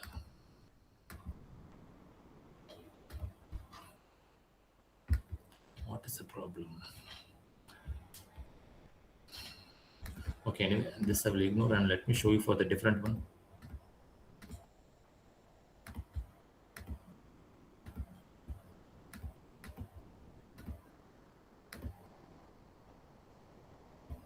Create mesh.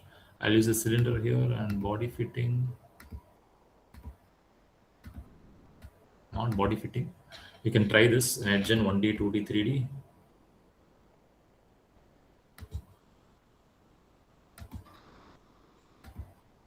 Just 15 segments I want.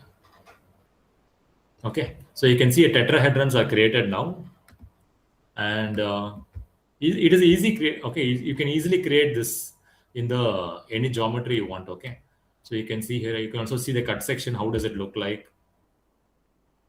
Clipping you can take. Okay. So for example, so I want to create a new plane. Okay, and along maybe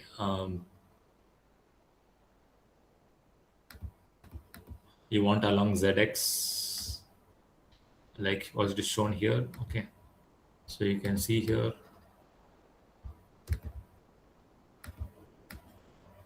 So you can also refine the mesh here also by defining different regions here. Okay, so with this you can proceed actually, and you can create multiple regions and then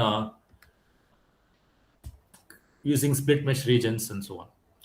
Okay, any other questions here? So it is very challenging. CST multi-region form is a little hard.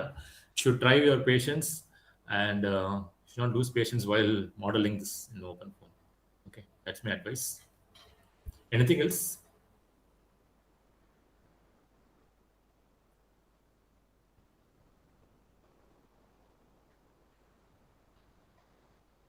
If it is, if there are no questions, can I end my talk now?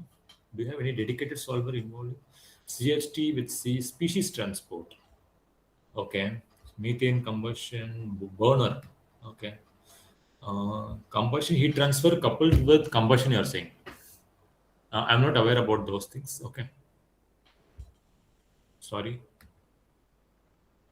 Which I already showed that I'm only a user, I'm not an expert. Okay. Anything else? Sir, people are asking that can you share the CHD material that you Which have? one? Yeah. Uh, Word file, huh? This one, right? yeah, PDF. This one, right? Mm-hmm. Okay, no problem. I'll share. Now itself, huh? Can I share it now itself? Yes. How can I share this?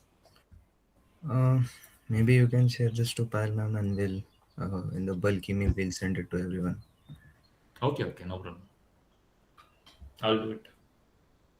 Sure, I'll sir. send it by WhatsApp to her, okay? Sure. Works anyways. Okay, with this, thank you for giving me opportunity.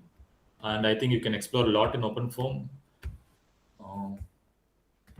Thanks. Yes. So I just checked the YouTube also. We have taken all the questions. So apart from this, if they have any more questions, they can always write back to us. So the participants can write back to contact cfd@fossee.in and we'll get back to them. Thanks a lot, sir, for this informative lecture session. And thanks for being patient while answering all the questions. Thank you, ma'am. Yeah, thanks a lot for joining, sir. Thank you for this. Thank you. Yeah. So that was Professor Manimaran. He is one of the executive faculty partner of FOSSEE, the CFD vertical of FOSSEE, IIT Bombay. And every year he is guiding 2 to 3 interns and fellows of FOSSEE. So thanks a lot to him for joining. And now we will proceed for the hands-on session. If you want to take a break now, you can take. Right, Paris? So if we can take Yes. maybe 5 minutes break because it was a lengthy talk session. So Yes. we can start at 4 o'clock. It's 3:53 Sure. now. 3:53 now. Maybe we can Hmm. start from 4 o'clock or 4:05. Sure. So please don't leave this session. Please be here, and you can just take some water and come back in 5-10 minutes. Sure, ma'am. Thank you.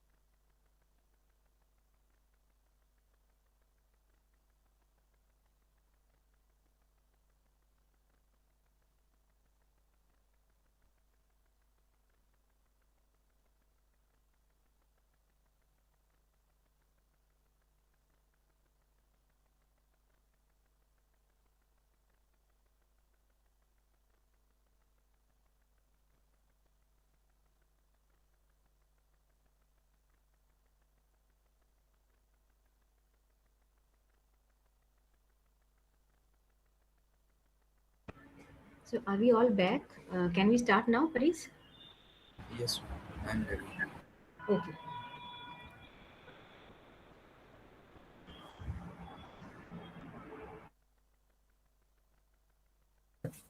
Should I start then? Yes, I think we can start now. Okay, fine. So, hello everyone, and good afternoon to all present in this FTP. Uh, Thank you for your patience. Also, one thing is there, Ivan sir has posted the drive link from where you can access the case files. Let me share you my screen.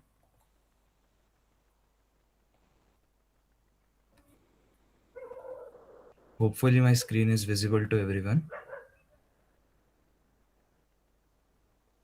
Yes, Paris. Yeah. So if you go here in the heat transfer, this is the drive that we have shared. So you have to go on day number 3 on heat transfer, and these are the documents from Professor Manimaran's talk, and I have uploaded 2 folders. One is for the OpenFOAM ESI case. If you open it, there is a conduction.zip file, and also for OpenFOAM 9, 10, 11, 12, there is a conduction.zip file. There are some basic changes that we can discuss during this session, and below is the PPT as well. So if you want to access, you can check that out. Okay. So I'll be starting the session now. So good afternoon all. Today we are going to do a heat transfer case study hands-on session. The name of this case study is one-dimensional heat conduction. My name is Paris Palkar and I'm working as a research assistant at the FOSSEE CFD team, IIT Bombay. And this is our FOSSEE and CFD team. So Dr. Prabhu sir, who is leading the FOSSEE project, he's also serving as the professor at IIT Bombay. Dr. Chandan Bose sir, he is PI of the FOSSEE vertical, FOSSEE CFD vertical, and he is also serving as a professor at University of Birmingham. And Payal ma'am, she is serving as the senior project manager. With the help of her, we are able to conduct such sessions. So moving on to HVAC and CFD. So HVAC stands for heating, ventilation, and air conditioning. So this is basically described as where the domain that is involved, where we are doing airflow, heat transfer, and contaminant distribution. These type of studies is known as HVAC system, HVAC simulations. Also, air ventilation has a very crucial role in maintaining the indoor air quality. So we can conduct simulations for thermal comfort. Let us say if you want to install an AC in a particular room, so with some certain calculations we can generate the CFD data. Hopefully you'll be seeing a session on that tomorrow, how the parametric study of AC placement position changes the thermal comfort. And yes, the simulations are carried out for vehicles, building facilities, etc. And again, the main crux of CFD is to optimize the design that we are making. And at the end of the day, CFD is going to help us predict what should be the optimum design to uh, place our AC inlet and exhaust outlet. So wherever you go, irrespective of the software that you are using, these things are not going to change for any OpenFOAM case or any CFD case. Okay. First comes the pre-processing part. In pre-processing, we do 3 things. First is the geometry creation. It can be done using an external CAD modeling software. Then comes the meshing. This meshing part can be done in OpenFOAM, as well as you can do your own mesh outside of OpenFOAM. You can import it back to the OpenFOAM readable environment and you can use it. And we have to allocate boundaries in the geometry file itself before moving further to setting up the solver. So these 3 things are done in pre-processing. Coming to the solver setup, so now we have to select an appropriate solver for our condition. It should not be the case like, I want to solve density driven flows and I'm using a compressible flow solver, so it is not going to satisfy my need that I am interested in. And once you have selected the appropriate solver, then we have to select what should be the boundary conditions that we are going to apply for that particular case. So let us say you have an inlet, you have an outlet, you have your AC, and you have the walls. So the walls must be heated out. We should be injecting a cold air, injecting cold air that is passing through the exhaust or the vent. So appropriate boundary conditions for velocity, pressure, turbulence, or any other factor, if we are using any, should be applied. And as we know, this is a partial differential equation, so we have to apply initial conditions to this governing equations. And then we have to check if we are using appropriate schemes, and we have to check the convergence tolerance criteria for both pressure and velocity, and if there are any other things that are being involved, so we have to check for that as well. Once we have selected appropriate solver, now it's the time to run your simulation. So in it, we generally do the monitoring part. So we monitor residuals that we can see in ANSYS. If you run any simulation, so you'll be seeing some residuals that are continuously decaying. So we can do that in OpenFOAM as well. We have to monitor the time step. If we are running transient simulation, then we have to set up some non-dimensional number. For one example of it is the Corin number. So we have to monitor these things. If the Corin number is blowing up, then our simulation is not accurate. So it is just not like you start your simulation and it will keep on running, and at the end you will just check out the results. It's not like that. You have to physically check your terminal and see if the time step value that you have taken and the Corin number that you have, are they both in line, or is one of them is blowing up? Because it happens that either Corin number blows up, or the time step value that we have taken, it blows away in a very large number to stabilize the solution. And once the solution is done, then we move towards post processing and results. So in this, majority part is of rendering, and we have to interpret results of what OpenFOAM case or what CFD case we have set it up. Basic things come here, like analyzing velocity. We can plot velocity vectors. We can plot pressure or temperature contours if we are involving an HVAC system.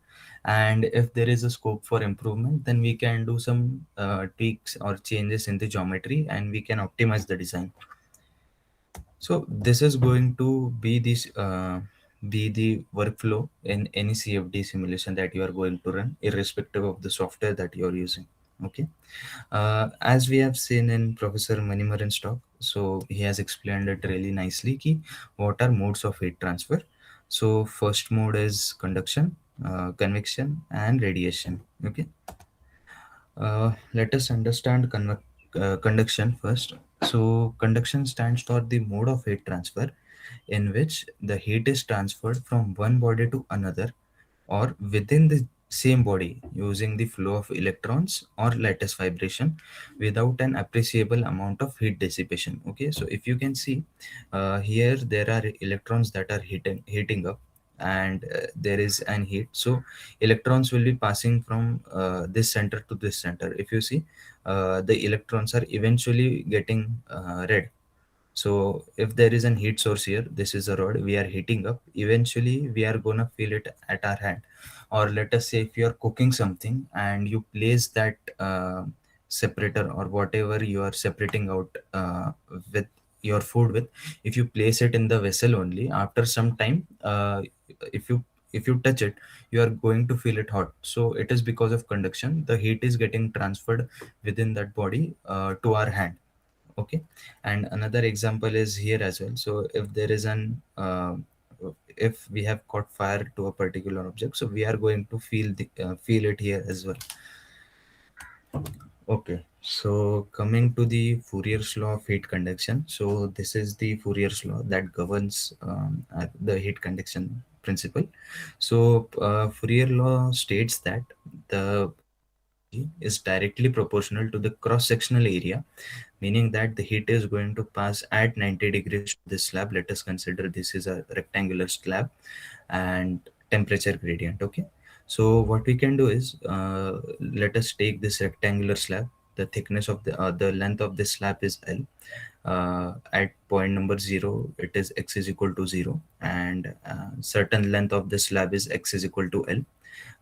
Temperature at point number 1 or x is equal to 0 is T1, and temperature at x is equal to L is T2.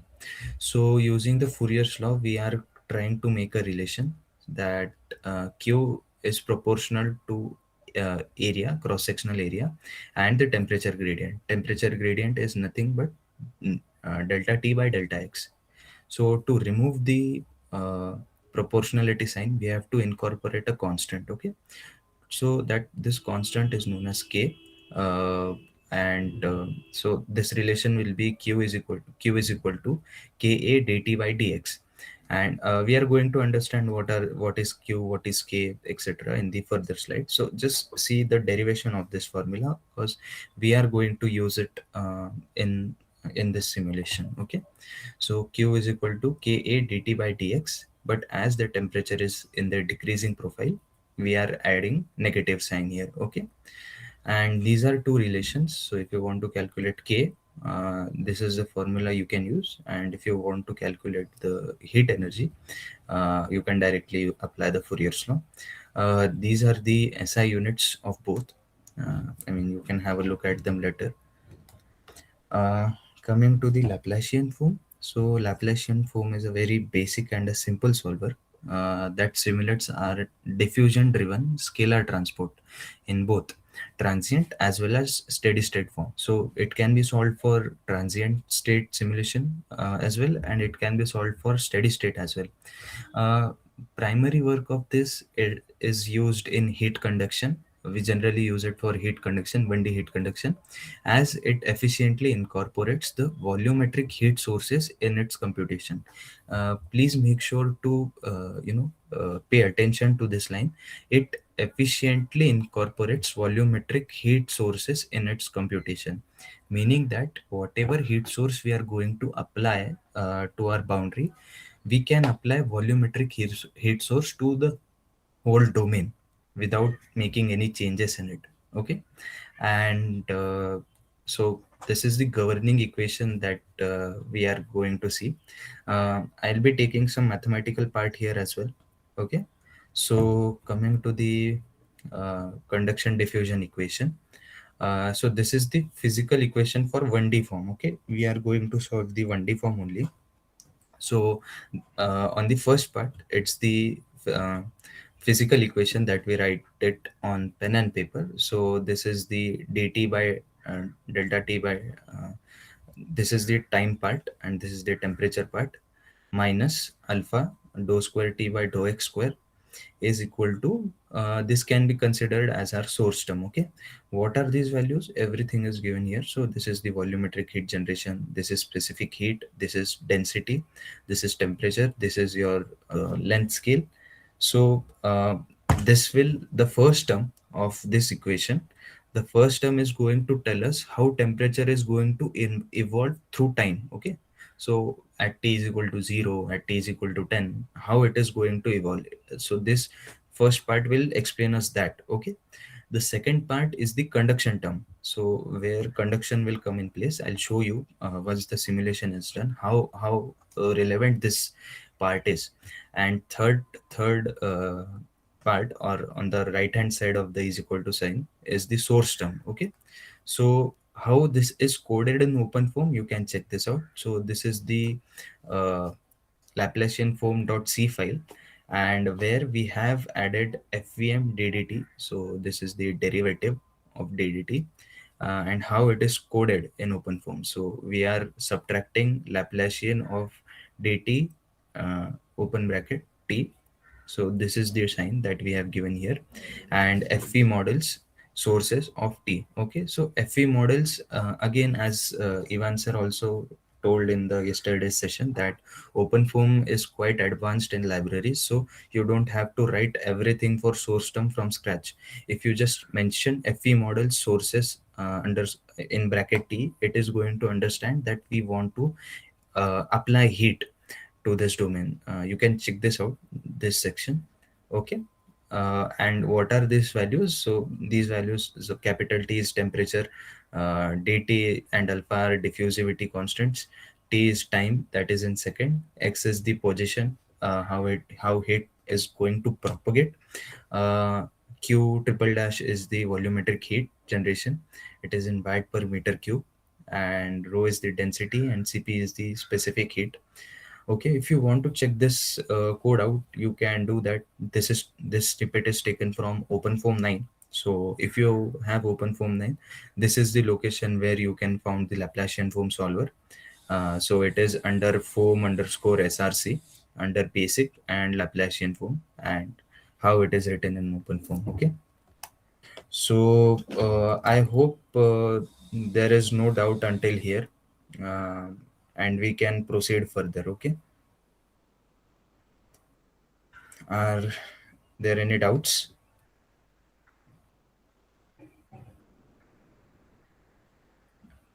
Okay, fine.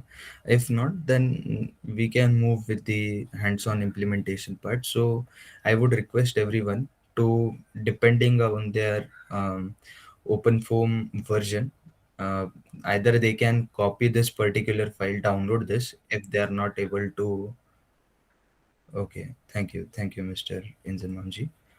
So if you are not suitable with the Linux terminal environment and you are not able to follow along what I am doing right now, so what you can do is you can directly just download this case file. Okay, we don't have to make any changes here. I have added everything.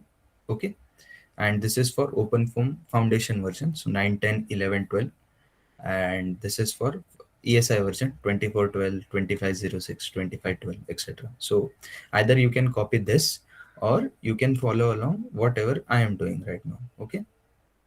So first thing is we have to define our problem. So first things first, uh, so this is our rectangular slab. Okay.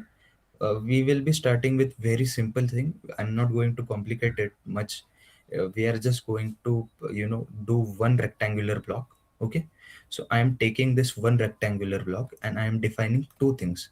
What are those two things? First is my diffusivity. Now keep in mind, diffusivity has to be defined in the constant folder, as diffusivity constant is not going to change throughout the simulation. Okay, so we have the value of diffusivity constant 1.1534 e to the power minus 4 meter square per second. Okay, and we have the heat source that we are going to apply. It is 1 e to the power 6 watt per meter cube, and the length of this slab, rectangular slab, is 0.1.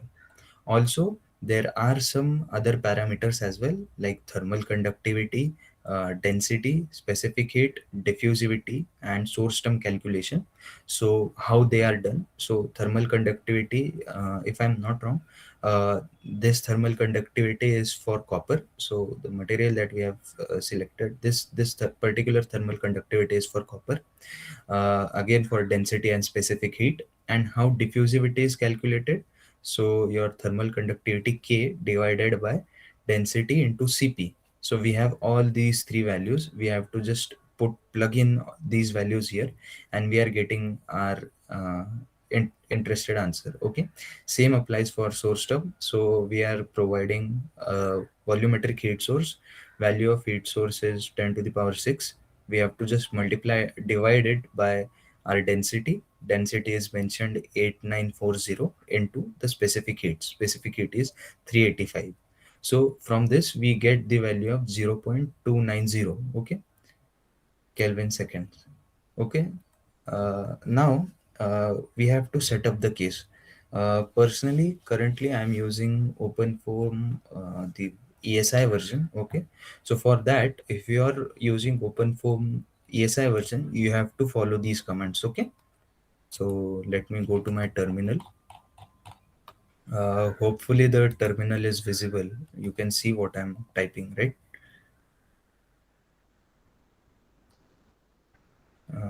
Okay, Mr. Thank you, Mr. Harish, sir. Okay, so the first command is, so let us say you are in your home terminal now. So what you have to do is, you have to first thing first, in any OpenFOAM simulation, you have to source the particular OpenFOAM environment. Let us say I'm going to work on 2412. So now I'm writing OpenFOAM 2412. If you are working with OpenFOAM 9 and you have correctly applied your alias in your bash RC script, you have to write OpenFOAM 9, 10, 11, 12, 2506, depending on the version and the alias you have set it up. Okay. So now I am writing OpenFOAM 2412. It has not thrown any error. So now I'm redirecting myself to cd foam underscore run. You can directly type run in small, or you can do this way as well. Both works. There is no harm in doing it. Okay. So now I have multiple cases here. So what I can do is, I can create a folder. Yeah. This is not for you, as I have multiple cases here, so it will be a confusion for you as well as me. So let us say we'll make an folder called fdp underscore 2. So, fdp underscore 2. So now if you can see, I have created first fdp underscore 2 folder, and now I want to go inside this particular folder. For that I am using the command cd. Okay. Now I'll do ls. So it is not doing anything, meaning that this particular folder is empty. Now what we have to do is, from this particular part, from OpenFOAM tutorials in basic, Laplacian foam, and flange, we have to copy the flange case tutorial. Okay. The flange case is available for OpenFOAM 9, 10, 11, 12 as well, in foam tutorials, basic and Laplacian foam only. You don't have to make any changes in this command. Okay. So if you want to copy this from the terminal, then you have to write cp-r $sign foam underscore tutorials under basic. Then we have Laplacian foam, and then we have flange. Okay. So if you have inputted this command, you don't have to write everything. Let us say if you write just cp-r, you give the $sign, and if you just write foam and hit tab, so it will on its own understand what you are trying to do. If you just write tut and hit tab, it will on its own understand what you are trying to do. Okay. So tutorial is done. Then we want to go inside tutorial. So I know there is a folder called basic, so I'll just write bas and hit tab. So it has understood I want to go into the basic folder. Same for Laplacian foam. I know inside basic folder there is a folder called Laplacian foam, so I'm just hitting lap and tab. It has understood I want Laplacian foam. And again flange. Okay. Once this command is inputted, you have to do nothing but just give a space and add a dot. Same that we used to do in the explorer command. So this dot means that space means that I want to particularly copy this flange case into my fdp underscore 2 directory. Okay. Or file. Okay. Press enter. Okay, so it has not thrown any error, meaning that we have successfully copied the flange case from foam tutorials. Okay, if we can verify this as well by doing ls, now I can see there is a flange case. Is everyone able to copy this folder? Okay, okay. Is anyone facing any issue? Is anyone having any errors while doing this? If not, then we will move further. Okay. Okay. Okay. Yes, Mr. Kalyan, it is in tutorials. So depending on the bin boot, not sure why it is happening.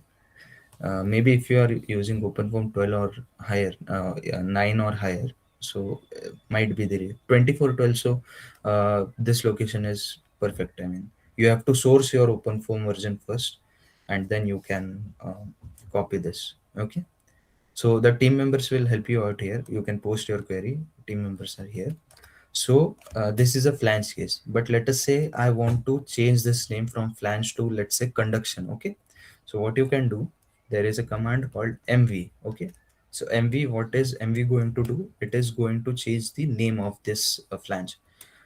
We can directly do it as well. So let us say I go in fdp underscore 2, and if I hit just F2 here, okay, it is going to change anyways. But if you are specifically using terminal, as it comes very handy in OpenFOAM, so what you can do is you can write flange. The first command is mv, then we are going to write flange, and then the name that we want to give. So let us say we want to give it conduction. If I zoom out a little bit, so you can see first is mv, then we are changing it to flange, the case that was existing, and now I want to change the name of this case flange to conduction. Okay, so I have given conduction, press enter. Again, it has not thrown any error, meaning that we have successfully changed the name. So if I go here and I refresh it, now it has changed to conduction. Okay, we can directly do that using F2, but this is explicitly for commands for Linux. Okay, so once you are experienced, or once you get used to Linux now, so you will prefer more commands rather doing things manually. Okay, so let me clear my terminal first. Now I have a case called conduction. Okay, so let me go on inside conduction. Okay, now see, there are some folders. First is 0.original, then there is all clean, all run parallel, constant, and system folder. So has everyone opened their this conduction case in their run folders, or is someone facing any issues? If you are facing issues, I have directly given this folder, you can directly copy it from here. Okay, okay, so one thing now we have to do is, if we go inside system folder has all the files that we will executing. So let us say block mesh, snappy hex mesh, or toposet dictor, irrespective of surface features or anything that we are going to physically type on terminal, generally this system folder has it. Okay, let me check what is there. So if you can see, there is control dictionary, there is decompose pardict, there is FE schemes and FE solution. Okay, so there is no geometry or block mesh folder to create our geometry. So what we can do is, uh, we can so you can go in the system folder. Okay, and here what you can do, if you have your cavity case with you, let us say you have it here only in FDP. So the cavity case that we did yesterday in the first half. So if you have block mesh dictionary of this particular case open, you have to do nothing. You have to just copy it, and after copying it, you have to paste it in the system folder. Okay, you have to just paste it in the system folder. This is the only thing, but now we are going to do this using the terminal. So again, what I'm going to do is, I'm going to copy this okay, let me come back. Okay, so now I'm going to copy the block mesh folder from the cavity folder that is present inside IITfoam incompressible. Okay, so $foam underscore tutorials incompressible IITfoam cavity, and again inside cavity of the system folder I need block mesh dictionary where I want it. Now you see there is a space here, I am giving a space. Okay, I'm giving a space here, and I want to copy it in my system. Okay, so you have to give the path here first, apply a space, or you can use your space bar, and then write where you want to copy it. Okay, so if I hit enter, okay, it has not thrown any error. So let us go inside the system folder and check. So block mesh is successfully copied from here. Okay, so if you are not able to understand what I am doing is, so if you just open the zip file, so here I have given the, so if you open this file, this will be open. So there is one block mesh dictionary, you have to just copy it, go in your system directory and paste it here. Okay, if you are downloading the case from drive, okay, so you have to just paste it here. I have made changes to the block mesh as well, so you don't have to edit the block mesh file also. Okay, and there is another file called FE options. We'll talk about it later words, but I have uploaded all the files that you are going to need. Same is for the OpenFOAM 9 case as well. So let us go in the FTP. Now I have copied this case inside my system folder. Now it's time to edit it. Okay, so first thing first, I'll zoom the it a little bit.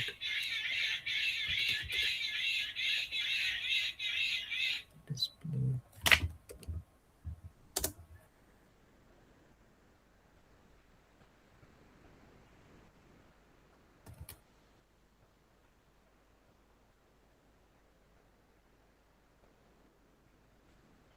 Okay, so hopefully the code is visible now, or should I mean, should I zoom in a little bit?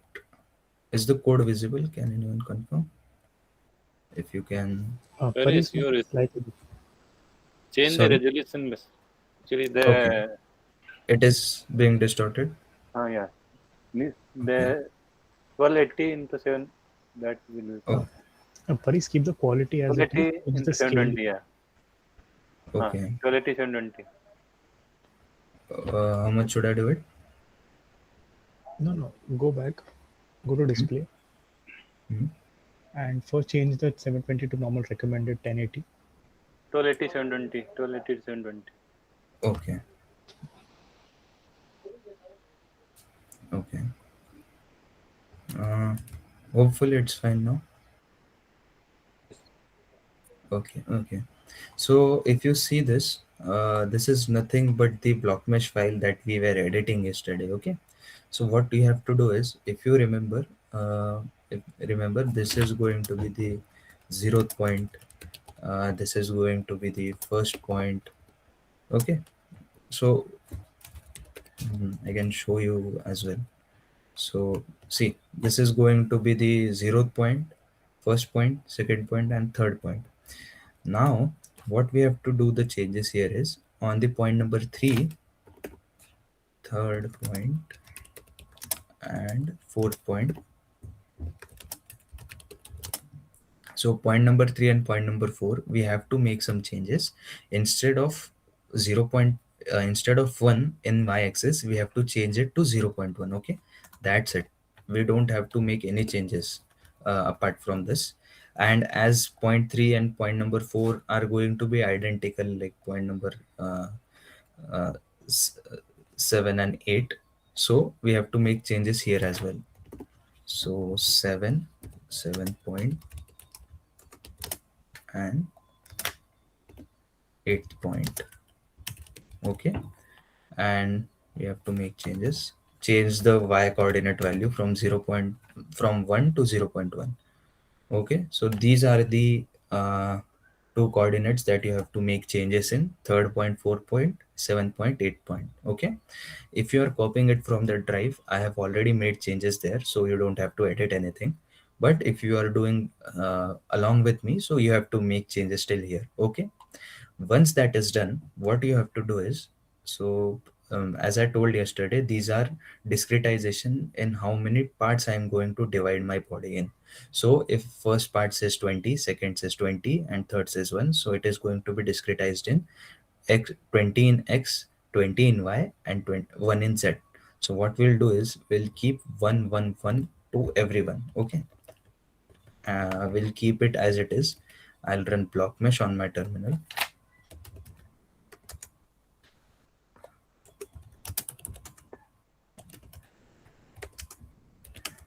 So I'll run block mesh here. Okay, so it has run, not thrown any error. And visualize, I'll show you how single cell looks like in a block. Okay, my RAM is almost 12 GB is consumed, but hopefully we can do it.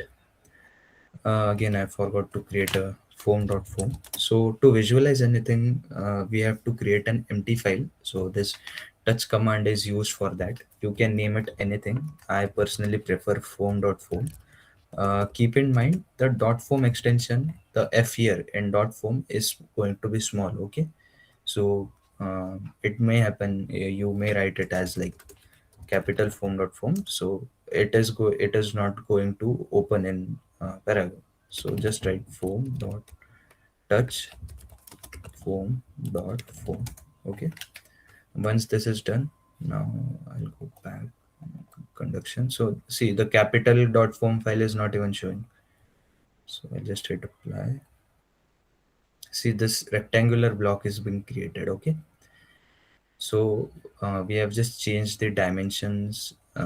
X is the similar, in Y we have changed it to 0.1. Okay. And it is going to be scaled down again.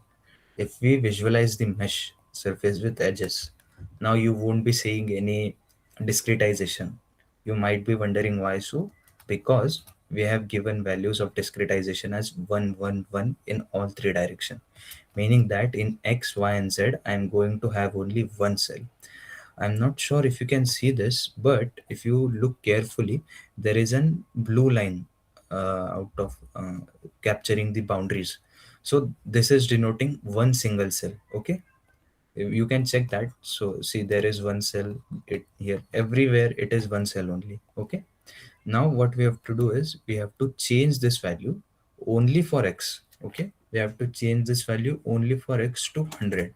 Okay, keep Y and Z as 1 and change the value of X to 100. Okay, save this file again and run block mesh. Okay, so it has run now. Now I'll reload the files. Now see, my X direction, if you can see on the legend as well, you can turn it off or turn it on from here if you haven't turned it on. So you can see the axis here. So if you can see the X axis, that is in the horizontal direction, it has been discretized into 100 parts. Okay. So you can see like this in X axis, there are 100 parts. Okay. Once this is done, now we have to come to the boundary part. Again, I'm repeating, if you are using the drive files, I have made changes there. So you can just check that out. Okay. So first thing, as we are going 1D, we don't need any patches. Just keep in mind that we are going to need this patch and we are going to need this patch. Okay. To simulate it in one directional linear positive X direction. Okay. So what we can do is we can name the front wall, and we have to change the coordinates. For that, I have given you. So first thing first is we have done this copying of tutorials, etc. Copying block meshes on so done. Okay. Now coming to the block mesh part, we have made changes there as well. We have changed the y-axis to 0.1 on point number 3, 4, point number 7 and 8. Okay. Moving forward, now we have to name the boundaries. So the point marked in blue is the or the front wall you may consider, and the end patch or the patches marked in red is going to be the end wall or end patch. Okay. The description of these patches are wall, meaning that we can apply heat or any particular value on these things. And again, it has been named using the anti. So I personally feel I personally am comfortable with the the left anti-clockwise rule. So the front wall will become 0473 and the end wall will become, if you keep this particular thing in front of you, imagine it in a 2D planar view, and you have to start anti-clockwise. Okay, if you start anti-clockwise and keeping your left bottom corner, so the point will become 5126. Okay, so the end wall will become 5126. Okay, so let us make some changes there. Now we have to input the coordinates. So for the front wall, so front wall was 0473. You can see, if you take this particular thing in your front and start from the left bottom corner to anti-clockwise manner, so it will go 0473. Okay. Same applies to the end wall, just changing the name, end wall. Okay, keeping the faces as constant, and we have to change it now to 5126. Okay, so it will 5126. Yes, it's correct. Now you must be wondering, there were other phases as well. What happened to those? So by default, OpenFOAM will consider them in default phases. Okay, we are not explicitly naming them, so it will be stored in default. If you run block mesh, you will be seeing now here there were three patches. Patch number 0 was moving walls, patch 1 was fixed walls, and patch 2 was front and back. Now if we run block mesh, still we have got three patches. Okay, patch number 0 is front wall, patch number 2 is end wall, and patch number 3, or the patch number 2, or the third patch, is the default faces, where all the other faces that were existing have been merged. We have not explicitly named them. Has everyone followed along till this part? So has everyone made changes in their block mesh? Now we have to make some changes other at other location. So has everyone follow along till this? Or are there any issues or doubts? You can ask, or you can put it in the chat box.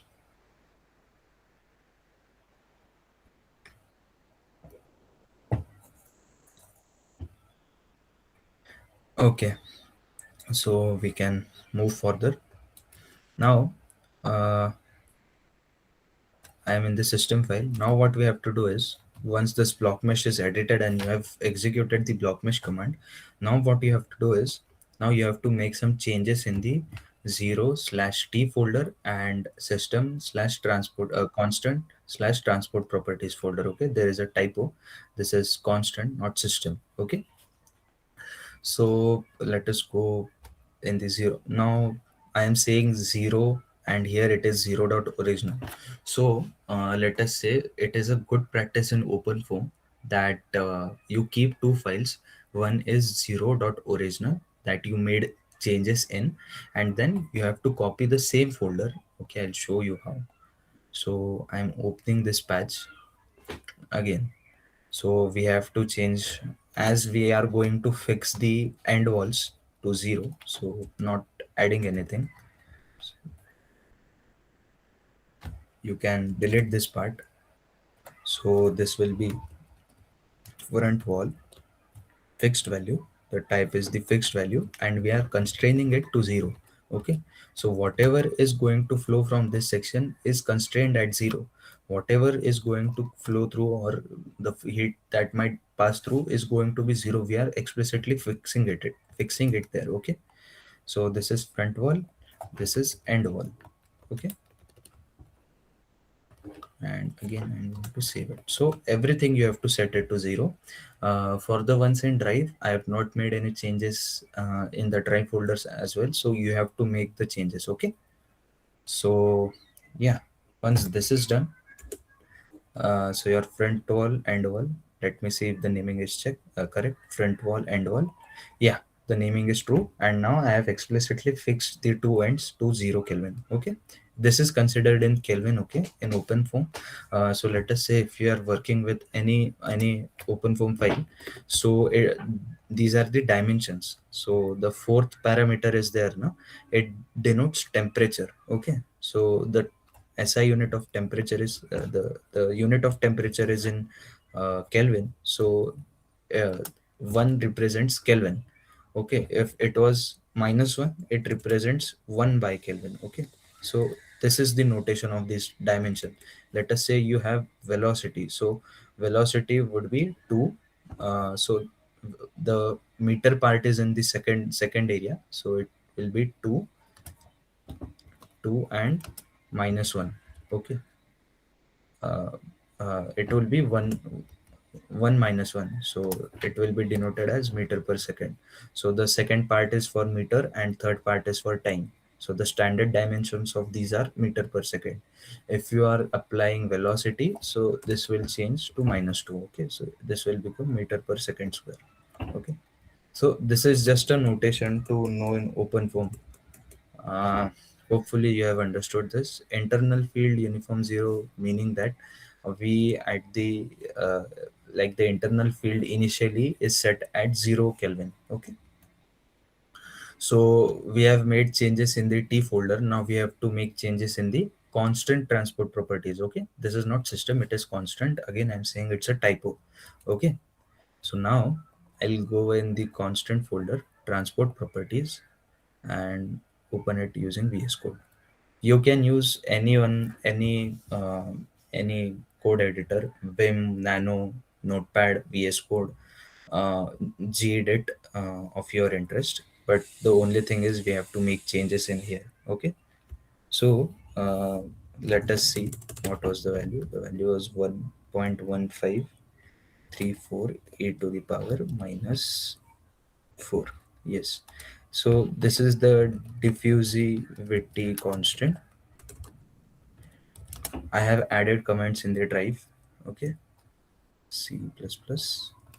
And if you are thinking or if you are wondering where it did come from, so it is here. We have defined it in the problem only. Okay, so we have defined the diffusivity.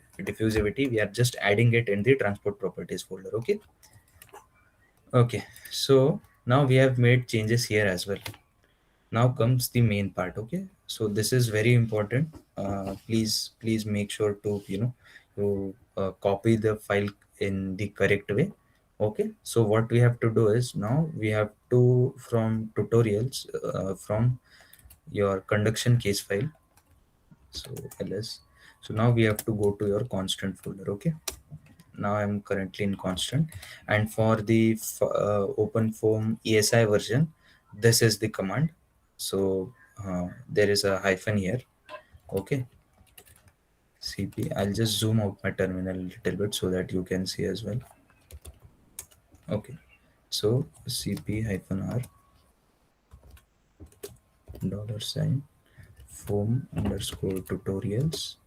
Now we have to go in heat transfer, and in heat transfer there is a folder called CST multi-region foam. Professor Manimaran were talking about this as well. Foam. Inside this there is a case called reverse burner. So this is the case, reverse burner. Inside reverse burner, again there will be 0 constant and system. I just want, as this is a CHT case, there will be a solid part and fluid part. So in this reverse burner, so from constants gas part, I just want the FE options file. Okay, so let me type here constant solid FE options.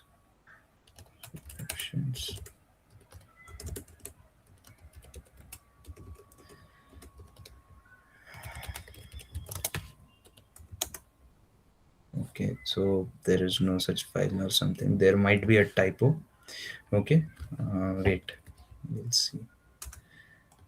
CST.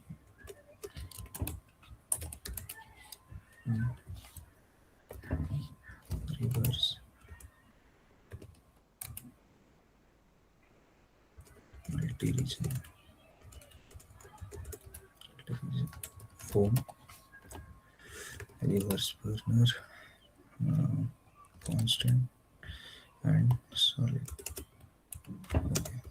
Explorer.exe space dot. Okay, so it's in gas, so it's the F is capital. Okay,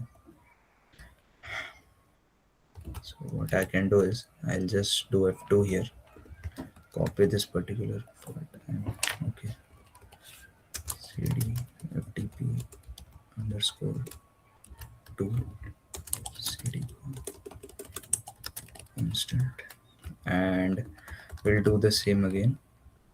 Multi-region foam reverse burner. I have to change this to gas and FV options.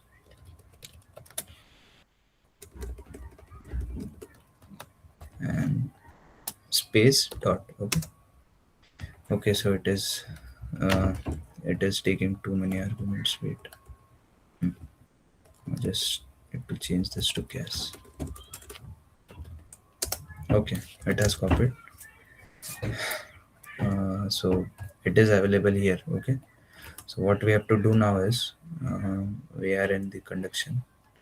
We have to just take this file and put it in the constant folder. For the ones who are using drive, I have copied this file in your case.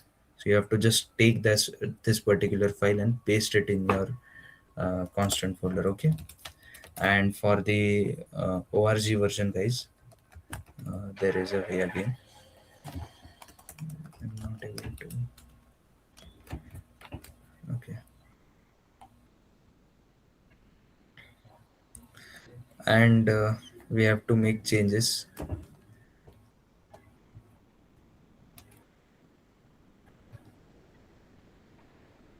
So we have to make changes like this, okay, to the FA option file. So initially the file would look something like this. We have to change it to this. We have to make changes. I have updated the file in the folder as well. So now we are already running out of time. So what I'll do is I'll just open this.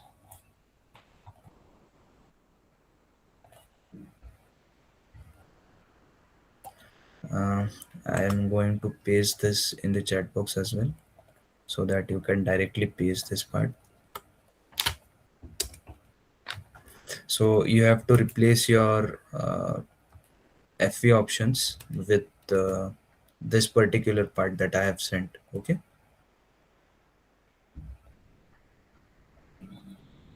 The options. Open. Okay. So just copy everything and replace it. Okay. So now you must be wondering what is what. So I'll explain it in a bit. So we are going to define our volumetric heat source in this FV options. Okay. So now, as we know, the Laplacian form solves the scalar transport equation. So for this, the energy source that we are giving is scalar implicit source. Okay. And selection mode, this means that to apply for all the cells. Okay. How many, whatever cells are available in the your domain, so we have to apply the volumetric heat to all. Okay. And what is the volumetric mode? So this is specific.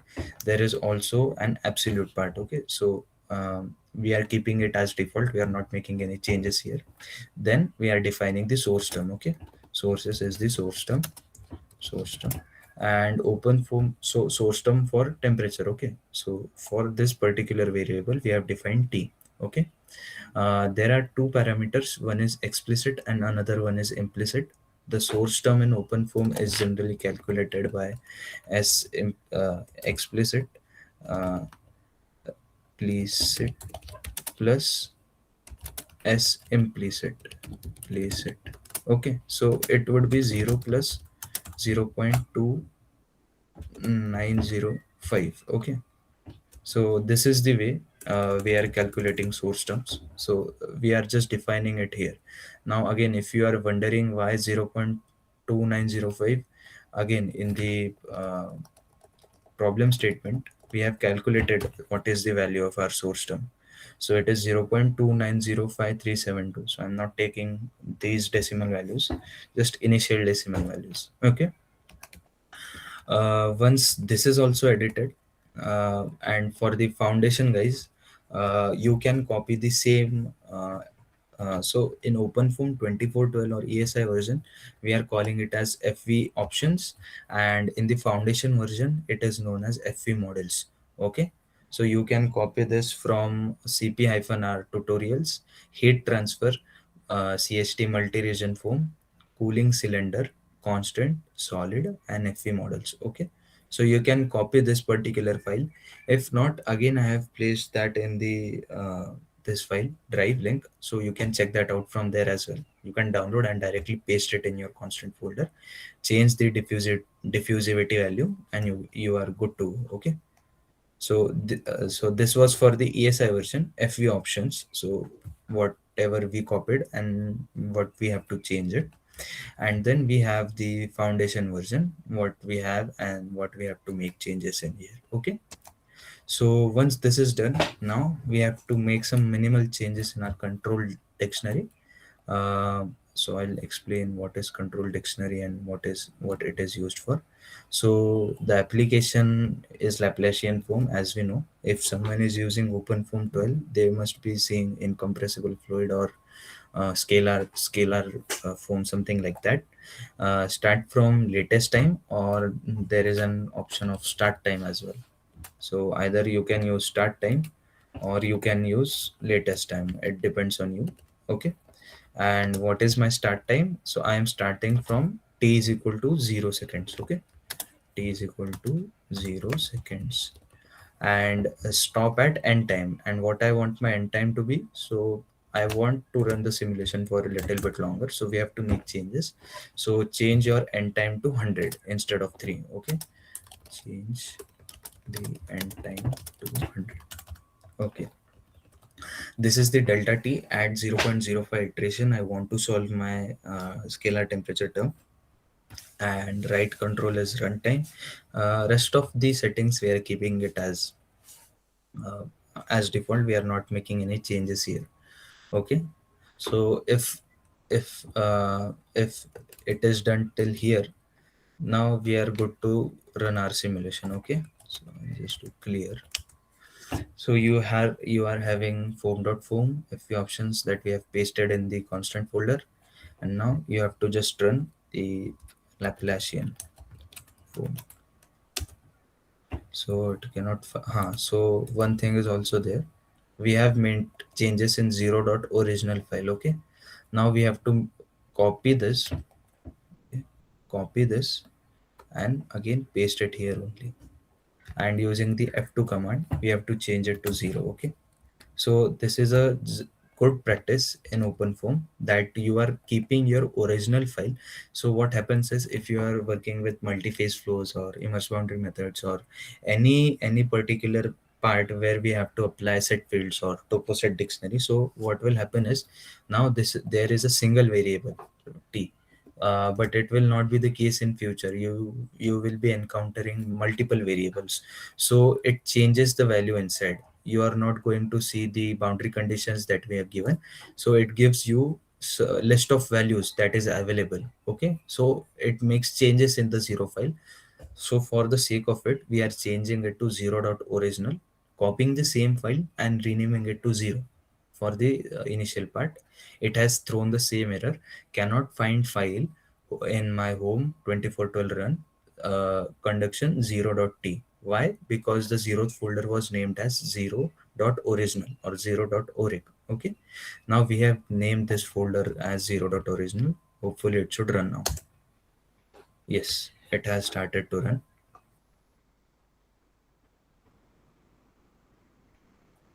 So it has ended. Now let us say it is a little bit advanced, but what you can do is, yes.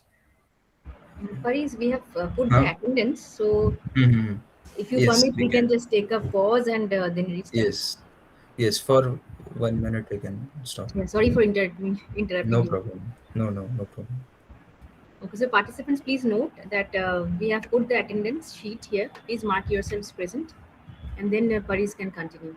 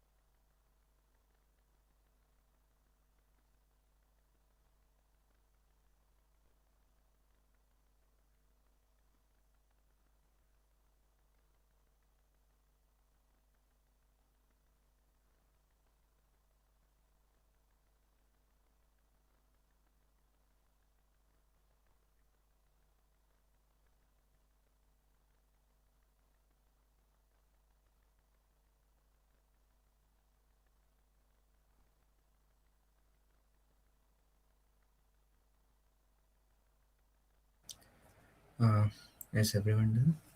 Can we start? Or should Okay, we wait? if the attendance part is done, we can proceed. Hmm? We can continue. Okay. So if you guys are done, you can just put a thumbs up. You can react using thumbs up, or you can put it in the chat box. Uh, Vishakha ma'am, you have to just write Laplacian form. Laplacian. So Laplacian is small, F capital, FOM. Okay. So what I'm going to tell you now is, so let us say you are seeing things on terminal. Okay. So this is being outputted. But let us say if you are working on a very advanced case and you are facing some errors or issues, it will not be the case. You will be running some commands and it will be this particular thing, it is going to get diminished from the terminal. So how can you save what is being printed on the terminal? For that, first thing is I have to copy the 0.original folder to 0. Okay. Okay, so we have 0 constant system, and I have to make foam.foam as well. Okay, so what you can do is, there is a command. What you have to do, if you can see, we have to make changes. So first we have to run block mesh, then we have to, this is the same command using terminal. I just now did it. So we are copying whatever things were there in 0.original to 0. So it is just like copying and pasting. And to tail everything, or to create a log file, there is a command. So if you just write Laplacian form, then forward bracket, you have to write log. Okay, so this is going to generate a log file. Dot, you can name it anything, it's up to you. You can name it as FDP, you can name it as 123, you can name it as anything, but a standard procedure is whichever command you are running for. So let us say you are running it for block mesh. So what you can do is, you can write block mesh, the comma, greater than sign, or cross bracket, log dot block mesh. So here we are running Laplacian form. So I'll just write Laplacian form, and you have to press and key. Okay, and if you press enter, a job ID is created. Okay, a job ID is created, the simulation is running in the background, you're not able to see it.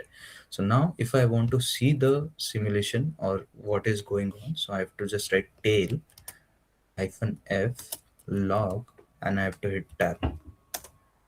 So till the time we do this, it already got over. But if you just do tail part, you will be seeing the simulation running on the terminal as well. And now if I open this particular file, let me refresh it. So if I open log.laplacian.foam, it is nothing but whatever we used to get on terminal, we have saved it in a form of file. Okay, so let us say log files are generally beneficial for plotting the residuals, but you can save them. If you are running all run files, there will be log files being generated for SnappyXmesh, block mesh, Laplacian form, the solver. For everything a log file is generated. Also, if you are facing any issues, you can directly save this particular log file, and you can either share with your colleagues, or you can upload it on a website, or where people can help you out. So this log file feature is very, very helpful. Okay, so our simulation is done. Now we have to visualize it. Okay, so I'm changing this to surface -x, reload this file. Okay, so I'll visualize T, and I'll just start. Now this is something really weird. I'm not understanding what is happening, and I don't know. Okay, so for this, OpenFOAM has a command just beside T, or this drop down filter. There is rescale to visible data range. Okay, so first I'll go to 0 and I'll do rescale to visible data range. Okay, once rescaling is done, now I can run my simulation for, say, some amount of time. See, so it has been rescaled, and now I can run the simulation. So initially it is at 0, 0, 0, 0, and once I run, it is getting red at the center.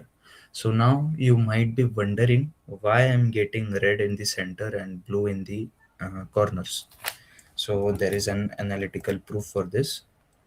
If you want, what you can do is you can plot the temperature plot as well. You have to take a slice, okay, on the foam.foam. The foam.foam should be selected, okay. Foam.foam, you have to take a slice in z normal direction, okay. Once you have taken the z slice in the z normal direction, you have to press apply. So a slice is being generated. You can see we have just taken a small part, okay, of this. Now what you can do is you can plot the temperature profile on this particular slice using a filter called plot overline, okay. So on the upper ribbon there is a filter called plot overline, and I want it along x-axis, okay, and I'll just hit plot. Okay, so there are some random values. I don't know what these are. So you have to go down in the properties panel, go down, and in the series parameter, check everything first and then again uncheck it. And now check the temperature part only. Okay, so we are able to see a parabolic curve for this particular PDE. We are able to see a parabolic curve. Okay, why is it so? Now I'm going to show you why. So this is using the governing equation, okay. So this is our base equation that I showed you, okay. I have done nothing. I have just taken this negative sign of the conduction term on the right hand side of this is equal to sign. So this equation will become dou T by dou T, the source term plus conduction term, okay. Or it can be also written as we know our source term, so it is 0.2905 plus our conduction term. So first is the source term, another one is the conduction term. Here also you can see source term plus conduction term, but we know the value of our source term, hence I have directly given this value, okay. And if you are not understanding, I have just taken this to RHS, from LHS to RHS, and this is the value, okay. So at T is equal to 0, where we are not supplying any temperature, this temperature part will automatically become 0, okay. So the conduction term will automatically become 0 at T is equal to 0, because we are not providing any temperature to this part, but we have our source term here, okay. So the dt by dt will become 0.2905 plus 0. So this will have, so this will be distributed throughout all cells. Why all cells? Because we have given a volumetric heat source, okay, using the FU options. Again, we have fixed our corner ends, so left and right corner ends at 0 0. So this will be 0 only, and the middle ones will at T is equal to 0 will have 0.2905, 0.2905, 0.2905. So this is just a 5 node mesh, but here we have 100, okay.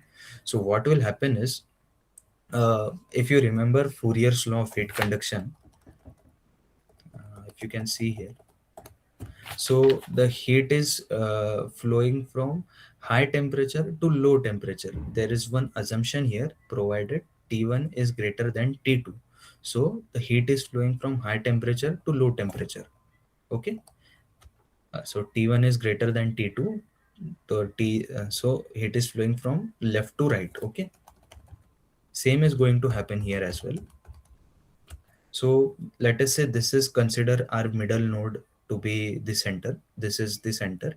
This is the 0. This is the right to the 0th node, and this is left to the 5th node. Okay. So what is going to happen is, here is temperature 0. Here is temperature 0.2905 Kelvin. Okay. So heat is going to flow from high temperature to low temperature. So this node will escape out. Temperature will flow away from this end, okay. Temperature will flow away from this end. For this part also, the temperature will flow away from right section.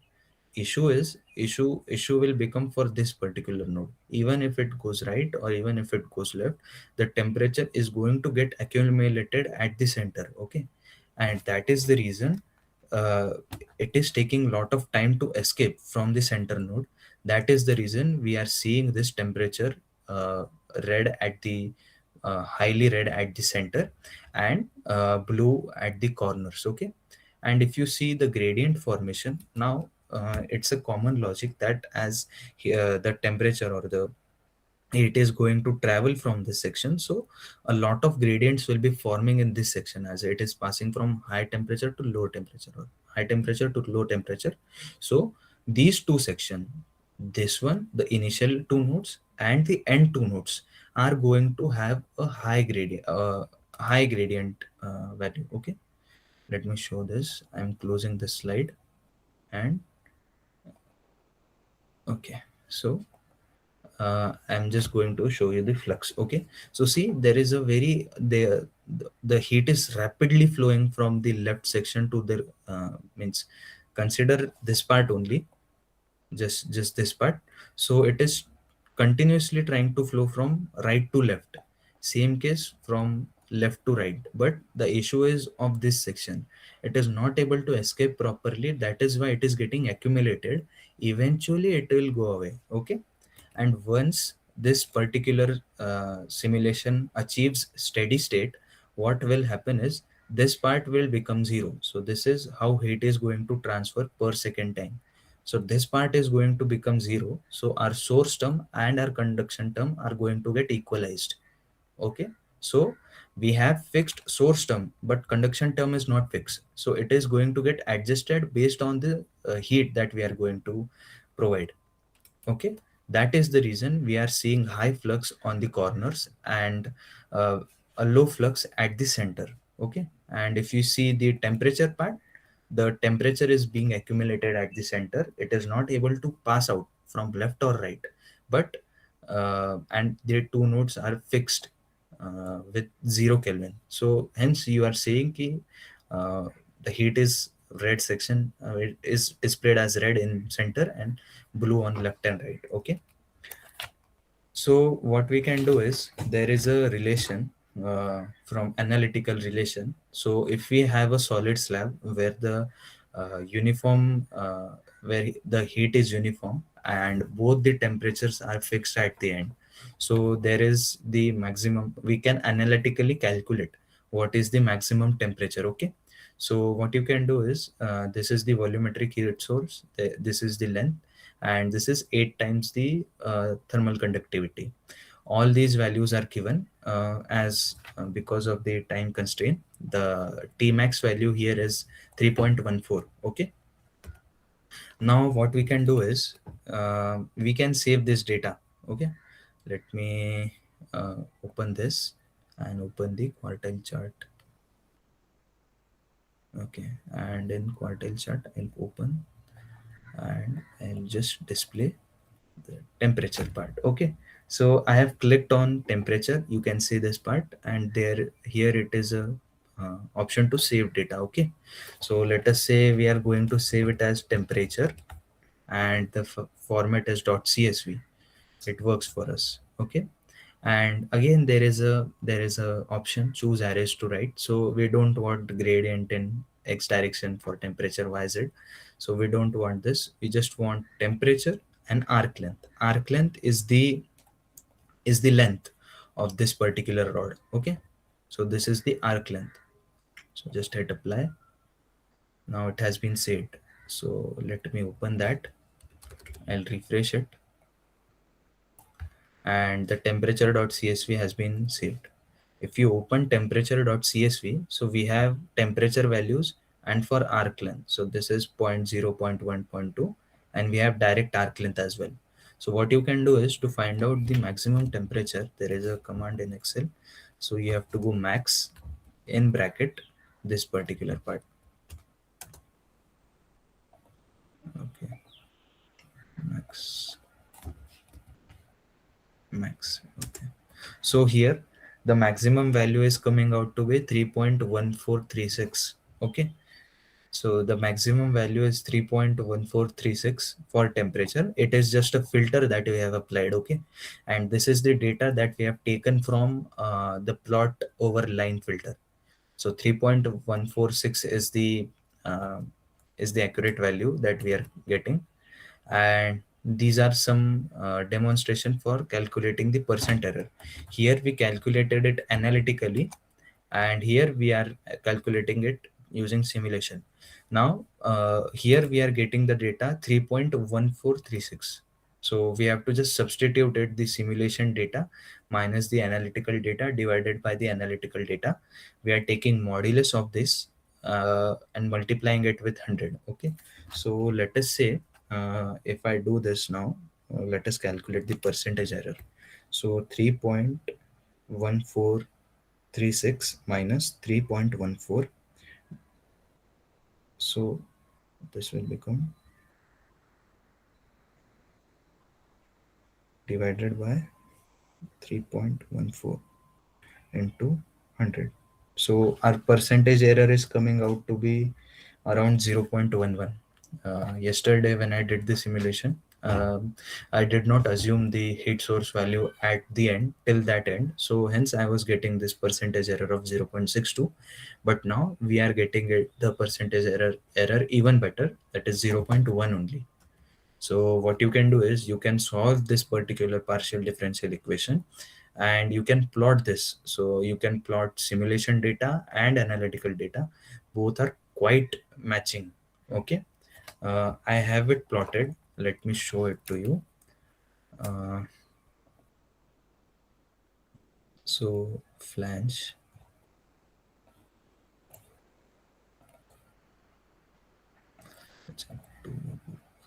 Don't save. Okay, so you see yesterday I had T max is equal to this. Now let us say I want only these three terms. So X is the arc length, T is the analytical data that I have, and this is the simulation data I have. So I'm just going to plot this chart. So see, you can plot this chart as well. It's really simple. And if you want to plot chart of arc length versus this, so what you can do is you can consider these two. Go at the bottom, insert chart. So you can select data and you can have these values, like you can plot these datas. So it is like this. If I want to show you, so I have to select data, edit. On X I want the arc length, okay, and on Y I want my temperature, and press apply. Okay, so see, this parabolic path is created. So we are trying to validate our simulation. So here you can see we have plotted it with the help of simulation as well as analytical data, and we have also plotted it using our plot over line mega filter. Okay, also you can save this particular file. So let me open it. You can save multiple views. Open with VLC. So see, the curve is being stabilized. Initially it is increasing as the heat is being propagated. Okay, and once it goes beyond, it stays steady state. Okay, so if you want to make animations like this, what you have to do is to go in file, save animation. Let us say the temperature. Let's say temperature. And you have to click save all views. Okay, so if you click save all views, both of the views will be captured. If you do not select this, whatever you were clicking in will be shown. Okay, so save all views and frame rate, so let's say 10 frames per 10 frames per second I want. Okay, so start. So it is working in the background. As I have shown you, I'm not going to show it again. It is going to consume RAM as well as time. So yeah, and only you have an assignment you can do. So same case, you have to just change the zeroth file temperature, and you can change the front end or front wall or end wall's temperature, and then you can plot the temperature and see how the temperature curve is coming. And if you want, you can also make the heat source as 0 and then add temperature at one of the ends. Okay, you can check that out and maybe you can let us know. Okay, and yeah, thank you for being the lovely audience and being patient with me.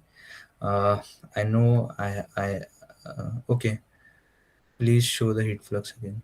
Okay, so uh, see, it is like this. I'm closing it off, and this is the flux parameter. So we'll be getting high flux on the left and right region as we have more space to move out. And it is also, our simulation is also following the Fourier's law of heat conduction as well. So yeah, hopefully you have understood, Mr. Jitendra. uh, are there any errors or any questions? Sorry. If there are any questions, you can maybe ask, or any suggestions, if there are there, you can ask, can tell us. So like all these things are shared with you. You can, open your files and check it out. In the drive it is mentioned, so you can copy out and check it. Thank you, Dr. Aniket sir. Thank you. If there are any questions, you can unmute yourself and you can ask. You can put it in the chat box as well. Thank you, Mr. Rishad sir. Thank you, Mr. Virendra.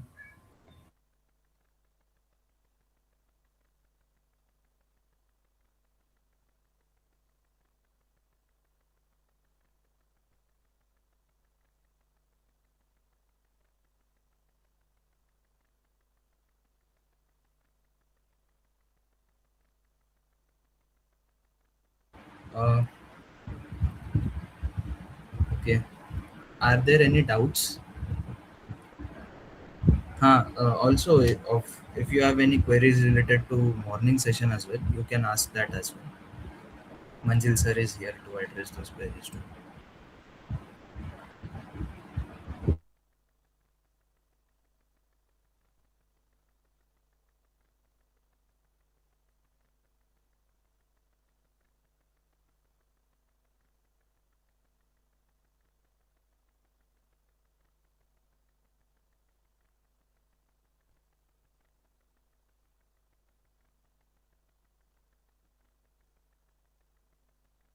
Uh, if there are no queries, then maybe we can close the session and call it off for the day. Uh, Again, I'm putting the FOSSEE's email. If you have any doubt, you can let us know.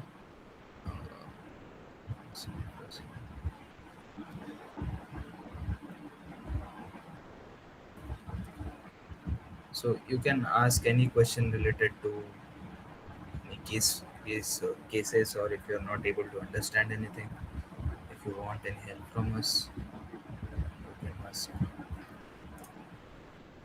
This is the email. You can mail us here. Uh, we'll take time and respond to you. Okay. Uh, okay then. File ma'am. Shall we end the session?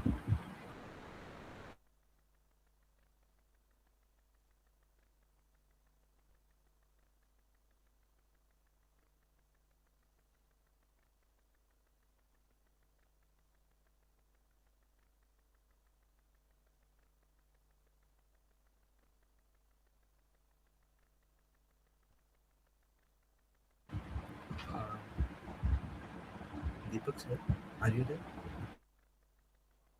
Yes, please.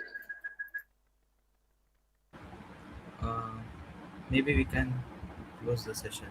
Ivan sir is there. What do you think? Yes, Paris. So, yeah, thank you for being the lovely audience. Hope to see you tomorrow as well. Tomorrow, Professor Janani Muralidharan is going to give a talk on ART foam. It is the combination for scalar residual time of temperature. It is related to heat transfer only, but you are going to get introduced to machine learning part, as well as in the afternoon session we are going to demonstrate how you can do post processing for using paraview. So today I showed a little bit part of it.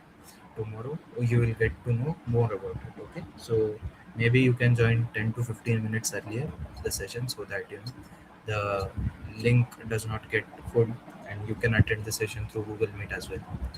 uh, Hopefully everyone has have completed their attendance. uh, and yes, thank you again. Thank you from the FOSSEE team. Yes, Deepak sir, we can close the session. Thank you.